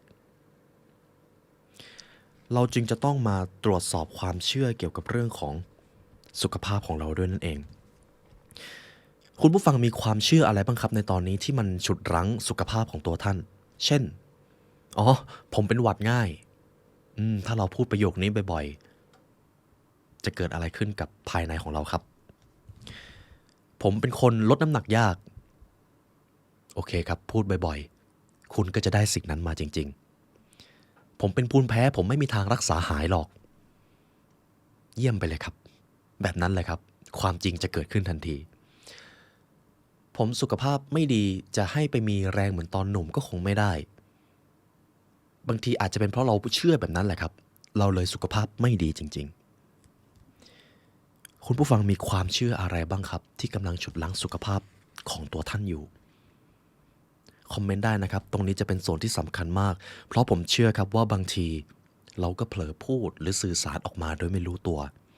แต่เมื่อเราสื่อสารบ่อยๆกฎแห่งแรงดึงดูดจะทำงานนั่นเองดังนั้นวิธีที่จิตใต้สำนึกของเราทำงานและวิธีที่เซลล์ตอบสนองต่อความคิดของเรามันก็คือกฎแห่งการดึงดูดหากคุณคิดหรือพูดว่าคุณเจ็ตแลกตอนเดินทางเป็นประจำเจ็ตแลกก็คือรู้สึกเพลียจากการเปลี่ยนไทม์โซนระหว่างเดินทางนะครับจิตใต้สำนึกเมื่อได้ยินแบบนั้นครับก็จะส่งคำว่าเจ็ตแลกเป็นคำสั่งไปยังเซลล์และเซลล์เหล่านั้นก็จะทำตามคำสั่งดังนั้นครับจิตใต้สำนึกรับทุกอย่างที่เป็นความเชื่อของท่านแม้ว่าความเชื่อนั้นอาจจะไม่ใช่ความเชื่อที่ดีเลยก็ตามทีนี้หลายท่านอาจจะเริ่มสงสัยมันเป็นไปได้จริงๆหรอเพียงแค่ความคิดความรู้สึกกับคำพูดของเรามันจะส่งอิทธิพลต่อสุขภาพขนาดนั้นผมจะขอนำส่วนของหนังสือ You Are Placebo มาให้นะครับจะเป็นส่วนสุดท้ายของทฤษฎีแล้วครับปรากฏการณ์ยาหลอกครับคือปรากฏการณ์ที่ว่าด้วยเรื่องของคนที่ได้รับยาหลอกแล้วสุขภาพดีขึ้นจริงๆ placebo ครับเกิดขึ้นในช่วงของสงครามในช่วงเวลานั้นครับเวลาทหารไปรบแล้วเกิดบาดเจ็บเขาก็จะต้องใช้มอร์ฟีนในการระงับความเจ็บปวดแต่เผอิญครับในช่วงเวลานั้นทหารบาดเจ็บกันเยอะมากแล้วมอร์ฟีนมีไม่พอสิ่งที่แพทย์สนามทำก็คือเอาน้ำเปล่าหรือน้ำเกลือเนี่ยแหละครับฉีดไปยังแผลแล้วก็บอกทหารว่านี่คือมอร์ฟีนซึ่งก็อาจจะเป็นการแก้ปัญหาเฉพาะหน้าไปก่อนแต่ปัญหาจริงๆก็คือมันหายจริงๆครับทหารที่ได้รับน้ำเกลือกลับไม่รู้สึกเจ็บปวดจากบาดแผลในการรบเลยนั่นคือจุดเริ่มต้นของพลาซิโบครับจนพลาซิโบนั้นก็ได้วิวัฒนาการมาสู่วิทยาศาสตร์การแพทย์ในงานวิจัยของการให้ยาผู้ป่วยครับผู้ป่วยรายหนึ่งให้ยาจริงกับผู้ป่วยรายที่สองให้ยาหลอกกลับกลายเป็นว่าผลลัพธ์แทบจะไม่แตกต่างกันเลยหรือถ้าให้พีคกว่านั้นก็คือการผ่าตัดครับในงานวิจัยของ You Are Placebo ครับจะมีการผ่าตัดเข่าระหว่างผ่าตัดจริงกับผ่าตัดหลอกการผ่าตัดหลอกก็คือเปิดแผลเล็กน้อยฉีดน้ำเข้าไปในข้อเข่าแล้วก็ปิดแผลครับไม่ได้ทำการผ่าตัดอะไรเลยในขณะที่คนไข้ยังสลบอยู่นะครับแต่เมื่อระยะเวลาผ่านไปกลุ่มคนไข้ที่ผ่าตัดหลอกสุขภาพดีกว่าคนที่ผ่าตัดจริงด้วยครับมันเป็นเรื่องของความเชื่อครับความเชื่อกำหนดความเป็นจริงถูกต้องครับความเชื่อของเราสามารถกำหนดโลกแห่งความเป็นจริงได้โดยเฉพาะอย่างยิ่งความเป็นจริงใหม่ในชีวิตของตัวท่านย้อนกลับไปในยุคโบราณเลยนะครับย้อนไปไกลมากๆในฝั่งของประเทศอียิปต์จะมีการรักษาโรคแบบหนึ่งครับที่ให้ผู้ป่วยไปนอนอยู่บนเตียงแล้วก็รอฟังเสียงใครสักคนโดยที่ใช้คำว่าหมอแล้วกันครับหมอในที่แห่งนั้นบอกว่านี่คือเสียงจากพระเจ้าโดยที่ผู้ป่วยก็ไม่รู้หรอกครับแต่เสียงที่มาจากพระเจ้านั้นก็คือเสียงจากใครบางคนที่อยู่ข้างนอกแหละครับแล้วก็พูดคำสั่งบางอย่างลงมาเพื่อให้เขาหายเจ็บปวดให้คนไข้หายและสิ่งที่เกิดขึ้นก็คือการรักษานั้นก็รักษาได้จริงๆครับเพราะคนไข้เขาเชื่อว่านั่นคือเสียงจากพระเจ้ามันคือสิ่งที่เป็นนามธรรมจับต้องไม่ได้เลยครับแต่นี่คือสิ่งมหัศจรรย์ครับการที่เราไม่เชื่อเพียงเพราะว่ามันวัดผลไม่ได้หรือจับต้องไม่ได้มันจะส่งผลเสียมากกว่าส่งผลดีนั่นเองดังนั้นเรามาเริ่มกระบวนการเวิร์กช็อปกันครับเราจะเชื่อว่าสุขภาพเป็นเรื่องของเคราะห์กรรมหรือเป็นโชคชะตาที่อยู่ในกำมือของเราเราเลือกที่จะเชื่อได้ครับและคุณผู้ฟังล่ะครับเชื่อว่าอย่างไร เรามาเริ่มเวิร์กช็อปกันครับขอ disclaimer ก่อนนะครับเวิร์กช็อปต่อจากนี้จะเป็นการใช้จิตรู้สำนึกในการดึงดูดสุขภาพที่ท่านปรารถนาแต่แน่นอนครับว่าจิตรู้สำนึกเป็นเพียงแค่เศษเสี้ยวของจิตวิญญาณของเราหากท่านต้องการที่จะใช้แรงดึงดูดให้ลึกไปกว่านี้ท่านจะต้องใช้จิตใต้สำนึกเราจะต้องมีกระบวนการบางอย่างที่จะเปิดไม้กั้นที่ชื่อว่า critical faculty barrier นะครับคือไม้กั้นตัวนี้เป็นไม้กั้นระหว่างจิตสำนึกและจิตใต้สำนึกหากเราเปิดไม้กั้นตัวนี้ออกได้จิตใต้สำนึกจะรับข้อมูลใหม่เราจะโปรแกรมตัวเองใหม่แล้วผลลัพธ์จะเกิดขึ้นแบบทวีคูณครับซึ่งหากเราต้องการจะเข้าถึงจิตใต้สำนึกผมได้ทำรูปแบบกระบวนการฮิปโนซิสละกันครับไว้ในพรีเมียมคอนเทนต์เดี๋ยวคุณผู้ฟังทำจิตรู้สำนึกเสร็จค่อยไปกระบวนการจิตใต้สำนึกต่อครับและผมเดิมพันครับหากคุณผู้ฟังทำตามกระบวนการผลลัพธ์จะเกิดขึ้นซึ่งผมได้ทำกระบวนการเหล่านั้นไว้ในพรีเมียมคอนเทนต์นะครับเดี๋ยวผมจะวางลิงก์ไว้ข้างล่างให้ไม่ต้องห่วงเลยครับเรามาเริ่มกันที่จิตรู้สำนึกก่อนผมเชื่อว่าเท่านี้คุณผู้ฟังก็น่าจะเริ่มรู้สึกได้ครับว่าอำนาจทางความเชื่อของเราเป็นแรงดึงดูดที่ทรงพลังขนาดไหนเรามาเริ่มส่วนแรกครับกระบวนการแรกก็คือขอผมจะให้คุณผู้ฟังนะครับทำเวิร์กช็อปด้วยการค้นหาร่างกายในอุดมคติในแต่ละคำถามครับเดี๋ยวผมจะให้เวลาทุกท่านได้คิดก่อนอื่นผมอยากให้ทุกท่านนะครับเตรียมปากกากับกระดาษเพราะไม่ว่าความคิดอะไรผุดขึ้นมาขอให้ท่านเขียนลงไปครับเดี๋ยวผมจะให้เวลา30 วินาทีหยิบกระดาษกับปากกามาได้เลยครับ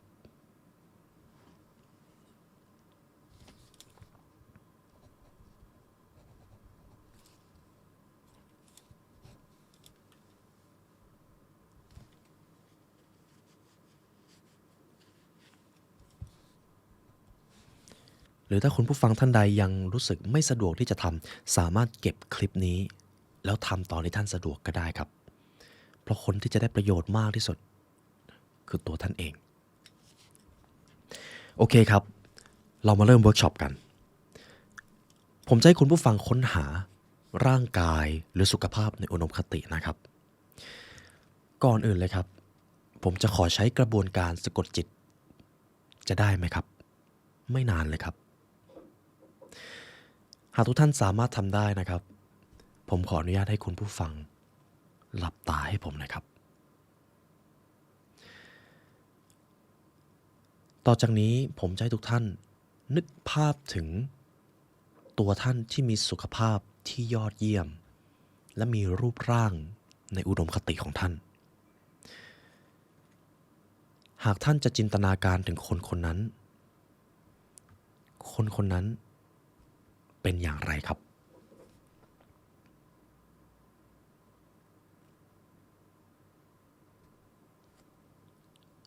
สังเกตภาพที่เกิดขึ้นได้ดีนะครับมันคือภาพที่เกิดขึ้นจากความคิดของท่านและเมื่อผมนับ5 ถึง 1ภาพนั้นจะชัดเจนมากขึ้นท่านจะมองเห็นสัดส่วนใบหน้าและสุขภาพของตัวท่านอีกคนหนึ่ง5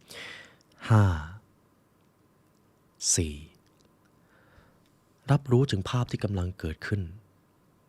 3 2ตัวตนที่มีร่างกายและสุขภาพที่ท่านปรารถนา1โอเคครับลืมตาได้เลยครับทีนี้ผมจะมีชุดคำถามให้ทุกท่านเขียนลงไปเลยนะครับไม่ว่าคำตอบนั้นมันจะดูไม่น่าเชื่อหรือดูไม่สมเหตุสมผลขนาดไหนก็ตามขอให้เขียนลงไปครับขอให้ท่านเชื่อในจิตใต้สำนึกของตัวท่านเองคำถามที่1รูปร่างและสัดส่วนในอุดมคติของท่านเป็นอย่างไรครับเขียนลงไปได้เลยครับ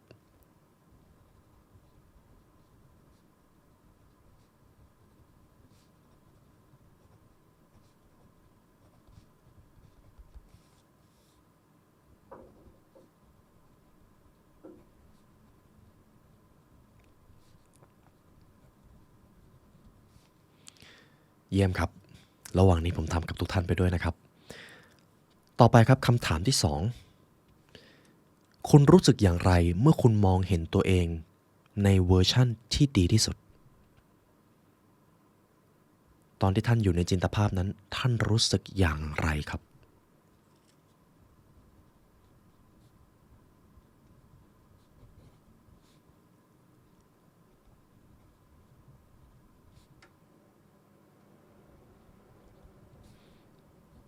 เอาล่ะครับคำถามที่3น้ำหนักหรือระดับความฟิตที่คุณพอใจคืออะไรครับยิ่งเป็นตัวเลขได้ยิ่งดีครับสำหรับข้อนี้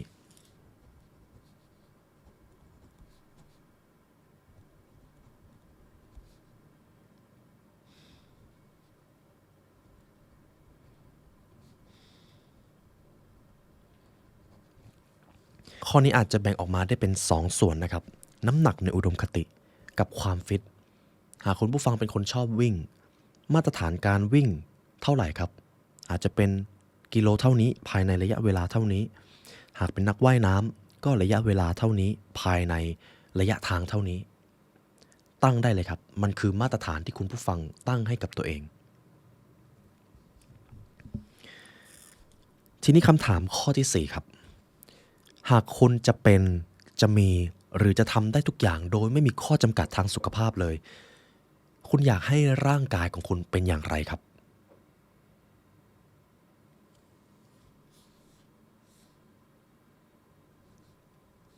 เขียนลงไปได้เลยครับ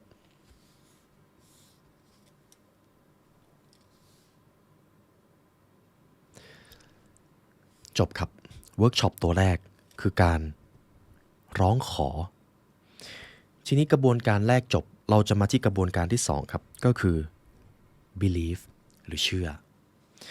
เรื่องของกฎแรงดึงดูดครับเป็นเรื่องของความรู้สึกที่เกิดขึ้นและความรู้สึกนั้นเป็นพลังงานที่ไปสอดคล้องกับโลกแห่งความเป็นจริงเมื่อมันสอดคล้องกันและมีระยะเวลาการเชื่อมต่อที่นานพอระวังนะครับมันจะเกิดขึ้นจริงเรามาดูเรื่องของการเชื่อกันครับคุณผู้ฟังครับมันจะเกิดอะไรขึ้นครับหากคุณมีร่างกายในอุดมคตินั้นตั้งแต่ตอนนี้ครับมันจะเกิดอะไรขึ้นครับคิดอะไรออกเขียนลงไปได้เลยครับ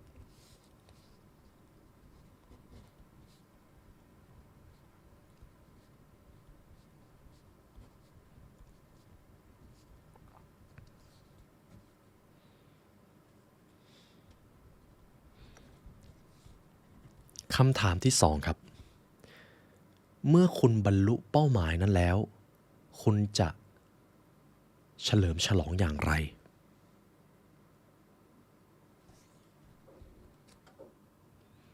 คุณจะให้อะไรเป็นรางวัลกับตัวเองครับ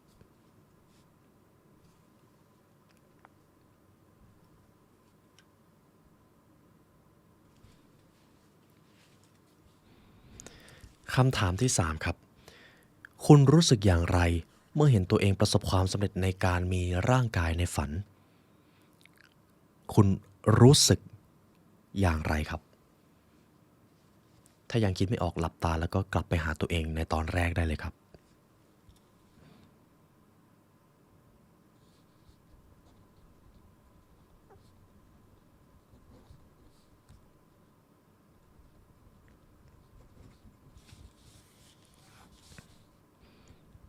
เยี่ยมครับเราจบกระบวนการที่2แล้วนะครับต่อไปเรามาที่กระบวนการที่3 receive หรือการรับกฎของแรงดึงดูดกฎข้อที่สำคัญก็คือจงทำราวกับว่าท่านได้รับสิ่งนั้นมาแล้วแล้วท่านจะได้รับจริงๆผมอาจจะพูดเกินจริงก็ได้ครับแต่ถ้ามันเกิดขึ้นจริงๆมันจะเป็นอย่างไรครับเรามาเริ่มสู่กระบวนการ receive กันครับการที่เราจะมีสุขภาพหรือมีร่างกายในฝันได้เราจะต้องทำราวกับว่าเราได้สิ่งนั้นมาแล้วผมว่าเรื่องของสุขภาพอาจจะมีความเป็นรูปธรรมหรืออาจจะต้องลงมือทำในระดับหนึ่งแต่เชื่อนะครับหากเราลงมือทำด้วยทัศนคติที่เชื่อว่ามันจะเกิดขึ้นและเรารู้ว่ามันเกิดขึ้นแน่ๆแล้วเราทำราวกับว่าเราได้สิ่งนั้นมาแล้วกระบวนการแรงดึงดูดจะทำงานครับอย่างแรกเลยก็คือ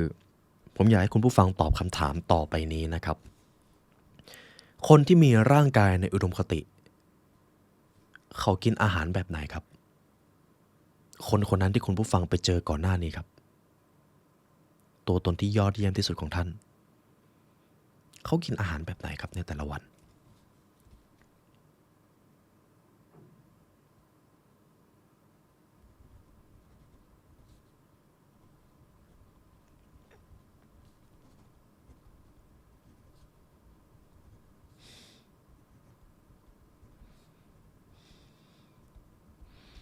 คำถามที่2ครับคนคนนั้นออกกำลังกายอย่างไรเพื่อสร้างร่างกายในอุดมคตินั้นครับเขาออกกำลังกายอย่างไรกี่ครั้งต่อสัปดาห์ครับ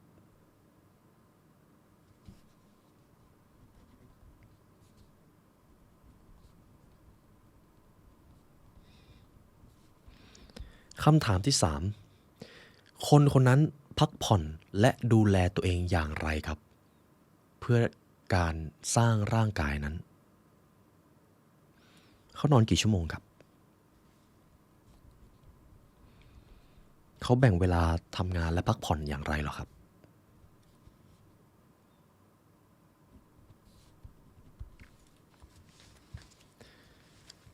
จบครับในเรื่องของการรับสิ่งที่เราต้องทำต่อจากนี้ก็คือคุณผู้ฟังดูไปที่กระดาษแล้วก็ดู3ข้อที่ท่านตอบออกมานั่นแหละครับคือสิ่งที่ท่านต้องทำทีนี้คำถามมันจะเกิดขึ้นครับถ้าเราทำตามนี้ยังไงเราก็มีสุขภาพดีเราไม่เห็นจะต้องเข้ากระบวนการ2ข้อก่อนหน้านี้เลยประเด็นสำคัญอยู่ตรงนี้ครับหากเราทำโดยที่เราไม่ได้เชื่อเราไม่ได้เข้ากระบวนการขอมาก่อนเลยเราอาจจะทำแล้วทำได้ไม่นานพอครับวินัยหายเพราะเรามีความเชื่อบางอย่างที่กำลังฉุดรั้งตัวเองอยู่นั่นเองแต่ที่คุณผู้ฟังได้ทำไปครับทุกท่านได้เห็นตัวเองที่มีความสำเร็จในด้านของสุขภาพเห็นตัวเองที่มีร่างกายในอุดมคติแล้วก็รู้แล้วว่าท่านจะรู้สึกอย่างไรเมื่อเจอตัวเองในสภาพนั้นกระบวนการเหล่านี้จะทำให้สิ่งที่ท่านทำในข้อที่3ออกมาเป็นรูปธรรมชัดเจนมากยิ่งขึ้นครับและระหว่างทางท่านก็เชื่อด้วยว่ามันจะเกิดขึ้นและถ้าเราเชื่อครับเราต้องระวังว่ามันจะเกิดขึ้นจริงก็เท่านั้นเองทีนี้ส่วนสุดท้ายครับก็คือการจัดสภาพแวดล้อมแล้วกันครับคุณผู้ฟังจะต้องมีสภาพแวดล้อมแบบไหนล่ะครับถึงจะสร้างร่างกายในอุดมคตินั้นได้ตู้เย็นจะต้องมีอาหารแบบไหนล่ะครับการใช้เวลาแบบไหนล่ะครับถึงจะทำให้คนคนนั้นสุขภาพดีและการใช้พลังงานในแต่ละวันการออกกำลังกายหรืออะไรก็ตามจะถูกใช้ไปกับการกระทำแบบไหนมากกว่ากันครับทีนี้ครับนี่คือกระบวนการเข้าถึงกฎแรงดึงดูดในระดับจิตรู้สำนึกครับเพราะผมยังไม่ค่อยได้พาคุณผู้ฟังเข้าภวังค์ผมแค่ตั้งคำถามและให้ทุกท่านได้คุยกับตัวเองและถึงอย่างนั้นครับการใช้จิตรู้สำนึก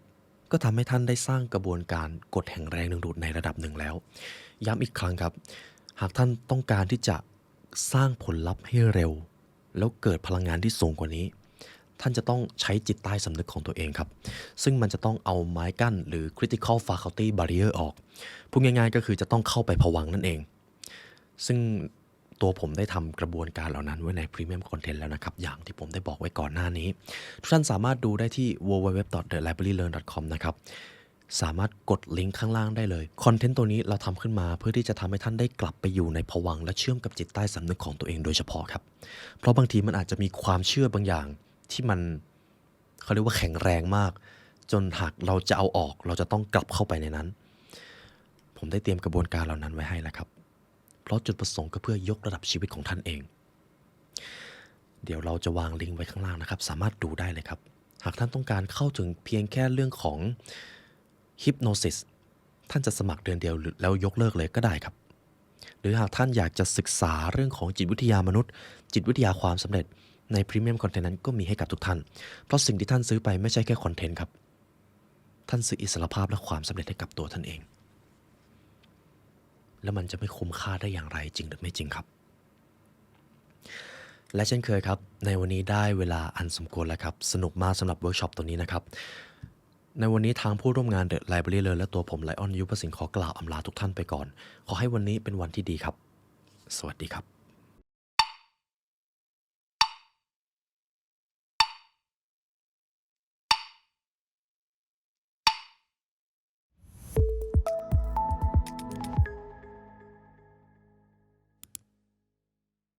แล้วท่านจะไม่มีวันกลับไปหายใจแบบเดิมอีกเลยครับ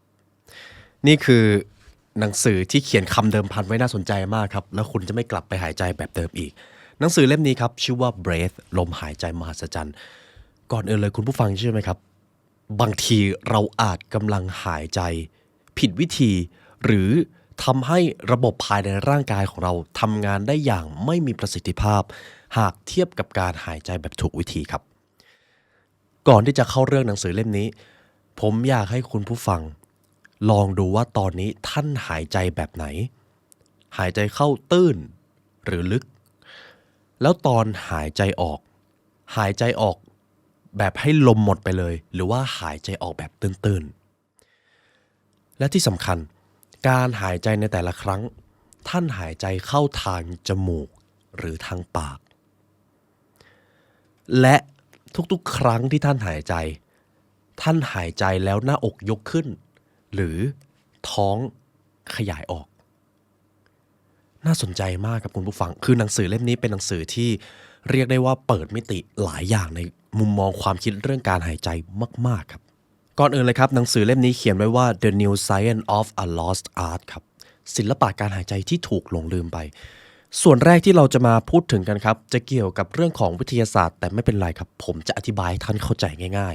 ๆมนุษย์เราวิวัฒนาการมานานมากเป็นเกือบ700,000 ถึงล้านปีถูกต้องไหมครับมันมีวิวัฒนาการนึงครับที่แปลกมากการวิวัฒนาการหมายถึงเราจะต้องก้าวหน้าขึ้นเก่งขึ้นเติบโตขึ้นแต่หนึ่งในวิวัฒนาการที่มันถดถอยลงคือเรื่องการหายใจของเราครับทุกท่านสิ่งนี้เป็นปัญหาหนึ่งในชีวิตผมนะครับไหนผมขอดูคุณผู้ฟังหน่อยว่าใครมีปัญหาเรื่องระบบหายใจบ้างภูมิแพ้คัดจมูกหรือไม่สามารถหายใจคล่องได้ทั้ง2 รูบางทีรูนึงเปิดอีกรูนึงปิดคือตอนเด็กๆนะครับผมมีปัญหาเรื่องการหายใจเคยเชื่อว่าตัวเองเป็นภูมิแพ้แต่จริงๆปัญหามันก็คือจากการที่ผมเชื่อว่าตัวเองเป็นนี่แหละครับจนทุกวันนี้ไม่ได้เป็นแล้วครับเพราะได้เข้าไปจัดการระบบภายในนั้นเรียบร้อยแล้วแต่สิ่งที่มันแปลกมากเลยก็คือคุณผู้ฟังลองสังเกตนะครับน้องหมาน้องแมวนกหรืออะไรก็ตามที่ท่านเลี้ยงอยู่มีสัตว์ประเภทไหนมีปัญหาเรื่องการหายใจแบบมนุษย์บ้างครับไม่มีครับหรือถ้ามีก็ไม่ได้ถี่เท่ากับมนุษย์เรามาเริ่มตั้งแต่วิวัฒนาการมนุษย์กันครับ The Regressive Evolution วิวัฒนาการถดถอยคุณเจมส์เนสเตอร์ครับผู้เขียนหนังสือเล่มนี้กล่าวไว้ชัดเจนวิวัฒนาการถดถอยอย่างเดียวของมนุษย์คือประสิทธิภาพในการหายใจมนุษย์เป็นสิ่งมีชีวิตที่มีปัญหาเรื่องระบบหายใจได้ง่ายมากในบทหนึ่งของเต่าเต๋อจริงนะครับท่านเล่าจื้อได้ประพันธ์ไว้ว่าบุคคลที่บำรุงชีวิตอย่างดีจะปรับวิธีหายใจและหล่อเลี้ยงวิธีหายใจของตนดังนั้นครับคุณผู้ฟัง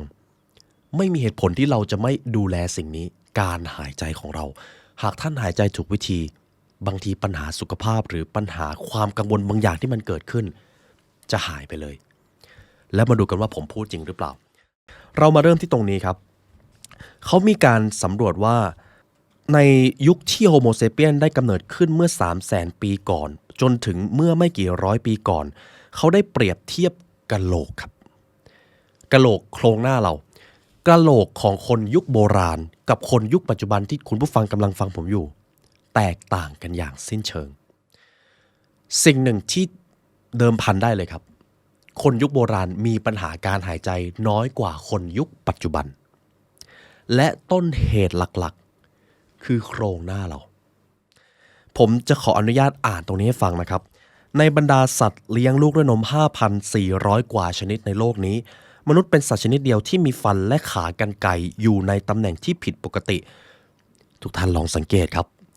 มนุษย์หากเรามองไปรอบๆจะมีบางคนฟันเหยินฟันล่างเกฟันยื่นทั้งหมดนี้เรียกว่าการสบฟันที่ผิดปกติจริงๆมันแปลกนะครับทำไมมนุษย์ถึงต้องมีฟันคุดทำไมมนุษย์ถึงจะต้องมีฟันเหยินจะต้องมีฟันยื่นทั้งที่ฟันมันก็ควรจะอยู่ในตำแหน่งที่ถูกต้องแต่มีใครไม่เคยไปหาทันตแพทย์บ้างครับใครเกิดมาแล้วไม่มีฟันคุดเป็นโชคอันประเสริฐครับและผมเชื่อว่ามีไม่ถึง1 ใน 10ของประชากรในโลกนี้มันจึงทำให้เกิดคำถามไอ้เจ้าฟันของเราเนี่ยหรือโครงหน้าของเรา มันวิวัฒนาการอย่างไรทำไมมันถึงทำให้เราต้องมาเจอปัญหาจนได้ข้อสรุปหนึ่งครับวิวัฒนาการไม่ได้หมายถึงความก้าวหน้าเสมอไปมันอาจหมายถึงการเปลี่ยนแปลงและชีวิตอาจจะเปลี่ยนไปในทางที่ดีขึ้นหรือเลวลงก็ได้มันมีหลายอย่างครับที่เราวิวัฒนาการแล้วดีขึ้นก้าวหน้าขึ้นแต่จริงๆแล้วนอกจากโครงหน้าหรือเรื่องของฟันมันจะยังมีปัญหาอื่นอีกครับสิ่งมีชีวิตอะไรที่ปวดหลังได้ง่ายที่สุดมนุษย์ครับสิ่งมีชีวิตอะไรเจ็บเท้าและกระดูกเปราะบางเพิ่มขึ้นเรื่อยๆก็มนุษย์ครับเพื่อที่จะเข้าใจสิ่งนี้ครับเราจะมาย้อนอดีตกันผมขอให้คุณผู้ฟังหายใจเข้าลึกๆเราจะมาเรียนวิชาชีววิทยาและประวัติศาสตร์แบบง่ายๆกันเดี๋ยวผมจะสรุปให้ครับสัตว์อะไรแปลกประหลาดมากมันยืนในดงทุ่งหญ้าสวรรค์หน้าแขนทั้งสองยาวเก้งก้างศอกแหลมจ้องมองออกไปในทุ่งกว้างหน้าผากกว้างเหมือนกระบังหน้าของหมวกเหล็กที่มีขนปิดอยู่นี่คือช่วงเวลา 1.7 ล้านปีก่อนครับที่โฮโมฮาบิลิสบัมพบุรุษคนแรกของมนุษย์กำลังอยู่ในแถบชายฝั่งทุ่งหญ้าสวรรค์หน้าปัจจุบันนี้ทฤษฎีที่ให้การยอมรับมากที่สุดก็คือมนุษย์เรามีต้นกำเนิดมาจากทวีปแอฟริกาครับแล้วก็ค่อยๆโยกย้ายถิ่นฐานข้ามฟ้ากข้ามทวีปเดินทางมาเรื่อยๆและจุดกำเนิดของพวกเรามาจากทุ่งหญ้าสวรรค์หน้านั่นเองและแน่นอนครับในยุคแรกเริ่มของบรรพบุรุษของเราทุกท่านว่าเขากินอาหารกันยังไงครับกินดิบๆใช่ไหมครับเพราะยังใช้ไฟไม่เป็นยังไม่รู้วิธีปรุงอาหารการจะกินอาหารดิบๆถ้าใครที่ท่านใดที่ชอบกินอาหารดิบๆนะครับจะรู้ว่ามันใช้เวลาเคี้ยวนานมากมันเหนียวมากการเคี้ยวอาหารนี่เองทำให้กระโหลกของมนุษย์ในยุคแรกเริ่มจะใหญ่กรามจะกว้างและเขาจะไม่มีปัญหาเรื่องการหายใจและเดี๋ยวทุกท่านจะเข้าใจว่ามันเกี่ยวอะไรกันการกินเนื้อดิบต้องใช้เวลาและความพยายามเราจึงต้องรวบรวมหินและทุบเหยื่อด้วยก้อนหินการทำอาหารให้นุ่มลงหลังจากที่เรารู้วิธีใช้ไฟครับหลังจากช่วงนั้นทำให้มนุษย์ไม่ต้องเปลืองพลังงานในการเคี้ยวและย่อยเรานำพลังงานที่ประหยัดได้นี้ไปทำให้สมองมีขนาดใหญ่ขึ้นครับพูดง่ายๆก็คือ Homo habilis บรรพบุรุษของเราครับกรามเขาใหญ่แต่สมองเขาจะยังเล็กอยู่จนกระทั่งมนุษย์เริ่มต้นใช้ไฟเป็นหุงหาอาหารปรุงอาหารให้สุกพออาหารสุกมันก็เคี้ยวง่ายเราก็ใช้เวลาเคี้ยวน้อยลงอะไรที่ใช้น้อยลงวิวัฒนาการมันก็จะเกิดขึ้นช้าลงครับ use it or lose it นั่นเองพอเราเคี้ยวน้อยลงฟันกรามก็จะเล็กขึ้นแล้วพลังงานที่เราได้เซฟไว้ร่างกายครับวิวัฒนาการของเรามหัศจรรย์มากมันก็เอาพลังงานนั้นไปให้สมองเมื่อนั้นเองสมองของมนุษย์ใหญ่ขึ้นครับอะไรปกคลุมสมองครับกะโหลกครับพอสมองใหญ่ขึ้นกะโหลกก็จะต้องใหญ่ขึ้นตามจนวิวัฒนาการกลายมาเป็นโครงหน้าแบบนี้ครับคุณผู้ฟังดูหน้าผมก็ได้ครับกรามของเราจะไม่ได้ใหญ่ถ้าเทียบกับคนยุคก่อนเดี๋ยวผมขออนุญาตแนบรูปให้ดูด้วยนะครับแล้วหัวของเราด้านบนของเรามันจะมีความใหญ่กว่าคนยุคก่อนมากเพราะสมองเราเติบโตขึ้นนั่นเองครับจนกระทั่งครับการย่างอาหารมันดียิ่งขึ้น800,000 ปีก่อนครับเราเริ่มปรุงอาหารในกองไฟซึ่งปลดปล่อยพลังงานออกมาอย่างมหาศาลลำไส้ของเราซึ่งช่วยย่อยสลายผักและผลไม้ที่เต็มไปด้วยเส้นใยก็จะหดเล็กลงลำไส้ของเราเคยใหญ่มากๆครับในยุคนั้น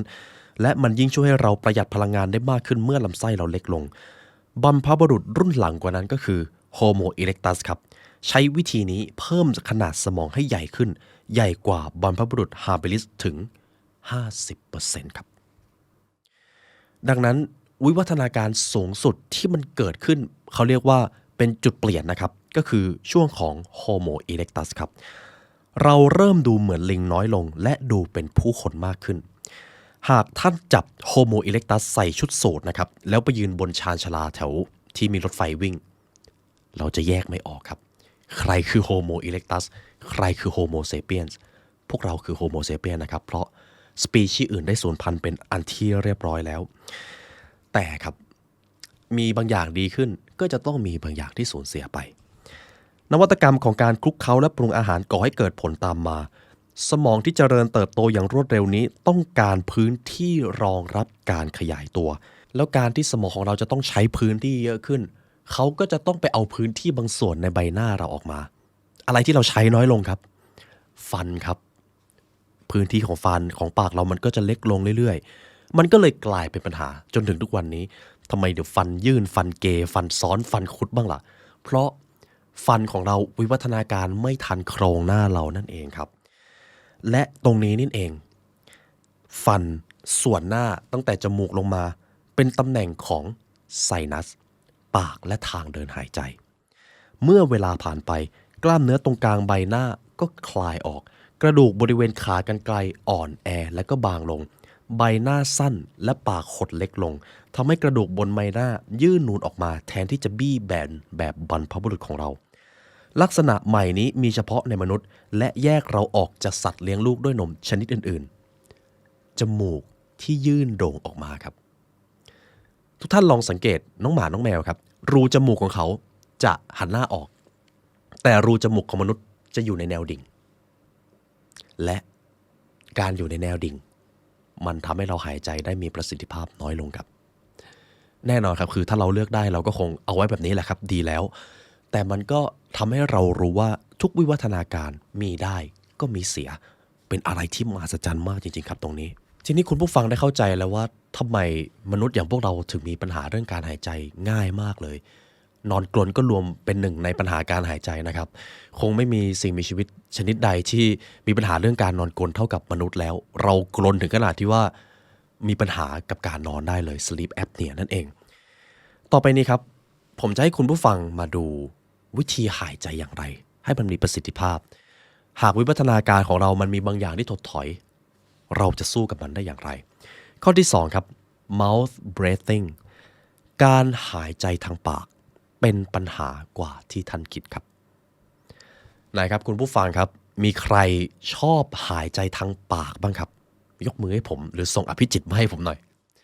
การหายใจทางปากเป็นปัญหากว่าที่เราคิดครับ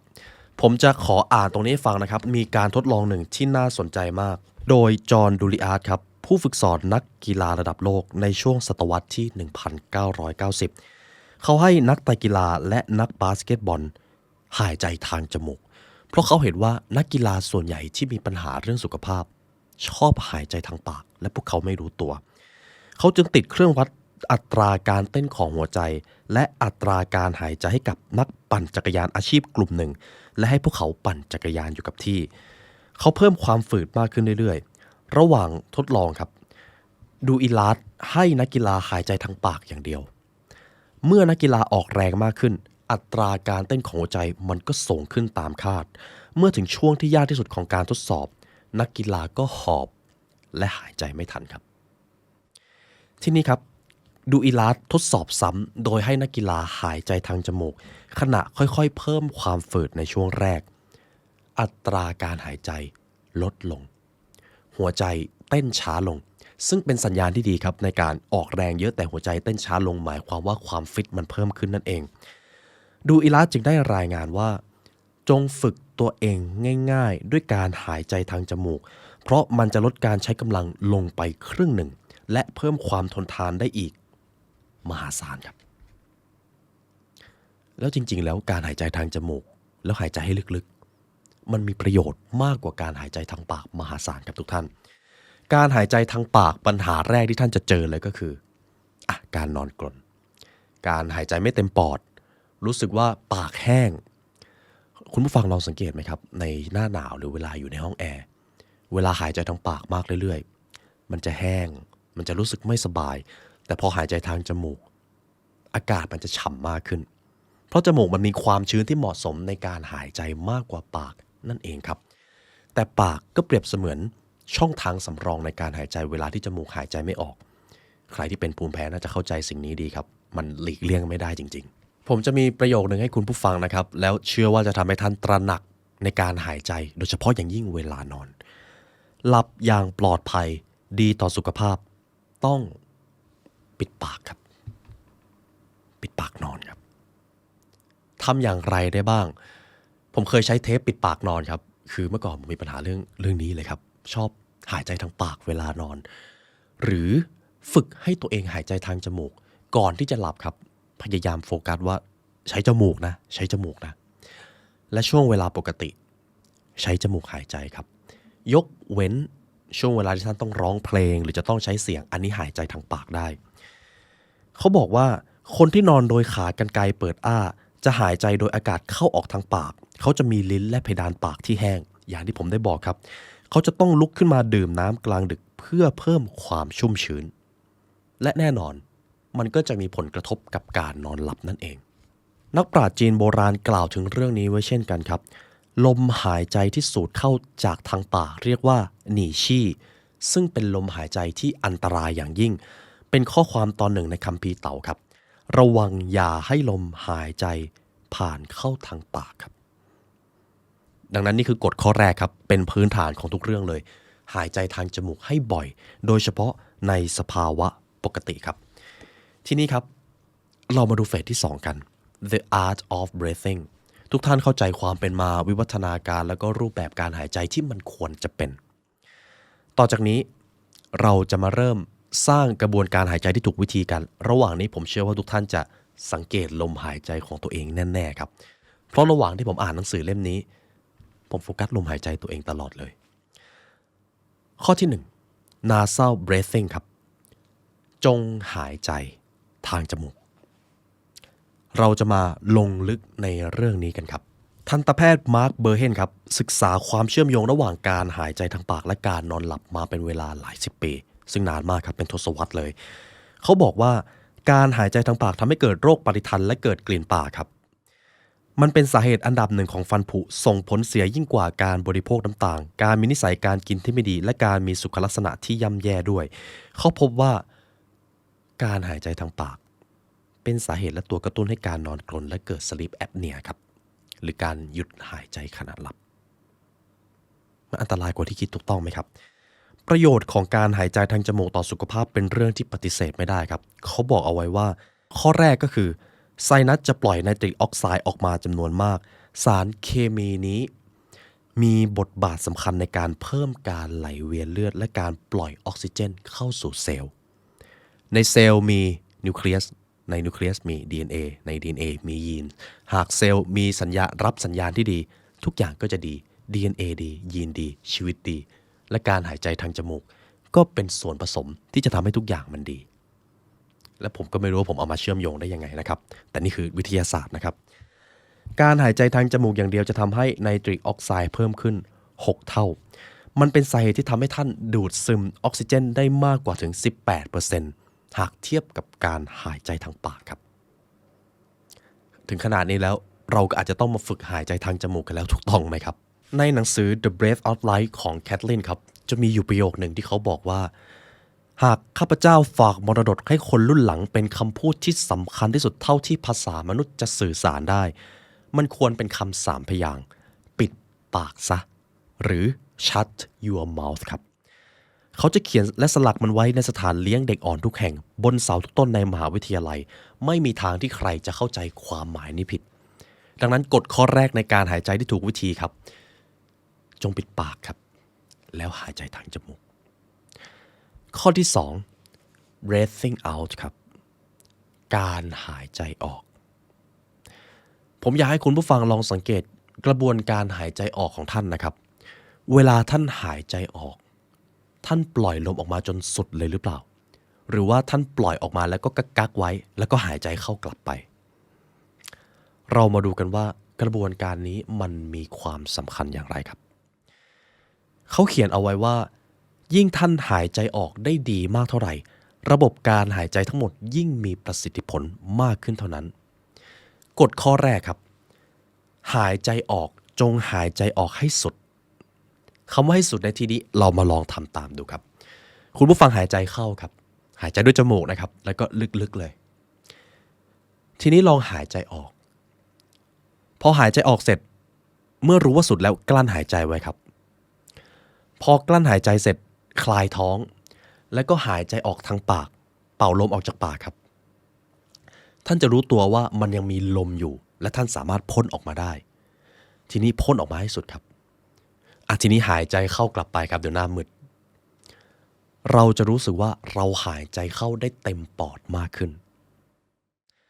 การที่เราจะหายใจเข้าได้ดีหรือไม่นั้นก็ขึ้นอยู่กับว่าเราปล่อยอากาศออกมาเต็มที่หรือไม่นั่นเองครับนี่คือเคล็ดลับข้อที่2ครับหลังจากนี้เวลาที่ท่านคิดอะไรไม่ออก ผ่อนคลายลมหายใจออกให้สุดครับแล้วร่างกายประสาทพาราซิมพาเทติกจะทำงานเป็นระบบประสาทที่ทำให้เรารู้สึกผ่อนคลายนะครับและเมื่อเราผ่อนคลายร่างกายก็จะเข้าสู่กระบวนการฟื้นฟูตัวเองเอาละครับเพียงแค่การหายใจก็ไปเชื่อมโยงระดับเซลล์เพราะทุกเซลล์ในร่างกายของเราใช้ออกซิเจนนั่นเองครับทีนี้พอพูดถึงการหายใจออกเรามาพูดถึงการหายใจเข้าครับเรายังอยู่ในข้อที่2นะครับการหายใจเข้าที่ถูกต้องเป็นแบบนี้ครับคุณผู้ฟังลองเอามือจับท้องตัวเองครับแล้วลองหายใจเข้ายังไงก็ได้ให้ท้องป่องออกมาและทำอย่างไรก็ได้อย่าให้หน้าอกยกขึ้นครับนี่คือสิ่งที่เรียกว่าการหายใจด้วยกระบังลมครับแต่ผมชอบเรียกว่าการหายใจด้วยท้องเพราะมันสังเกตง่ายกว่าหายใจอย่างไรก็ได้ให้ท้องป่องและเวลาหายใจออกให้ท้องแฟบวิธีนี้จะทำให้ท่านหายใจได้เต็มปอดถ้าคุณผู้ฟังมีโอกาสได้ไปเรียนกับครูที่สอนร้องเพลงนะครับเขาจะสอนให้ท่านฝึกหายใจด้วยท้องก่อนเลยเพราะมันจะเอาลมเข้าไปได้เต็มที่มากกว่าแต่เมื่อเราหายใจด้วยการยกหน้าอกขึ้น 1. เราจะหายใจไม่เต็มที่ 2. มันจะส่งผลเสียต่อระบบภายในร่างกายนับไม่ถ้วนเลยแพทย์ในหนังสือเล่มนี้ครับบอกไว้เป็นเสียงเดียวกันผู้ที่มีระบบทางเดินหายใจล้วนหายใจด้วยหน้าอกมันทำให้เขาหายใจไม่เต็มที่พอออกซิเจนเข้าไปไม่เต็มที่เซลล์ก็รับพลังออกได้ไม่เต็มที่และพอเซลล์รับพลังได้ไม่เต็มที่ปัญหาระบบภายในก็มีปัญหานั่นเองมันเชื่อมโยงกันเป็นทอดๆเลยครับคุณผู้ฟังมีการสังเกตและการทดลองหนึ่งครับในปี 1968 มิสเตอร์สตราวครับออกจากงานในระบบของโรงพยาบาลทหารผ่านศึกแล้วก็มาทำหน้าที่ดูแลนักกีฬาสตราวคิดว่านักกีฬาชั้นนำที่เขาดูแลอยู่มีนิสัยการหายใจที่มันโดดเด่นเป็นพิเศษแต่เขาพบว่านักกีฬามีระบบหายใจอ่อนแอไม่ต่างจากใครๆเลยครับนักกีฬาบางคนเป็นหวัดมีไข้หวัดใหญ่แล้วก็ปอดติดเชื้อเหมือนกับคนอื่นๆเขาเลยสังเกตว่าแล้วนักกีฬาเหล่านี้หายใจอย่างไรร่างกายก็แข็งแรงแต่ระบบภายในกลับไม่ดีมันจะต้องไปเชื่อมโยงกับการหายใจอย่างหลีกเลี่ยงไม่ได้เขาพบว่านักกีฬาส่วนใหญ่หายใจถี่เกินไปยกหน้าอกสูงพวกนักวิ่งระยะสั้นจะเป็นกลุ่มที่หายใจได้แย่ที่สุดเพราะเขาหายใจถี่มากครับการหายใจสั้นและแรงขณะวิ่งเพิ่มแรงกดดันให้กับกล้ามเนื้อระบบทางเดินหายใจอื่นๆพอถึงเส้นชัยครับเขาก็จะไอออกมาโดยเฉพาะเวลาที่เขาเป็นหอบหืดบางทีก็อาเจียนหรือล้มพับลงหอบหายใจอย่างเจ็บปวดเขาเลยรู้เลยว่าปัญหาแรกเลยคือวิธีการหายใจสิ่งที่เขาให้นักกีฬาของเขาทำก็คือหายใจออกให้เต็มและหายใจเข้าให้ลึกแล้วทำให้ปริมาณการหายใจต่อ1 นาทีมันน้อยลงครับนี่คือวิธีที่เขาใช้ครับแล้วหลังจากฝึกแบบนี้ไม่กี่ครั้งนักวิ่งทุกคนบอกเลยว่าพวกเขารู้สึกดีขึ้นและหายใจได้ดีขึ้นพวกเขาไม่เคยรู้สึกผ่อนคลายขนาดนี้มาก่อนเลยในชีวิตนักวิ่งระยะสั้นคนหนึ่งครับพบว่าพวกเขาใช้เวลาพักฟื้นน้อยลงครึ่งหนึ่งระหว่างการแข่งขันและยังทำลายสถิติที่ดีที่สุดของตัวเอง New PB นะครับและใกล้จะทำลายสถิติโลกด้วยนี่คือสิ่งที่เกิดขึ้นเมื่อนักกีฬาของสตาร์ครับฝึกหายใจให้ถูกวิธีออกให้สุดเข้าให้ลึกและลดปริมาณการหายใจหรือจำนวนครั้งให้มันน้อยลงเราจึงมาดูข้อที่3กัน slow and steady ช้าๆครับคุณเจมส์เนสเตอร์ครับกล่าวเอาไว้ว่าหากเปรียบกับการหายใจแบบถี่ๆประมาณว่าใครที่ชอบหายใจแบบนี้ระวังครับจะเจอปัญหามันเปรียบเสมือนการจ้วงพายเรือสั้นๆและเร็วมันอาจจะทำให้เรารู้สึกว่าไปถึงจุดหมายได้เร็วขึ้นแต่จริงๆแล้วมันเทียบไม่ได้กับการเน้นการพายเรือที่จ้วงยาวและน้อยครั้งกว่าเปรียบได้เหมือนการหายใจครับใช่ครับบางทีเราอาจกำลังจะหายใจเยอะเกินไปครับคือตอนที่ผมอ่านถึงส่วนนี้ก็รู้สึกมันขนาดนั้นเลยเหรอแต่มันเป็นแบบนั้นจริงๆครับหากเราหายใจถี่ปล่อยลมหายใจไม่สุดหายใจเข้าก็ไม่สุดออกซิเจนเข้าไปในเซลล์ก็ไม่สุดเช่นกันและพอเซลล์ได้รับพลังงานไม่เต็มที่ปัญหาต่างๆนานาที่เราไม่ต้องการมันก็จะตามมาทุกท่านเห็นอะไรไหมครับการหายใจที่ถูกต้องครับเปรียบเสมือนการจ้วงพายเรือยาวๆและจำนวนครั้งน้อยและน่าจะทำให้การหายใจของท่านมีประสิทธิผลครับ ทีนี้เรามาดูข้อที่ 4 less breath หายใจให้น้อยลงครับแปลกมากครับข้อนี้แต่เรามาดูสิ่งนี้กันการหายใจออกควรที่จะนานกว่าหายใจเข้าและเมื่อนั้นเองร่างกายจะทนทานต่อสภาวะที่มีคาร์บอนไดออกไซด์อยู่ในร่างกายผมจะขออนุญาตอ่านตรงนี้ให้ฟังนะครับในช่วงหลายปีที่ผ่านมาเรื่องหนึ่งที่แพทย์หรือผู้กล้าด้านลมหายใจเขาเห็นตรงกันก็คือทุกวันนี้เราไม่เพียงกินมากเกินไปแต่ยังหายใจมากเกินไปด้วย1 ใน 4ของประชากรโลกปัจจุบันได้รับโทษจากการหายใจมากเกินไปและเรื้อรังในระดับร้ายแรงครับวิธีแก้ง่ายมากครับหายใจให้น้อยลงแต่บางครั้งมันก็อาจจะเป็นเรื่องยากกว่าที่คิดเราถูกหล่อหลอมให้หายใจมากเกินไปเปรียบได้เหมือนการที่เรากินมากเกินไปถ้าเราฝึกเราจะประสบผลสำเร็จในสิ่งนี้โยคีชาวอินเดียครับฝึกตัวเองให้หายใจเอาอากาศเข้าไปให้น้อยลงระหว่างพักผ่อนไม่ใช่มากขึ้นนะครับพระทิเบตสอนวิธีเป็นขั้นเป็นตอนเพื่อลดการหายใจลงและหายใจอย่างนุ่มนวล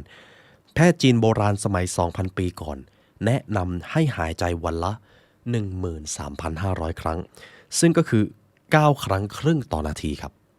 มันน้อยมากเลยนะครับไม่เชื่อลองจับเวลาดูครับ1 นาทีเราหายใจเกิน15 ครั้งแน่นอน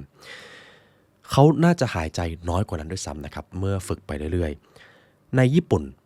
มีตำนานเล่าขานว่าซามูไรจะทดสอบความพร้อมของทหารด้วยการวางใบไม้ไว้ใต้จมูกหากใบไม้สั่นแสดงว่าซามูไรคนนั้นยังไม่พร้อมออกรบการที่จะทำให้ใบไม้ไม่สั่นก็จะต้องหายใจช้าลงและก็ความถี่น้อยลงสิ่งนี้ถูกฝึกมาเป็นภูมิปัญญามนุษย์หลายพันปีเลยครับมันเลยเป็นเหตุผลครับอันนี้อาจจะต้องใช้เวลาฝึกระดับหนึ่งโดยเฉพาะถ้าท่านทำสมาธินะครับจะฝึกได้ง่ายหน่อยหายใจออกให้นานกว่าหายใจเข้า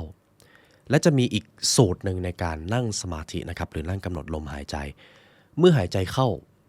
กลั้นหายใจไว้10 วิหรือ15 วิหรือ5 วิก็ได้ครับแล้วค่อยๆหายใจออกให้นานและยาวการคงตัวเองไว้ในสภาวะแบบนี้ครับจะทำให้ร่างกายทนต่อคาร์บอนไดออกไซด์ได้มากขึ้นผมอธิบายได้เท่านี้ครับทุกท่านแล้วเราจะมาดูข้อต่อไปกันมันไม่ใช่เรื่องแปลกธรรมชาติทำหน้าที่ตามลำดับความรุนแรงสัตว์เลี้ยงลูกด้วยนมที่มีอัตราการเต้นของหัวใจต่ำที่สุดขณะพักจะมีอายุยืนยาวมากที่สุดและมันไม่ใช่เรื่องบังเอิญที่สัตว์เหล่านี้จะหายใจช้าที่สุดนี่เป็นความจริงสำหรับลิงบาบูนควายไบซันรวมทั้งปลาวาฬสีน้ำเงินและมนุษย์ครับย้ำอีกครั้งครับหายใจออก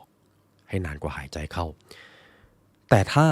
คุณผู้ฟังเห็นว่าวิธีนี้ฝึกได้ยากมากเลยเอาวิธีนี้ไปใช้ก็ได้ครับระยะเวลาการหายใจที่เหมาะสมก็คือหายใจเข้า 5.5 วิและหายใจออก 5.5 วินาทีนี่คือช่วงเวลาที่เหมาะสมนะครับแล้วก็ต่อจากนี้ครับผมจะสรุปให้ว่าวิธีการหายใจที่หนังสือเล่มนี้แนะนำมาคืออะไรอย่างแรกครับ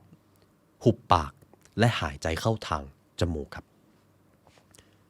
วิธีนี้วิธีเดียวแก้ปัญหาหลายอย่างครับวิธีที่2หายใจทางจมูกให้เต็มและเวลาหายใจออกให้สุดถ้าท่านมีสติท่านจะฝึกสิ่งนี้ได้ครับและวิธีต่อไปที่ผมอาจจะยังไม่ได้พูดถึงเคี้ยวเยอะๆครับเคี้ยวอาหาร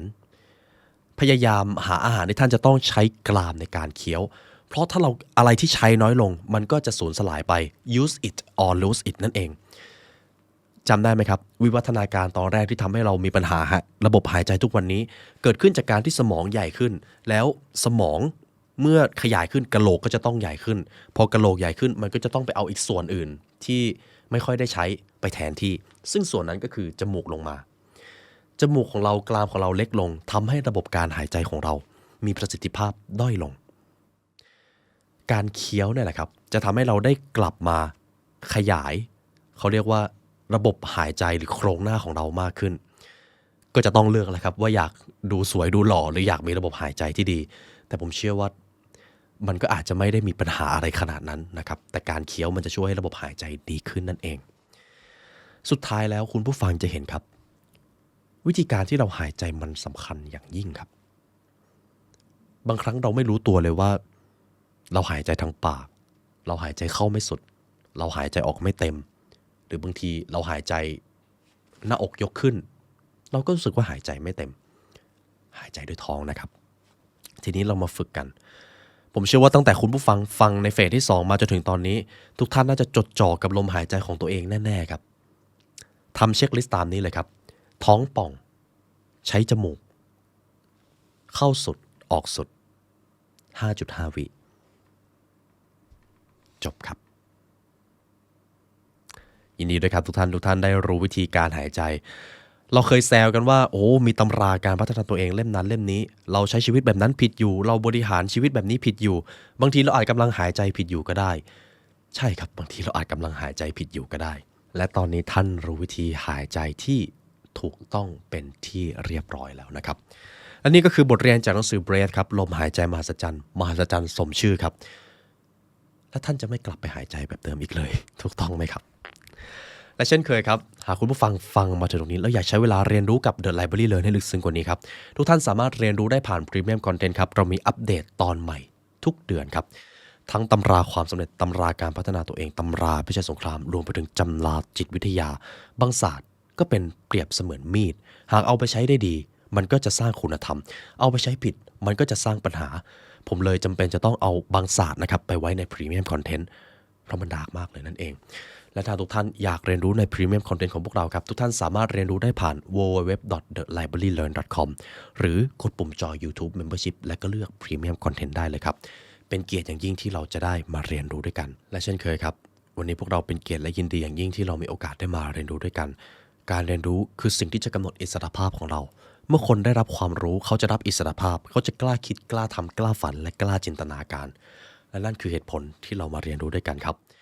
ในวันนี้ได้เวลาอันสมควรแล้วทีมงาน The Library Learn และตัวผมและออนยูสิงขอกล่าวอำลาทุกท่านไปก่อนขอให้วันนี้เป็นวันที่ดีของทุกท่านขอให้จักรวาลคุ้มครองครับสวัสดีครับ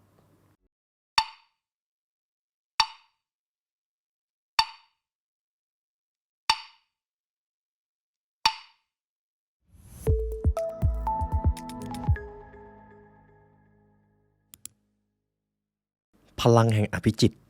ปาฏิหาริย์เหล่านี้จะเกิดขึ้นกับท่านครับถ้าท่านใช้สิ่งนี้เป็นเราจะมาพูดถึงหนังสือเล่มนี้กันครับ You are Placebo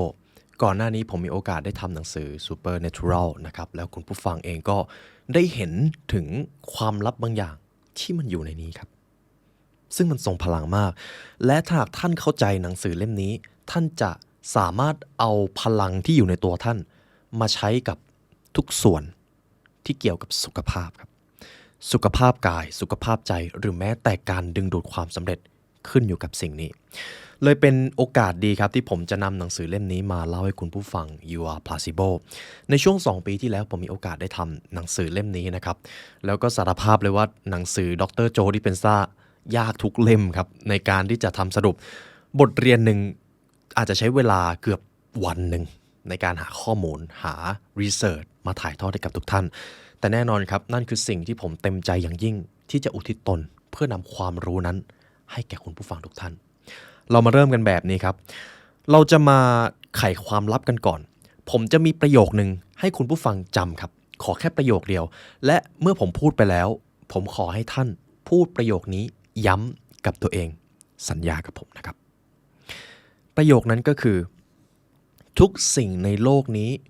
คือพลังงานพลังงานที่เหมือนกันย่อมดึงดูดซึ่งกันและกันอีกครั้งหนึ่งนะครับทุกสิ่งในโลกนี้คือพลังงานและพลังงานที่เหมือนกันย่อมดึงดูดซึ่งกันและกันผมขอให้ทุกท่านพูดทวนในสิ่งที่ผมได้กล่าวไปก่อนหน้านี้เพราะมันจะเป็นพื้นฐานความเข้าใจทั้งหมดในเรื่องของจิตวิญญาณเหตุผลเป็นเพราะจิตวิญญาณมันจับต้องไม่ได้ครับแต่เรารู้ว่ามันมีอยู่เพราะถ้ามันไม่มีตัวตนของเราก็คงจะสูญสลายไปแล้วเฟสที่1ที่ผมจะมาพูดคุยกันครับ You are Placebo Secret of Universe and the New Miracle Reality ความลับของจักรวาลและปาฏิหาริย์ในโลกแห่งกายภาพสิ่งที่น่าแปลกใจอย่างยิ่งก็คือ placebo นะครับเป็นคำศัพท์หนึ่งทางการแพทย์พูดง่ายๆก็คือเปรียบเสมือน ยาหลอกนั่นเอง ถ้าเราคิดว่าเราจะหายเราก็จะหาย หากคุณหมอให้ยาอะไรมาแล้วเราเชื่อว่ายาตัวนี้มันจะช่วยให้เราสามารถหายจากโรคได้ ถึงแม้ว่าในตัวยานั้นจะเป็นเพียงแค่น้ำตาลหรือสิ่งที่มันไม่ได้มีสารเคมีอะไร เราก็จะสามารถหายได้ถ้าเราเชื่อ มันเลยเป็นสิ่งที่น่าแปลกใจอย่างยิ่งว่าแล้วทำไมเราจะต้องมาเรียนรู้เรื่องกลไกของจักรวาลด้วย เรียนรู้เรื่องของความคิดอย่างเดียวไม่พอหรืออย่างไร เรามาเริ่มกันเดี๋ยวผมจะไขคำตอบให้ หากท่านรู้สิ่งนี้ ท่านจะกลายเป็นปาฏิหาริย์ในชีวิตของท่าน สิ่งที่ผมพูดไม่ได้เกินจริงเลยครับ ผมจะเล่าเรื่องราวที่สะท้อนพลาซิโบของการเป็นมนุษย์ เรื่องแรกก็คือเรื่องราวของดรโจเองครับ ในตอนนั้นครับมีการตัดสินใจอันบ้าคลั่งครั้งหนึ่งของดรโจดรโจดิเปนซ่าเป็นผู้ชายคนหนึ่งนะครับที่เป็นคนชื่นชอบการแข่งขันไตรกีฬาก็จะมีวิ่งมีว่ายน้ำและการปั่นจักรยาน ซึ่งดรโจดิเปนซ่าเองก็ฝึกซ้อมร่างกายตัวเองครับเพื่อที่จะไปแข่งรายการนี้ แน่นอนว่าทุกๆคนที่ไปแข่งร่างกายก็อาจจะแข็งแรงกว่ามนุษย์ทั่วไปอยู่แล้ว แต่ในช่วงเวลานั้นครับการเข้าแข่งขันในวันนั้นดรโจวิ่งเสร็จและเขาว่ายน้ำเสร็จแล้วไปปั่นจักรยานเพื่อที่จะแข่งขัน ระหว่างการแข่งขันในช่วงเวลานั้นมีรถยนต์คันหนึ่งพุ่งเข้ามาชนดรโจอย่างจังครับชนจนดรโจกระเด็นออกไปไกลจากจักรยานแล้วก็โดนลากออกไปอีกประมาณ 10-20 เมตรดรโจสาธยายว่าในตอนนั้นสิ่งเดียวที่เขานึกออกคือความตายความเจ็บปวดยังไม่เกิดขึ้นครับเพราะทุกอย่างมันเกิดขึ้นเร็วมากจนกระทั่ง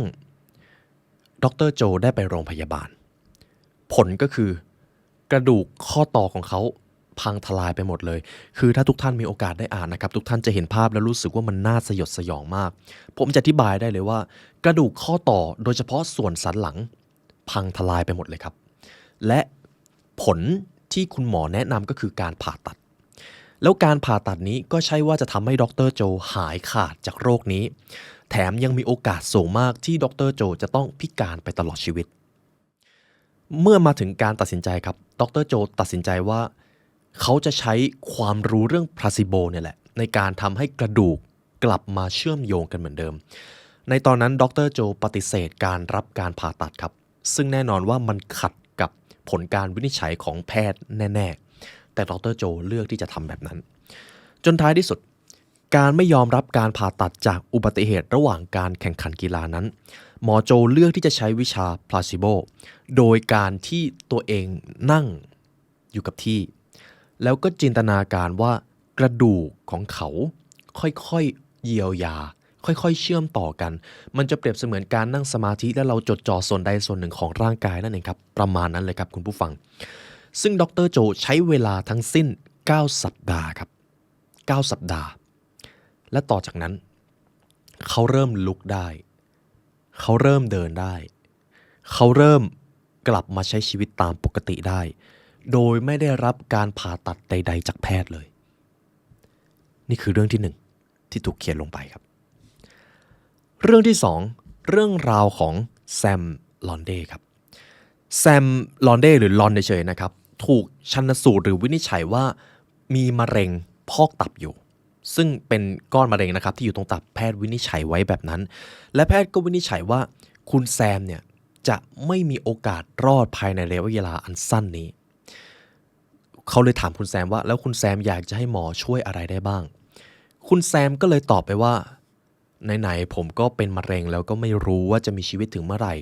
ผมขอให้คุณหมอช่วยทำการดูแลผมให้มีชีวิตรอดอยู่จนถึงช่วงคริสต์มาสได้หรือไม่ครับผมอยากดูความสวยงามไปจนถึงช่วงนั้นคุณหมอก็ตอบตกลงครับด้วยการดูแลและก็ปรนนิบัติในเรื่องของการแพทย์ให้ชีวิตของคุณแซมยืดต่อไปจนถึงช่วงระยะเวลาของคริสต์มาส 25 ธันวาคมนั่นเองซึ่งมีการเล่าไว้ครับเพื่อยืดชีวิตของลอนให้นานที่สุดเท่าที่จะเป็นไปได้แพทย์แนะนำให้ลอนทำการผ่าเพื่อกำจัดเนื้อเยื่อมะเร็งในหลอดอาหารและกระเพาะอาหารครับซึ่งเป็นบริเวณที่มะเร็งแพร่กระจายมากที่สุดแน่นอนว่าคุณลอนเชื่อฟังหมอครับแล้วก็รับการปฏิบัตินั้นและทุกท่านฟังเรื่องราวต่อไปนี้ดีๆนะครับหลังจากที่ลอนออกจากโรงพยาบาลเมื่อลอนออกจากโรงพยาบาลในช่วงปลายเดือนตุลาคมครับเขามีสภาพดีกว่าเมื่อก่อนแบบ ทวีคูณครับยังเห็นได้ชัดเลย ก่อนที่เขาจะรักษาตัวในโรงพยาบาลเขาดูหดหู่เขาดูเหมือนผู้ป่วยระยะสุดท้ายแบบสุดๆแต่พอเขาออกจากโรงพยาบาลแล้วต้องการที่จะมีชีวิตอยู่ถึงช่วงคริสต์มาสเขาดูมีชีวิตชีวาเฉยเลยด็อกเตอร์ที่ดูแลก็ประหลาดใจนะครับชื่อว่าด็อกเตอร์เมเดอร์ครับแต่ก็ยินดีด้วยที่ลอนมีสุขภาพดีขึ้นขนาดนั้นจนกระทั่งหลังจากคริสต์มาส1 สัปดาห์ภรรยาของลอนก็พาเขากลับมายังโรงพยาบาลครับผ่านช่วงคริสต์มาสมาแล้วนะครับ1 สัปดาห์ด็อกเตอร์เมเดอร์รู้สึกประหลาดใจมากเพราะผู้ป่วยของเขาแซมลอนดูหดหู่ดูย่ำแย่เหมือนตอนแรกที่เข้ามาพบคุณหมอเลยซึ่งด็อกเตอร์เมเดอร์กับทีมแพทย์ครับก็พยายามที่จะชันสูตรว่าก่อนหน้านี้ก็ยังสุขภาพดีอยู่เลยแล้วหลังคริสต์มาสเกิดอะไรขึ้นเขาพบจากการตรวจนะครับเขาพบไข้เพียงเล็กน้อยครับและร่องรอยของอาการปวดบวมมันก็ไม่ได้เยอะมากจากการเอ็กซเรย์ช่องอกแม้ว่าหล่อนจะไม่ได้อยู่ในสภาวะของการหายใจลำบากแต่ผลการตรวจเลือดทั้งหมดของหล่อนก็ดูปกติด้วยผลตรวจการเพาะเชื้อโรคอื่นๆก็เป็นลบดรเมเดอร์จึงได้ให้ยาปฏิชีวนะและออกซิเจนกับแซมลอนไปด้วยความที่ทีมแพทย์ภาวนาให้แซมลอนมีสุขภาพดีขึ้นเพราะก่อนหน้านี้ก็ยังดีอยู่เลยจนกระทั่ง24 ชั่วโมงต่อมาครับแซมลอนเสียชีวิตครับและสิ่งที่มันพีคกว่านี้ก็คือมีเรื่องตลกเมื่อโรงพยาบาลทำการชันสูตรศพของลอนครับพบว่าตับของแซมลอนไม่ได้เต็มไปด้วยเซลล์มะเร็งครับมีเพียงแค่ก้อนมะเร็งเล็กๆอยู่ที่ตับผูซ้ายและจุดที่เล็กมากๆในปอดความจริงก็คือในทางการแพทย์มะเร็งที่เขาพบมันไม่ได้มีอานุภาพมากพอที่จะทำลายชีวิตคนคนหนึ่งด้วยซ้ำแต่แซมลอนกลับเสียชีวิตไปแล้วเพราะเขาเชื่อว่าเขากำลังเป็นมะเร็งระยะสุดท้ายนี่คือสิ่งที่มันจะบอกว่าน่าหดหู่แล้วก็มหัศจรรย์ในเวลาเดียวครับเห็นได้ชัดเลยว่าผลสแกนตับที่ผิดปกติในโรงพยาบาลเป็นผลลวงแต่คนที่เชื่อมันจริงๆคือเจ้าตัวและความเชื่อนั้นส่งผลให้สภาวะความเป็นอยู่ย่ำแย่ลงนั่นหมายความว่ามะเร็งอาจจะไม่ได้น่ากลัวเท่ากับความเชื่อที่ว่าเขานั้นเป็นมะเร็งระยะสุดท้ายนั่นเองนี่คือเรื่องราวที่2ครับเรื่องราวที่3การผ่าเข่าที่ไม่เคยอุบัติขึ้นในปี 1996 ครับดร. บรูซ มอสลีย์ศัลยแพทย์กระดูกและกล้ามเนื้อได้คัดเลือกอาสาสมัครชาย10 ท่านครับซึ่งทั้ง10 ท่านนี้เป็นอดีตทหารและก็มีปัญหาข้อเข่าเสื่อมบางคนเดินกระเพกบางคนต้องใช้ไม้เท้าบางคนจะต้องใช้วิธีพิเศษเพื่อที่จะเคลื่อนที่ได้คุณบรูซ มอสลีย์ครับเลยต้องการที่จะทำการทดลองเรื่องพลาซิโบเลยด้วยการผ่าตัดหัวเข่าครับโดยวิธีการก็คือ2 คนแรกเขาจะให้รับการผ่าตัดแบบการตัดเล็มเนื้อตายครับลองคิดภาพว่าผมผ่ากระดูกบางส่วนออกจากเข่าคุณผู้ฟังแค่คิดมันก็น่ากลัวแล้วใช่ไหมครับในทางการแพทย์เรียกว่า debridement ครับนี่คือ2 คนแรก3 คนต่อมาจะรับการรักษาแบบการผ่าตัดส่วนล้างข้อเข่าหรือที่เรียกว่า lavage ส่วน5 คนสุดท้ายทางทีมแพทย์จะให้รับการผ่าตัดแบบ placebo ครับประมาณว่าให้ยาสลบแล้วก็อาจจะผ่าเล็กๆน้อยๆแต่ก็ไม่ได้ผ่าอะไรจริงให้มันเหมือนมีรอยแผลแล้วให้ผู้ป่วยเชื่อว่าตัวเองได้รับการผ่าตัดหัวเข่าไปเรียบร้อยแล้วนี่คือ5 คนสุดท้ายทุกท่านมาลองคิดกันดูครับว่าผลสรุปเป็นอย่างไรผมจะขออ่านส่วนสรุปในเรื่องราวนี้ให้ฟังนะครับซึ่งมันมหัศจรรย์มาก2 คนแรกผ่าตัดเล็มเนื้อตาย3 คนต่อมาผ่าตัดส่วนล้างข้อเข่ากับ5 คนสุดท้ายผ่าตัดหลอกผลสรุปก็คือหลังการผ่าตัดในงานวิจัยรายงานว่าผู้ป่วยทั้ง10 คนสามารถเคลื่อนไหวได้ดีขึ้นย้ำนะครับทั้ง10 คนที่ผ่าตัดคนละแบบ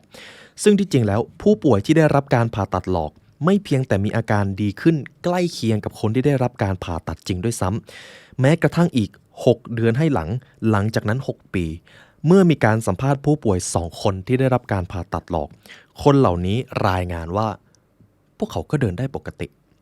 ไม่มีอาการปวดแถมเขาเคลื่อนไหวได้มากขึ้นด้วยซ้ำทุกท่านครับมันมหัศจรรย์มากและยังบอกอีกว่าในตอนนี้พวกเขาสามารถทำกิจกรรมในชีวิตประจำวันต่างๆที่เคยทำไม่ได้ก่อนที่จะเข้ารับการผ่าตัดดังนั้นคำถามที่ จะไม่ถามไม่ได้ครับ เป็นไปได้หรือไม่ที่ผู้ป่วยเหล่านี้จะมีอาการดีขึ้นเพียงเพราะพวกเขามีความศรัทธาและเชื่อมั่นในความสามารถของแพทย์พูดง่ายๆก็คือศรัทธาว่าเขาจะหายและศรัทธาว่าแพทย์ของเขาเนี่ยมีความเชี่ยวชาญมีความศรัทธาในโรงพยาบาลแม้กระทั่งห้องผ่าตัดที่ดูทันสมัยเพียงแค่พวกเขาจินตนาการถึงการมีชีวิตโดยที่เขาหายดีจนสามารถเดินได้จนปกติและโอบรับมันเข้ามาในชีวิตจึงทำให้สิ่งนั้นเกิดขึ้นจริงหรือไม่นี่คือคำถามครับและทีนี้ผมเชื่อว่าคุณผู้ฟังพอฟังมาถึงตรงนี้หลายท่านที่อยู่ในโลกวิทยาศาสตร์ก็จะเริ่มตั้งคำถามเฮ้ยมันเป็นไปได้หรือเปล่าทำไมความคิดที่มันจับต้องไม่ได้มันส่งอิทธิพลขนาดนั้นผมเชื่อว่าทุกคนตั้งคำถามเพราะผมเองก็เป็นหนึ่งในนั้นเราจะมาเริ่มที่คำถามกันครับคุณผู้ฟังคำถามเหล่านี้ทุกท่านจะได้รับคำตอบไปคำถามที่1หากเรากำลังคิดว่าร่างกายกำลังรักษาหรือเยียวยาตัวเองอยู่การเยียวยามันก็จะเกิดขึ้นมันเป็นแบบนั้นง่ายๆเลยจริงหรือเปล่าคำถามที่2หากเราจินตนาการถึงความเป็นไปได้ที่เราศรัทธากับมันจริงๆมันก็จะเกิดขึ้นในอนาคตใช่หรือไม่คำถามที่3จากเรื่องราวข้างต้นนวัตกรรมทางการแพทย์ที่มนุษย์คิดบากบั่นคิดค้นมาเป็นพันๆปีแต่สุดท้ายมันก็ยังตามหลังพลังนุภาพของจักรวาลและจิตวิญญาณอยู่อย่างนั้นหรือและคำถามสุดท้ายหากทั้งหมดที่ผมพูดมามันเป็นไปได้เราทุกคนในฐานะมนุษย์เรามีพลังอันสูงส่งขนาดนั้นเลยหรือแล้วหากเป็นแบบนั้นจะใช้อย่างไรคำถามทั้งหมดที่ผมถามไปทุกท่านจะได้รับคำตอบเรามาเริ่มที่ข้อที่1กัน A brief history of the placebo คำว่า placebo ครับเราจะมาดูกันก่อนว่า placebo มาจากไหนแล้วมันเกิดขึ้นได้อย่างไรหลายท่านอาจจะสงสัยว่า placebo มันแปลว่าอะไรมันเป็นคำที่มาจากภาษาละตินครับมีความหมายว่าข้าพเจ้าจะรักษาในขณะที่คำตรงข้ามก็คือ nocebo ที่แปลว่าข้าพเจ้าจะทำลาย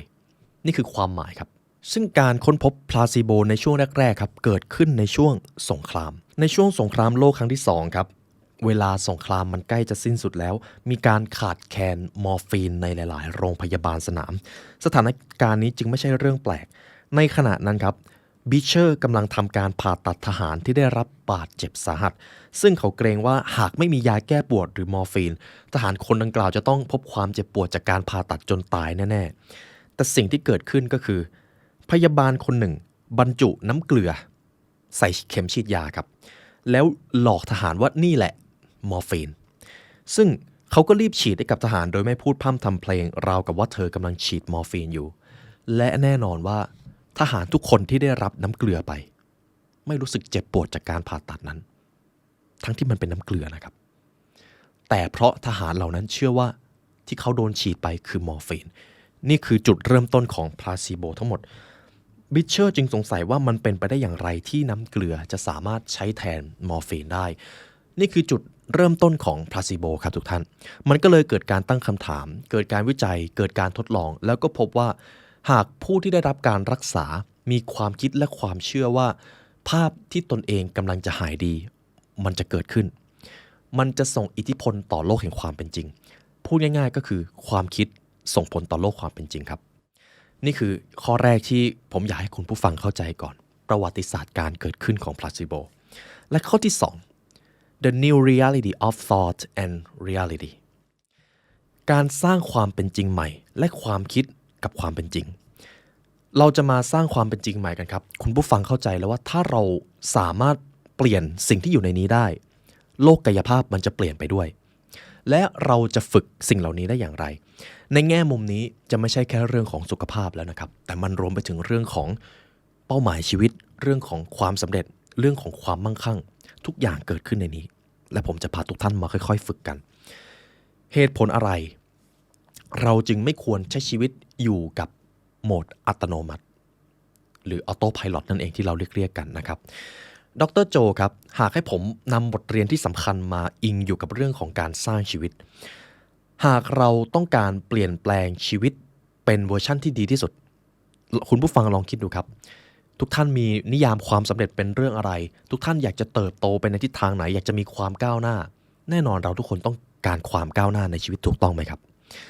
ไม่เว้นแม้แต่สุขภาพเราทุกคนอยากมีสุขภาพดี เราทุกคนอยากจะมีหุ่นที่ดีเราทุกคนอยากจะร่ำรวยอยากจะเป็นคนที่ได้รับการยอมรับนับถือมันคือการเปลี่ยนแปลงทั้งสิ้นครับมันคือการเปลี่ยนแปลงหมดเลยยกตัวอย่างเช่นผมอยากเป็นมหาเศรษฐีผมก็จะต้องทำสิ่งใหม่ๆที่ทำให้ผมก้าวหน้ามากขึ้นแล้วดึงดูดความมั่งคั่งมาถูกต้องไหมครับทุกท่านเราถึงมีคำว่าพัฒนาตัวเองนั่นคือสิ่งที่เรียกว่าการเปลี่ยนแปลงแทบทั้งสิ้นครับและดร.โจก็บอกถึงสิ่งนี้เช่นกันเราจำเป็นต้องสร้างการเปลี่ยนแปลงเพื่อที่จะเป็นคนที่ยอดเยี่ยมมากขึ้นบุคลิกภาพของท่านสร้างความเป็นจริงส่วนตัวของท่านบุคลิกภาพประกอบไปด้วยความคิดอารมณ์และการกระทำที่เลือกซึ่งทั้งหมดอยู่ภายใต้การควบคุมของมนุษย์คนนั้นหากเขาต้องการความเป็นจริงใหม่เขาจำเป็นต้องเปลี่ยนแปลงบุคลิกภาพของตัวเองให้สอดคล้องกับสิ่งที่เขาต้องการผมจะสรุปง่ายๆนะครับสมมุติคุณผู้ฟังอยากให้โลกแห่งความเป็นจริงของตัวเองคือโลกที่ท่านประสบความสำเร็จท่านก็จะต้องเปลี่ยนแปลงบุคลิกภาพและตัวตน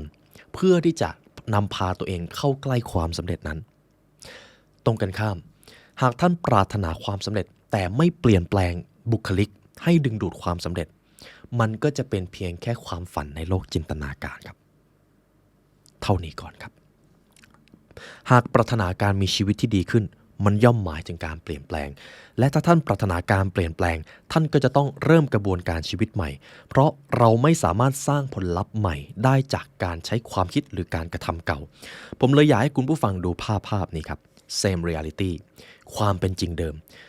มันเป็นเหตุผลที่สำคัญมากว่าทำไมเราไม่ควรใช้ชีวิตอยู่ในโหมดออโต้ไพลอตเช่นตื่นเช้าเวลาเดิมกินข้าวเวลาเดิมอาบน้ำเวลาเดิมไปทำงานด้วยทัศนคติเดิมๆไม่ได้ต้องการพัฒนาอะไรกลับบ้านมาก็ใช้ชีวิตเดิมๆประมาณว่าใช้ชีวิตไปวันๆเช้าชามเย็นชามนั่นเองผมก็จะตกอยู่ในลูปนี้ครับ same reality ไม่มีการเปลี่ยนแปลงชีวิตไม่ก้าวหน้าและผมจะต้องพบกับความเบื่อหน่ายความคิดเดิมๆนำไปสู่ตัวเลือกในชีวิตเดิมๆตัวเลือกในชีวิตเดิมๆนำไปสู่การกระทำและนิสัยเดิมๆการกระทำและนิสัยเดิมๆนำท่านไปสู่ประสบการณ์เดิมๆประสบการณ์เดิมๆนำท่านไปสู่ความรู้สึกเดิมๆแล้วก็วนลูปอยู่อย่างนี้ความเป็นจริงก็คือมนุษย์ส่วนใหญ่ตกอยู่ในลูปนี้ครับทุกท่านแต่ทีนี้ผมจะให้ดูอีกภาพหนึ่งหากทุกท่านลองเปลี่ยนพัฒนาความคิดก็เท่ากับว่าท่านเปลี่ยนความคิดเมื่อความคิดเปลี่ยนสิ่งที่เปลี่ยนต่อไปก็คือตัวเลือกในชีวิตท่านจะมองเห็นตัวเลือกหรือเห็นโอกาสมากขึ้นพอท่านเห็นโอกาสมากขึ้นท่านอาจจะเลือกเส้นทางใหม่พอเลือกเส้นทางใหม่การกระทำใหม่ก็เกิดพอการกระทำใหม่เกิดประสบการณ์ใหม่ก็จะเกิดขึ้นพอประสบการณ์ใหม่ๆเกิดขึ้นอารมณ์ของท่านเปลี่ยนและทุกสิ่งก็จะเปลี่ยนเพราะพลังงานมันเปลี่ยนไปแล้วครับคำว่าพลังงานครับยังจำประโยชน์ที่ผมให้คุณผู้ฟังย้ำได้ไหมครับเมื่อความคิดเปลี่ยนพลังงานเปลี่ยนทุกสิ่งในโลกคือพลังงานพลังงานที่เหมือนกันย่อมดึงดูดซึ่งกันและกันความสำเร็จก็เป็นอีกพลังงานรูปแบบหนึ่งที่เป็นพลังงานชั้นสูงหากความคิดของเรามีระดับพลังงานเท่ากับความสำเร็จกฎแรงดึงดูดจะทำงานทันทีครับ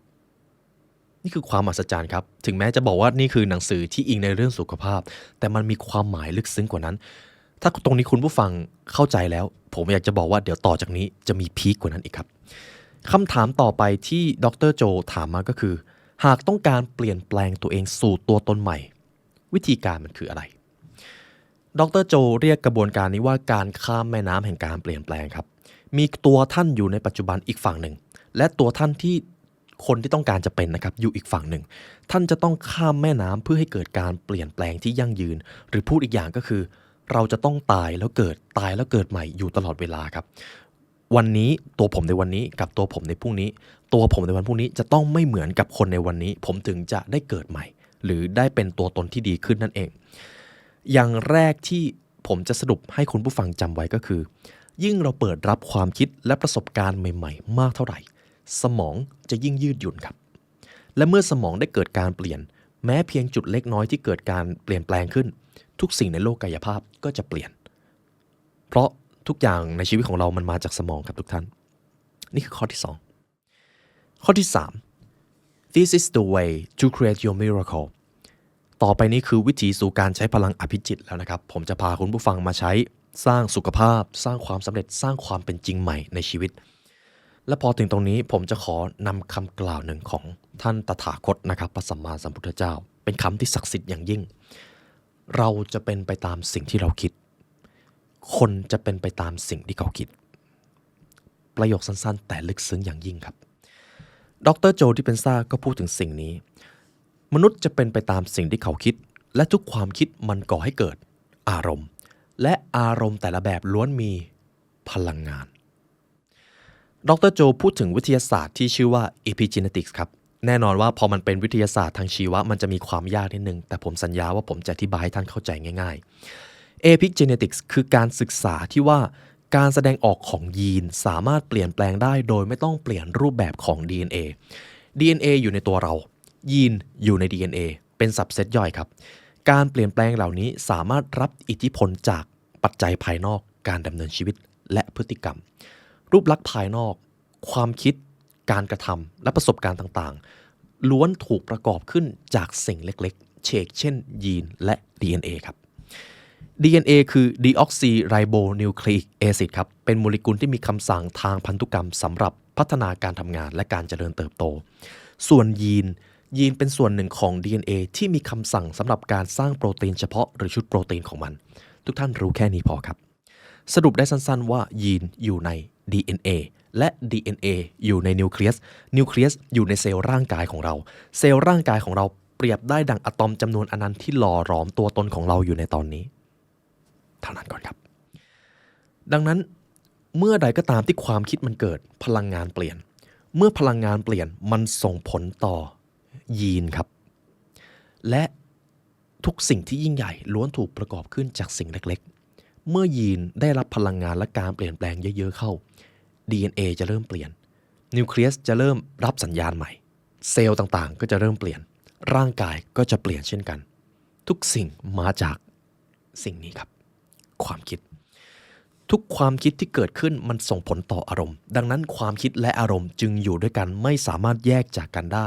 หากอารมณ์ดีท่านก็จะคิดถึงสิ่งที่ดีหากท่านคิดถึงสิ่งที่แย่ท่านก็จะอารมณ์เสียมันเชื่อมโยงซึ่งกันและกันอารมณ์ในแต่ละแบบจึงมีพลังงานที่เกิดขึ้นมันส่งการเปลี่ยนแปลงในระดับที่เล็กที่สุดและการเปลี่ยนแปลงในระดับที่เล็กนั้นเมื่อมันเกิดขึ้นซ้ำๆการเปลี่ยนแปลงที่ยิ่งใหญ่ย่อมเกิดเหมือนการควบรวมพลังงานแล้วเกิดบิ๊กแบงในระบบจักรวาลนั่นเอง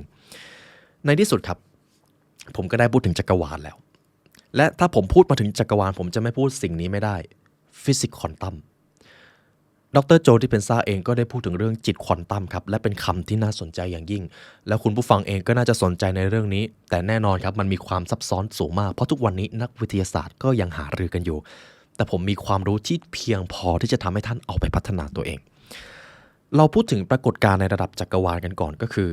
ตรงนี้จะยาวนิดนึงนะครับเป็นข้อที่4 The Quantum and the Mastermind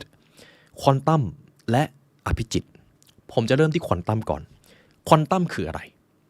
ควอนตัมคือกฎฟิสิกส์ที่อยู่เหนือสามัญสำนึกของมนุษย์ครับกฎฟิสิกส์ทั่วไปที่เราเรียนอยู่ในห้องเรียนมีชื่อว่านิวโทเนียนฟิสิกส์แต่เมื่อมนุษย์ได้ค้นพบอะตอมกฎการทำงานในโลกเล็กจิ๋วขนาดนั้นมันไม่สามารถถูกอธิบายได้ด้วยนิวโทเนียนฟิสิกส์แต่จะต้องถูกอธิบายด้วยควอนตัมฟิสิกส์เราจะมาเริ่มที่จักรวาลของเราได้ถือกำเนิดขึ้นมาจากการระเบิดครั้งใหญ่ที่เรียกว่าบิ๊กแบงถูกต้องไหมครับจนทำให้เกิดพลังงานที่เป็นอนันต์และสสารนับไม่ถ้วนกระจายไปทั่วเอกภพและเมื่อเวลาได้ผ่านเลยไปพลังงานและสสารทั้งหมดได้ก่อการเกิดรวมรูปร่างอันเป็นระเบียบจากความยุ่งเหยิงกลายเป็นเศษซากกลายเป็นดาวเคราะห์รวมๆกันกลายเป็นระบบสุริยะมันมีวิถีตามกลไกที่จักรวาลได้รังสรรค์เอาไว้แล้วจนกระทั่งเมื่อเวลามันผ่านไปอีกดาวดวงหนึ่งที่ชื่อว่าโลกหรืออาจจะมีอีกหลายดวงมีสิ่งชีวิตเริ่มเกิดมาปรากฏการณ์ต่างๆล้วนถูกกำหนดขึ้นมาจากกลไกของจักรวาลทั้งสิ้นเหตุผลอะไรทำไมเราจะต้องเข้าใจการเกิดแล้วดับของจักรวาลด้วยใน 2,000 ปีก่อนครับอริสโตเติลได้ตั้งทฤษฎีหนึ่งขึ้นมาว่าทุกสิ่งทุกอย่างในโลกนี้ล้วนประกอบขึ้นจาก4ธาตุดินน้ำลมและไฟในศตวรรษที่19มนุษย์ได้ค้นพบสิ่งที่สั่นสะเทือนวงการวิทยาศาสตร์และปรัชญามากที่สุดมันคือการค้นพบอะตอมครับ อะตอมเป็นอนุภาคในระดับที่เล็กที่สุดที่มันได้ก่อกำเนิดทุกสรรพสิ่งมันประกอบไปด้วยนิวตรอนโปรตอนซึ่งเป็นประจุไฟฟ้าบวกและอิเล็กตรอนซึ่งเป็นประจุลบอิเล็กตรอนจะคอยวิ่งวนไปมาระหว่างนิวตรอนและโปรตอนเหมือนที่เราเห็นในโลโก้วิทยาศาสตร์นะครับซึ่งนิวตรอนและโปรตอนรวมกันเราจะเรียกว่านิวเคลียสเป็นก้อนอนุภาคที่อยู่ตรงกลางแล้วก็มีอิเล็กตรอนวิ่งรอบๆการค้นพบนี้ทำให้มนุษย์เกิดความกระจ่างในธรรมชาติของจักรวาลแต่ขณะเดียวกันมันก็ทำให้มนุษย์มืด8ด้านในช่วงเวลานั้นครับเพราะเมื่อมนุษย์ทำการศึกษาค้นคว้าพฤติกรรมของอะตอมมันไม่สามารถใช้ทฤษฎีแบบนิวโทเนียนได้เลยทฤษฎีแบบนิวโทเนียนถูกคิดโดยนิวตันนะครับเป็นวิทยาศาสตร์ฟิสิกส์ที่เราเรียนกันในห้องเรียนมันไม่สามารถเอามาอธิบายปรากฏการณ์ในระดับอะตอมได้จนเมื่อถึงตอนนั้นแหละครับหากทุกสิ่งได้ถูกสร้างมาจากอนุภาคที่เล็กขนาดที่ไม่สามารถมองเห็นได้ด้วยตาการจะสำรวจความเป็นไปได้กับสิ่งที่เล็กจิ๋วขนาดนั้นเขาจะต้องใช้เวลาเขาจะต้องใช้วิธีการใดบ้างเขาก็เลยหาคำตอบมาเรื่อยๆจนกระทั่งครับคุณผู้ฟังเวลาได้ล่วงเลยมาอีก1 ศตวรรษศตวรรษที่20มนุษย์ได้ค้นพบอาณาจักรใหม่ที่ชื่อว่าควอนตัมเราเพิ่งค้นพบมันไม่นานนี่ครับหากการค้นพบอะตอมคือการรู้ว่าทุกสิ่งถูกสร้างขึ้นมาจากอนุภาคที่เล็กจิ๋ว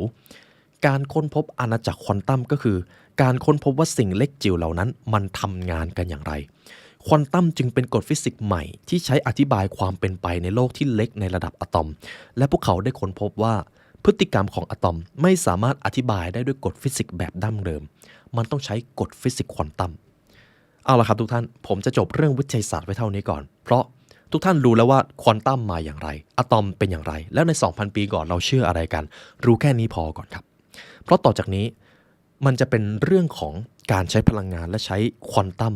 เพื่อที่จะให้ทุกท่านเข้าใจกฎแห่งแรงดึงดูดมากขึ้นในปีนี้ทุกท่านจะได้เข้าใจเรื่องนี้อย่างลึกซึ้งแน่นอนเพราะทั้งหนังสือที่ผมกำลังเขียนรวมไปถึงหลักสูตรที่ผมกำลังจัดขึ้นเพื่อให้ทุกท่านเข้าถึงพลังอธิจิตหากทุกท่านเรียนรู้ The Library และติดตามช่องนี้เรื่อยๆทุกท่านจะเข้าใจสิ่งนี้ผมสัญญาครับเอาล่ะครับหลักฟิสิกส์ควอนตัมเมื่อทุกท่านค้นพบความเป็นไปของกฎในนี้นะครับผมจะสรุปอย่างที่ผมได้สรุปไว้ในตอนแรกทุกสิ่งคือพลังงานและทุกพลังงานย่อมมีความถี่ในแบบของมัน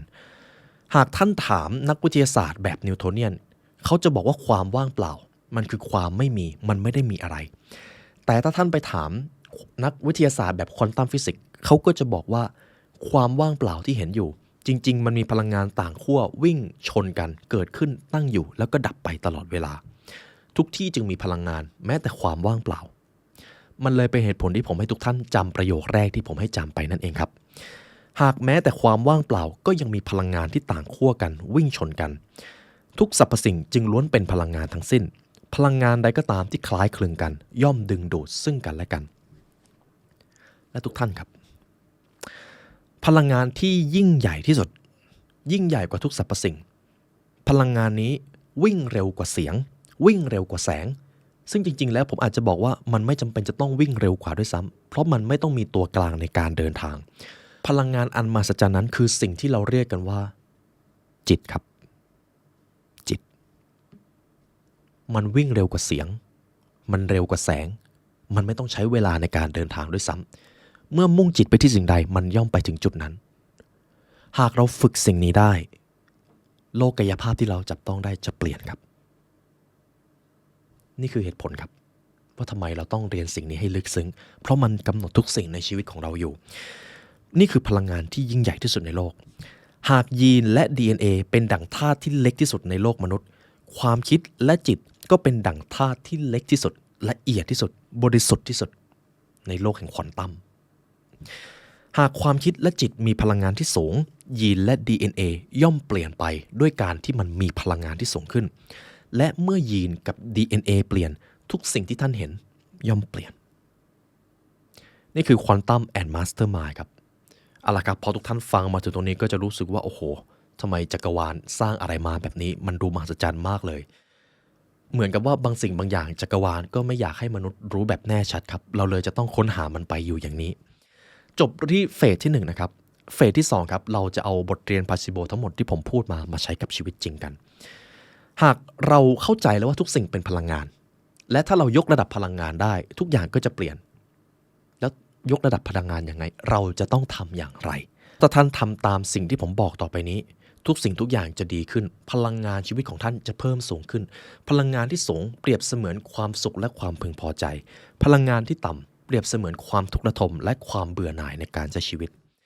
วิธีการที่ 1 elevate your emotion ยกระดับอารมณ์ของท่านให้สูงเข้าไว้ครับผมจะขออนุญาตอ่านตรงนี้ให้ฟังเราสามารถเปลี่ยนแปลงยีนและ DNA ของเราได้โดยการอาศัยความคิดและสิ่งแวดล้อมรอบตัวทุกความคิดที่เรากำลังส่งสัญญาณไปให้ยีนของเรามันจะแสดงการเปลี่ยนแปลงไปในทางใดทางหนึ่งไม่ว่าท่านจะเห็นหรือไม่การคิดในแง่ลบทำให้ยีนแสดงออกในทางที่เป็นพิษและนำไปสู่ปัญหาเวลาเครียดปวดท้องบ้างสุขภาพย่ำแย่บ้างอาหารไม่ย่อยบ้างเพราะความเครียดคือพลังงานลบที่ส่งไปที่ยีนนั่นเองตรงกันข้ามการคิดในแง่บวกนำไปสู่การแสดงออกของยีนที่ดีและมีสุขภาพดีวันไหนอารมณ์ดีมากๆโอ้โหขับถ่ายคล่องสามารถเคลื่อนไหวได้ดียิ้มแย้มแจ่มใสยืนหลังตรงเพราะพลังงานบวกมันส่งไปที่ยีนวิธีการเปลี่ยนแปลงที่ทรงพลังที่สุดที่ท่านสามารถฝึกได้ทุกวินาทีคือการจัดการที่อารมณ์และความคิดครับสองสิ่งนี้เชื่อมโยงกันอยู่ตลอดเวลาในการเปลี่ยนแปลงยีนเราจำเป็นต้องเปลี่ยนสัญญาณที่เราให้กับยีนผมเลยอยากให้คุณผู้ฟังดูภาพนี้ Scale of Emotion ครับเป็นงานวิจัยของดร. Hawkins ที่ว่าด้วยเรื่องของระดับพลังงานในแต่ละช่วงอารมณ์ท่านจะเห็นว่าในแต่ละอารมณ์ที่อยู่ฝั่งขวาจะมีตัวเลขที่คอยกำกับอยู่ฝั่งซ้ายหากอารมณ์ใดก็ตามที่มีค่าตัวเลขต่ำกว่า200คืออารมณ์ด้านลบทั้งสิ้นครับมีดังนี้ความละอายความรู้สึกผิดบาปความเบื่อหน่ายหรือความไม่เอาโลกนั่นเองความเศร้า grief นะครับความกลัวคือ fear desire คือตัณหาคำว่า desire ไม่ใช่แค่ความปรารถนามันคือตัณหาที่เป็นความอยากไม่ใช่ความมุ่งมั่นเป็นความอยากที่ปราศจากความมุ่งมั่นนี่คือ desire anger คือความโกรธแค้นและ pride ความหยิ่งทะนงต่ำกว่า pride ลงมาคืออารมณ์ด้านลบทั้งสิ้นส่วนอารมณ์ต่อไปคืออารมณ์ด้านบวก courage ความกล้าหาญความเป็นกลางความรู้สึกเป็นกลางปล่อยใจเป็นกลางไม่โอนเอ็นไปทางใดทางหนึ่งมากเกินไป willingness คือความเต็มใจ acceptance คือการโอบรับ reason คือการมีเหตุและมีผล love คือความรัก joy คือความปิติยินดี peace คือความสันติความสุขสงบและ enlightenment คือการตรัสรู้นี่คือระดับพลังงานของมนุษย์ครับทุกท่านและลองทบทวนดูว่าในแต่ละวันท่านตกอยู่ในอารมณ์ช่วงใดมากที่สุดหากท่านต้องการยกระดับเปลี่ยนแปลงยีนเปลี่ยนแปลง DNA ให้มีพลังงานรวมไปถึงจิตวิญญาณของท่านท่านจะต้องทำให้อารมณ์ของท่านอยู่เหนือกว่าสภาวะที่สูงกว่าระดับ200ขึ้นไปเท่านั้นเลยครับทุกอย่างในโลกคือพลังงานและพลังงานที่เหมือนกันย่อมดึงดูดซึ่งกันและกันทุกสรรพสิ่งทำแบบนี้หมดเลยครับผมจะสรุปง่ายๆนะครับเผื่อบางท่านตามไม่ทันยิ่งอารมณ์อยู่ในระดับพลังงาน200ขึ้นไปมากเท่าไหร่พลังงานก็จะยิ่งสูงมากขึ้น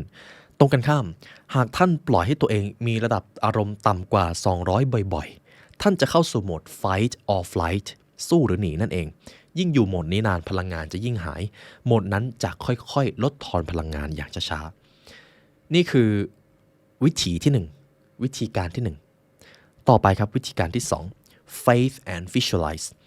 ขอท่านจงจินตนาการและท่านจะต้องศรัทธาในจินตนาการนั้นโลกเราถูกสร้างมาด้วยจินตนาการของใครบางคน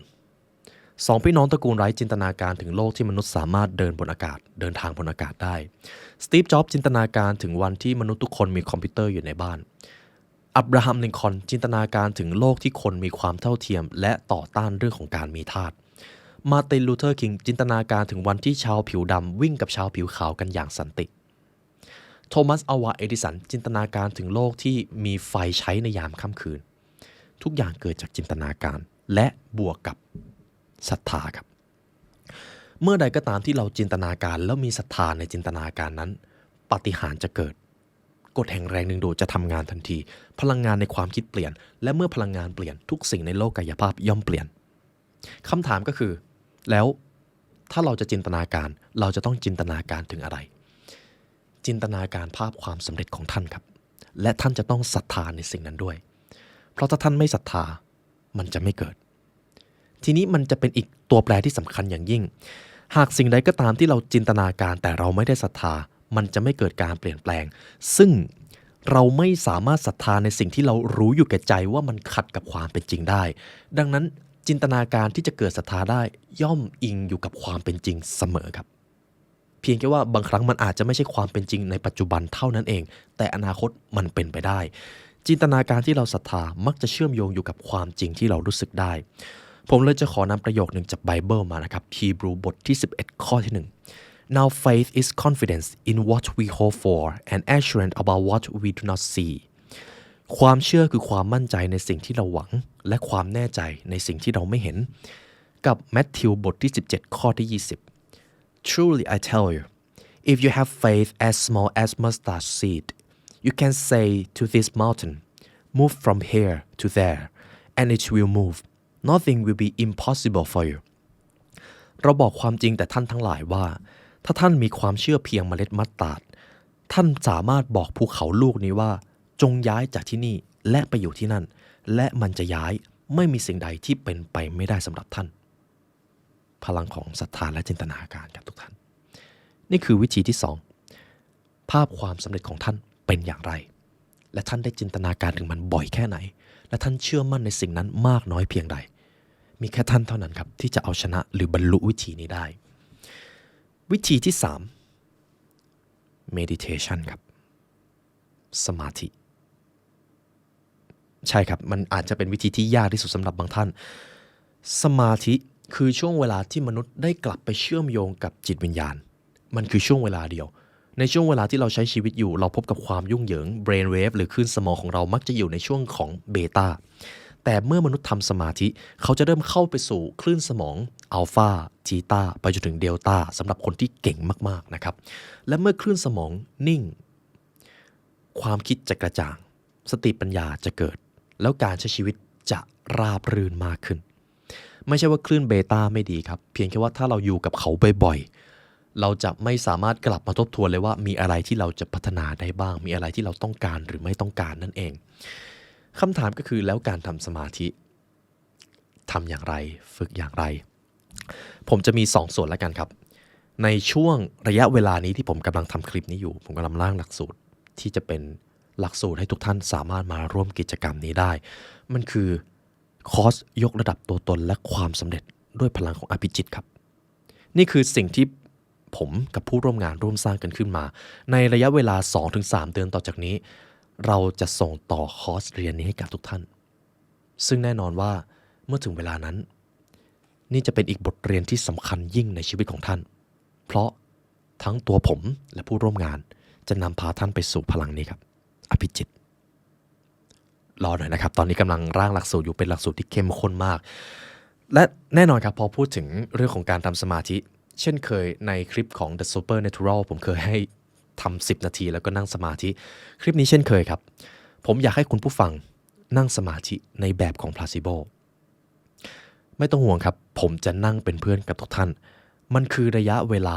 10 นาที10 นาทีนี้หากท่านได้ทำท่านจะเข้าใจเพราะเมื่อเราเรียนเราจะรู้เมื่อเราจดเราจะจำและถ้าท่านได้ลงมือทำมันจะฝังลึกไปอยู่จิตใต้สำนึกของท่านหากท่านสามารถนั่งสมาธิกับผมได้อย่าพักผ่อนครับ10 นาทีต่อจากนี้จะเป็นช่วงเวลาที่มีค่ามหาศาลยิ่งรูปแบบการนั่งสมาธิที่จะใช้พลังของ Placebo ก็คือหายใจปกติเลยครับแต่ระหว่างที่กำลังนั่งขอให้ท่านโฟกัสอยู่2 สิ่ง 1. คือจังหวะการเต้นของหัวใจและ 2. ความร้อนและความเย็นในลมหายใจของท่านทุกๆการเปลี่ยนผ่านของลมหายใจขอให้สัมผัสมันไว้ครับและจังหวะการเต้นของหัวใจก็ขอให้รับรู้ถึงมันไว้ตลอดเวลาเพราะนี่คือการอยู่ในโหมดที่ร่างกายสามารถเยียวยาตัวเองได้มากที่สุดเหตุผลจริงๆเพราะสภาวะที่ร่างกายเยียวยาได้มากที่สุดคือการที่มนุษย์ได้กลับมาอยู่กับปัจจุบันครับลมหายใจของเขา จังหวะการเต้นหัวใจของเขา หรือแม้อากาศที่ผ่านรอบตัวเสียงรอบตัวก็ได้ นั่นแหละครับถ้าเราอยู่กับปัจจุบันเหล่านั้นได้ ร่างกายจะสร้างสภาวะของการเยียวยาขึ้นมา และนั่นก็คือ placebo รูปแบบที่ทรงพลังที่สุด ถ้าทุกท่านพร้อมแล้ว เดี๋ยวเราจะมานั่งสมาธิร่วมกันนะครับขออนุญาตตั้งเวลาก่อน และหลังจากนี้ทุกท่านจะไม่ได้เห็นหน้าผมในคลิปนี้เฉยๆนะครับแล้วเดี๋ยวผมจะทำเป็นเสียงให้ทุกท่านได้ฟังไปด้วย เรามาเริ่มกันครับ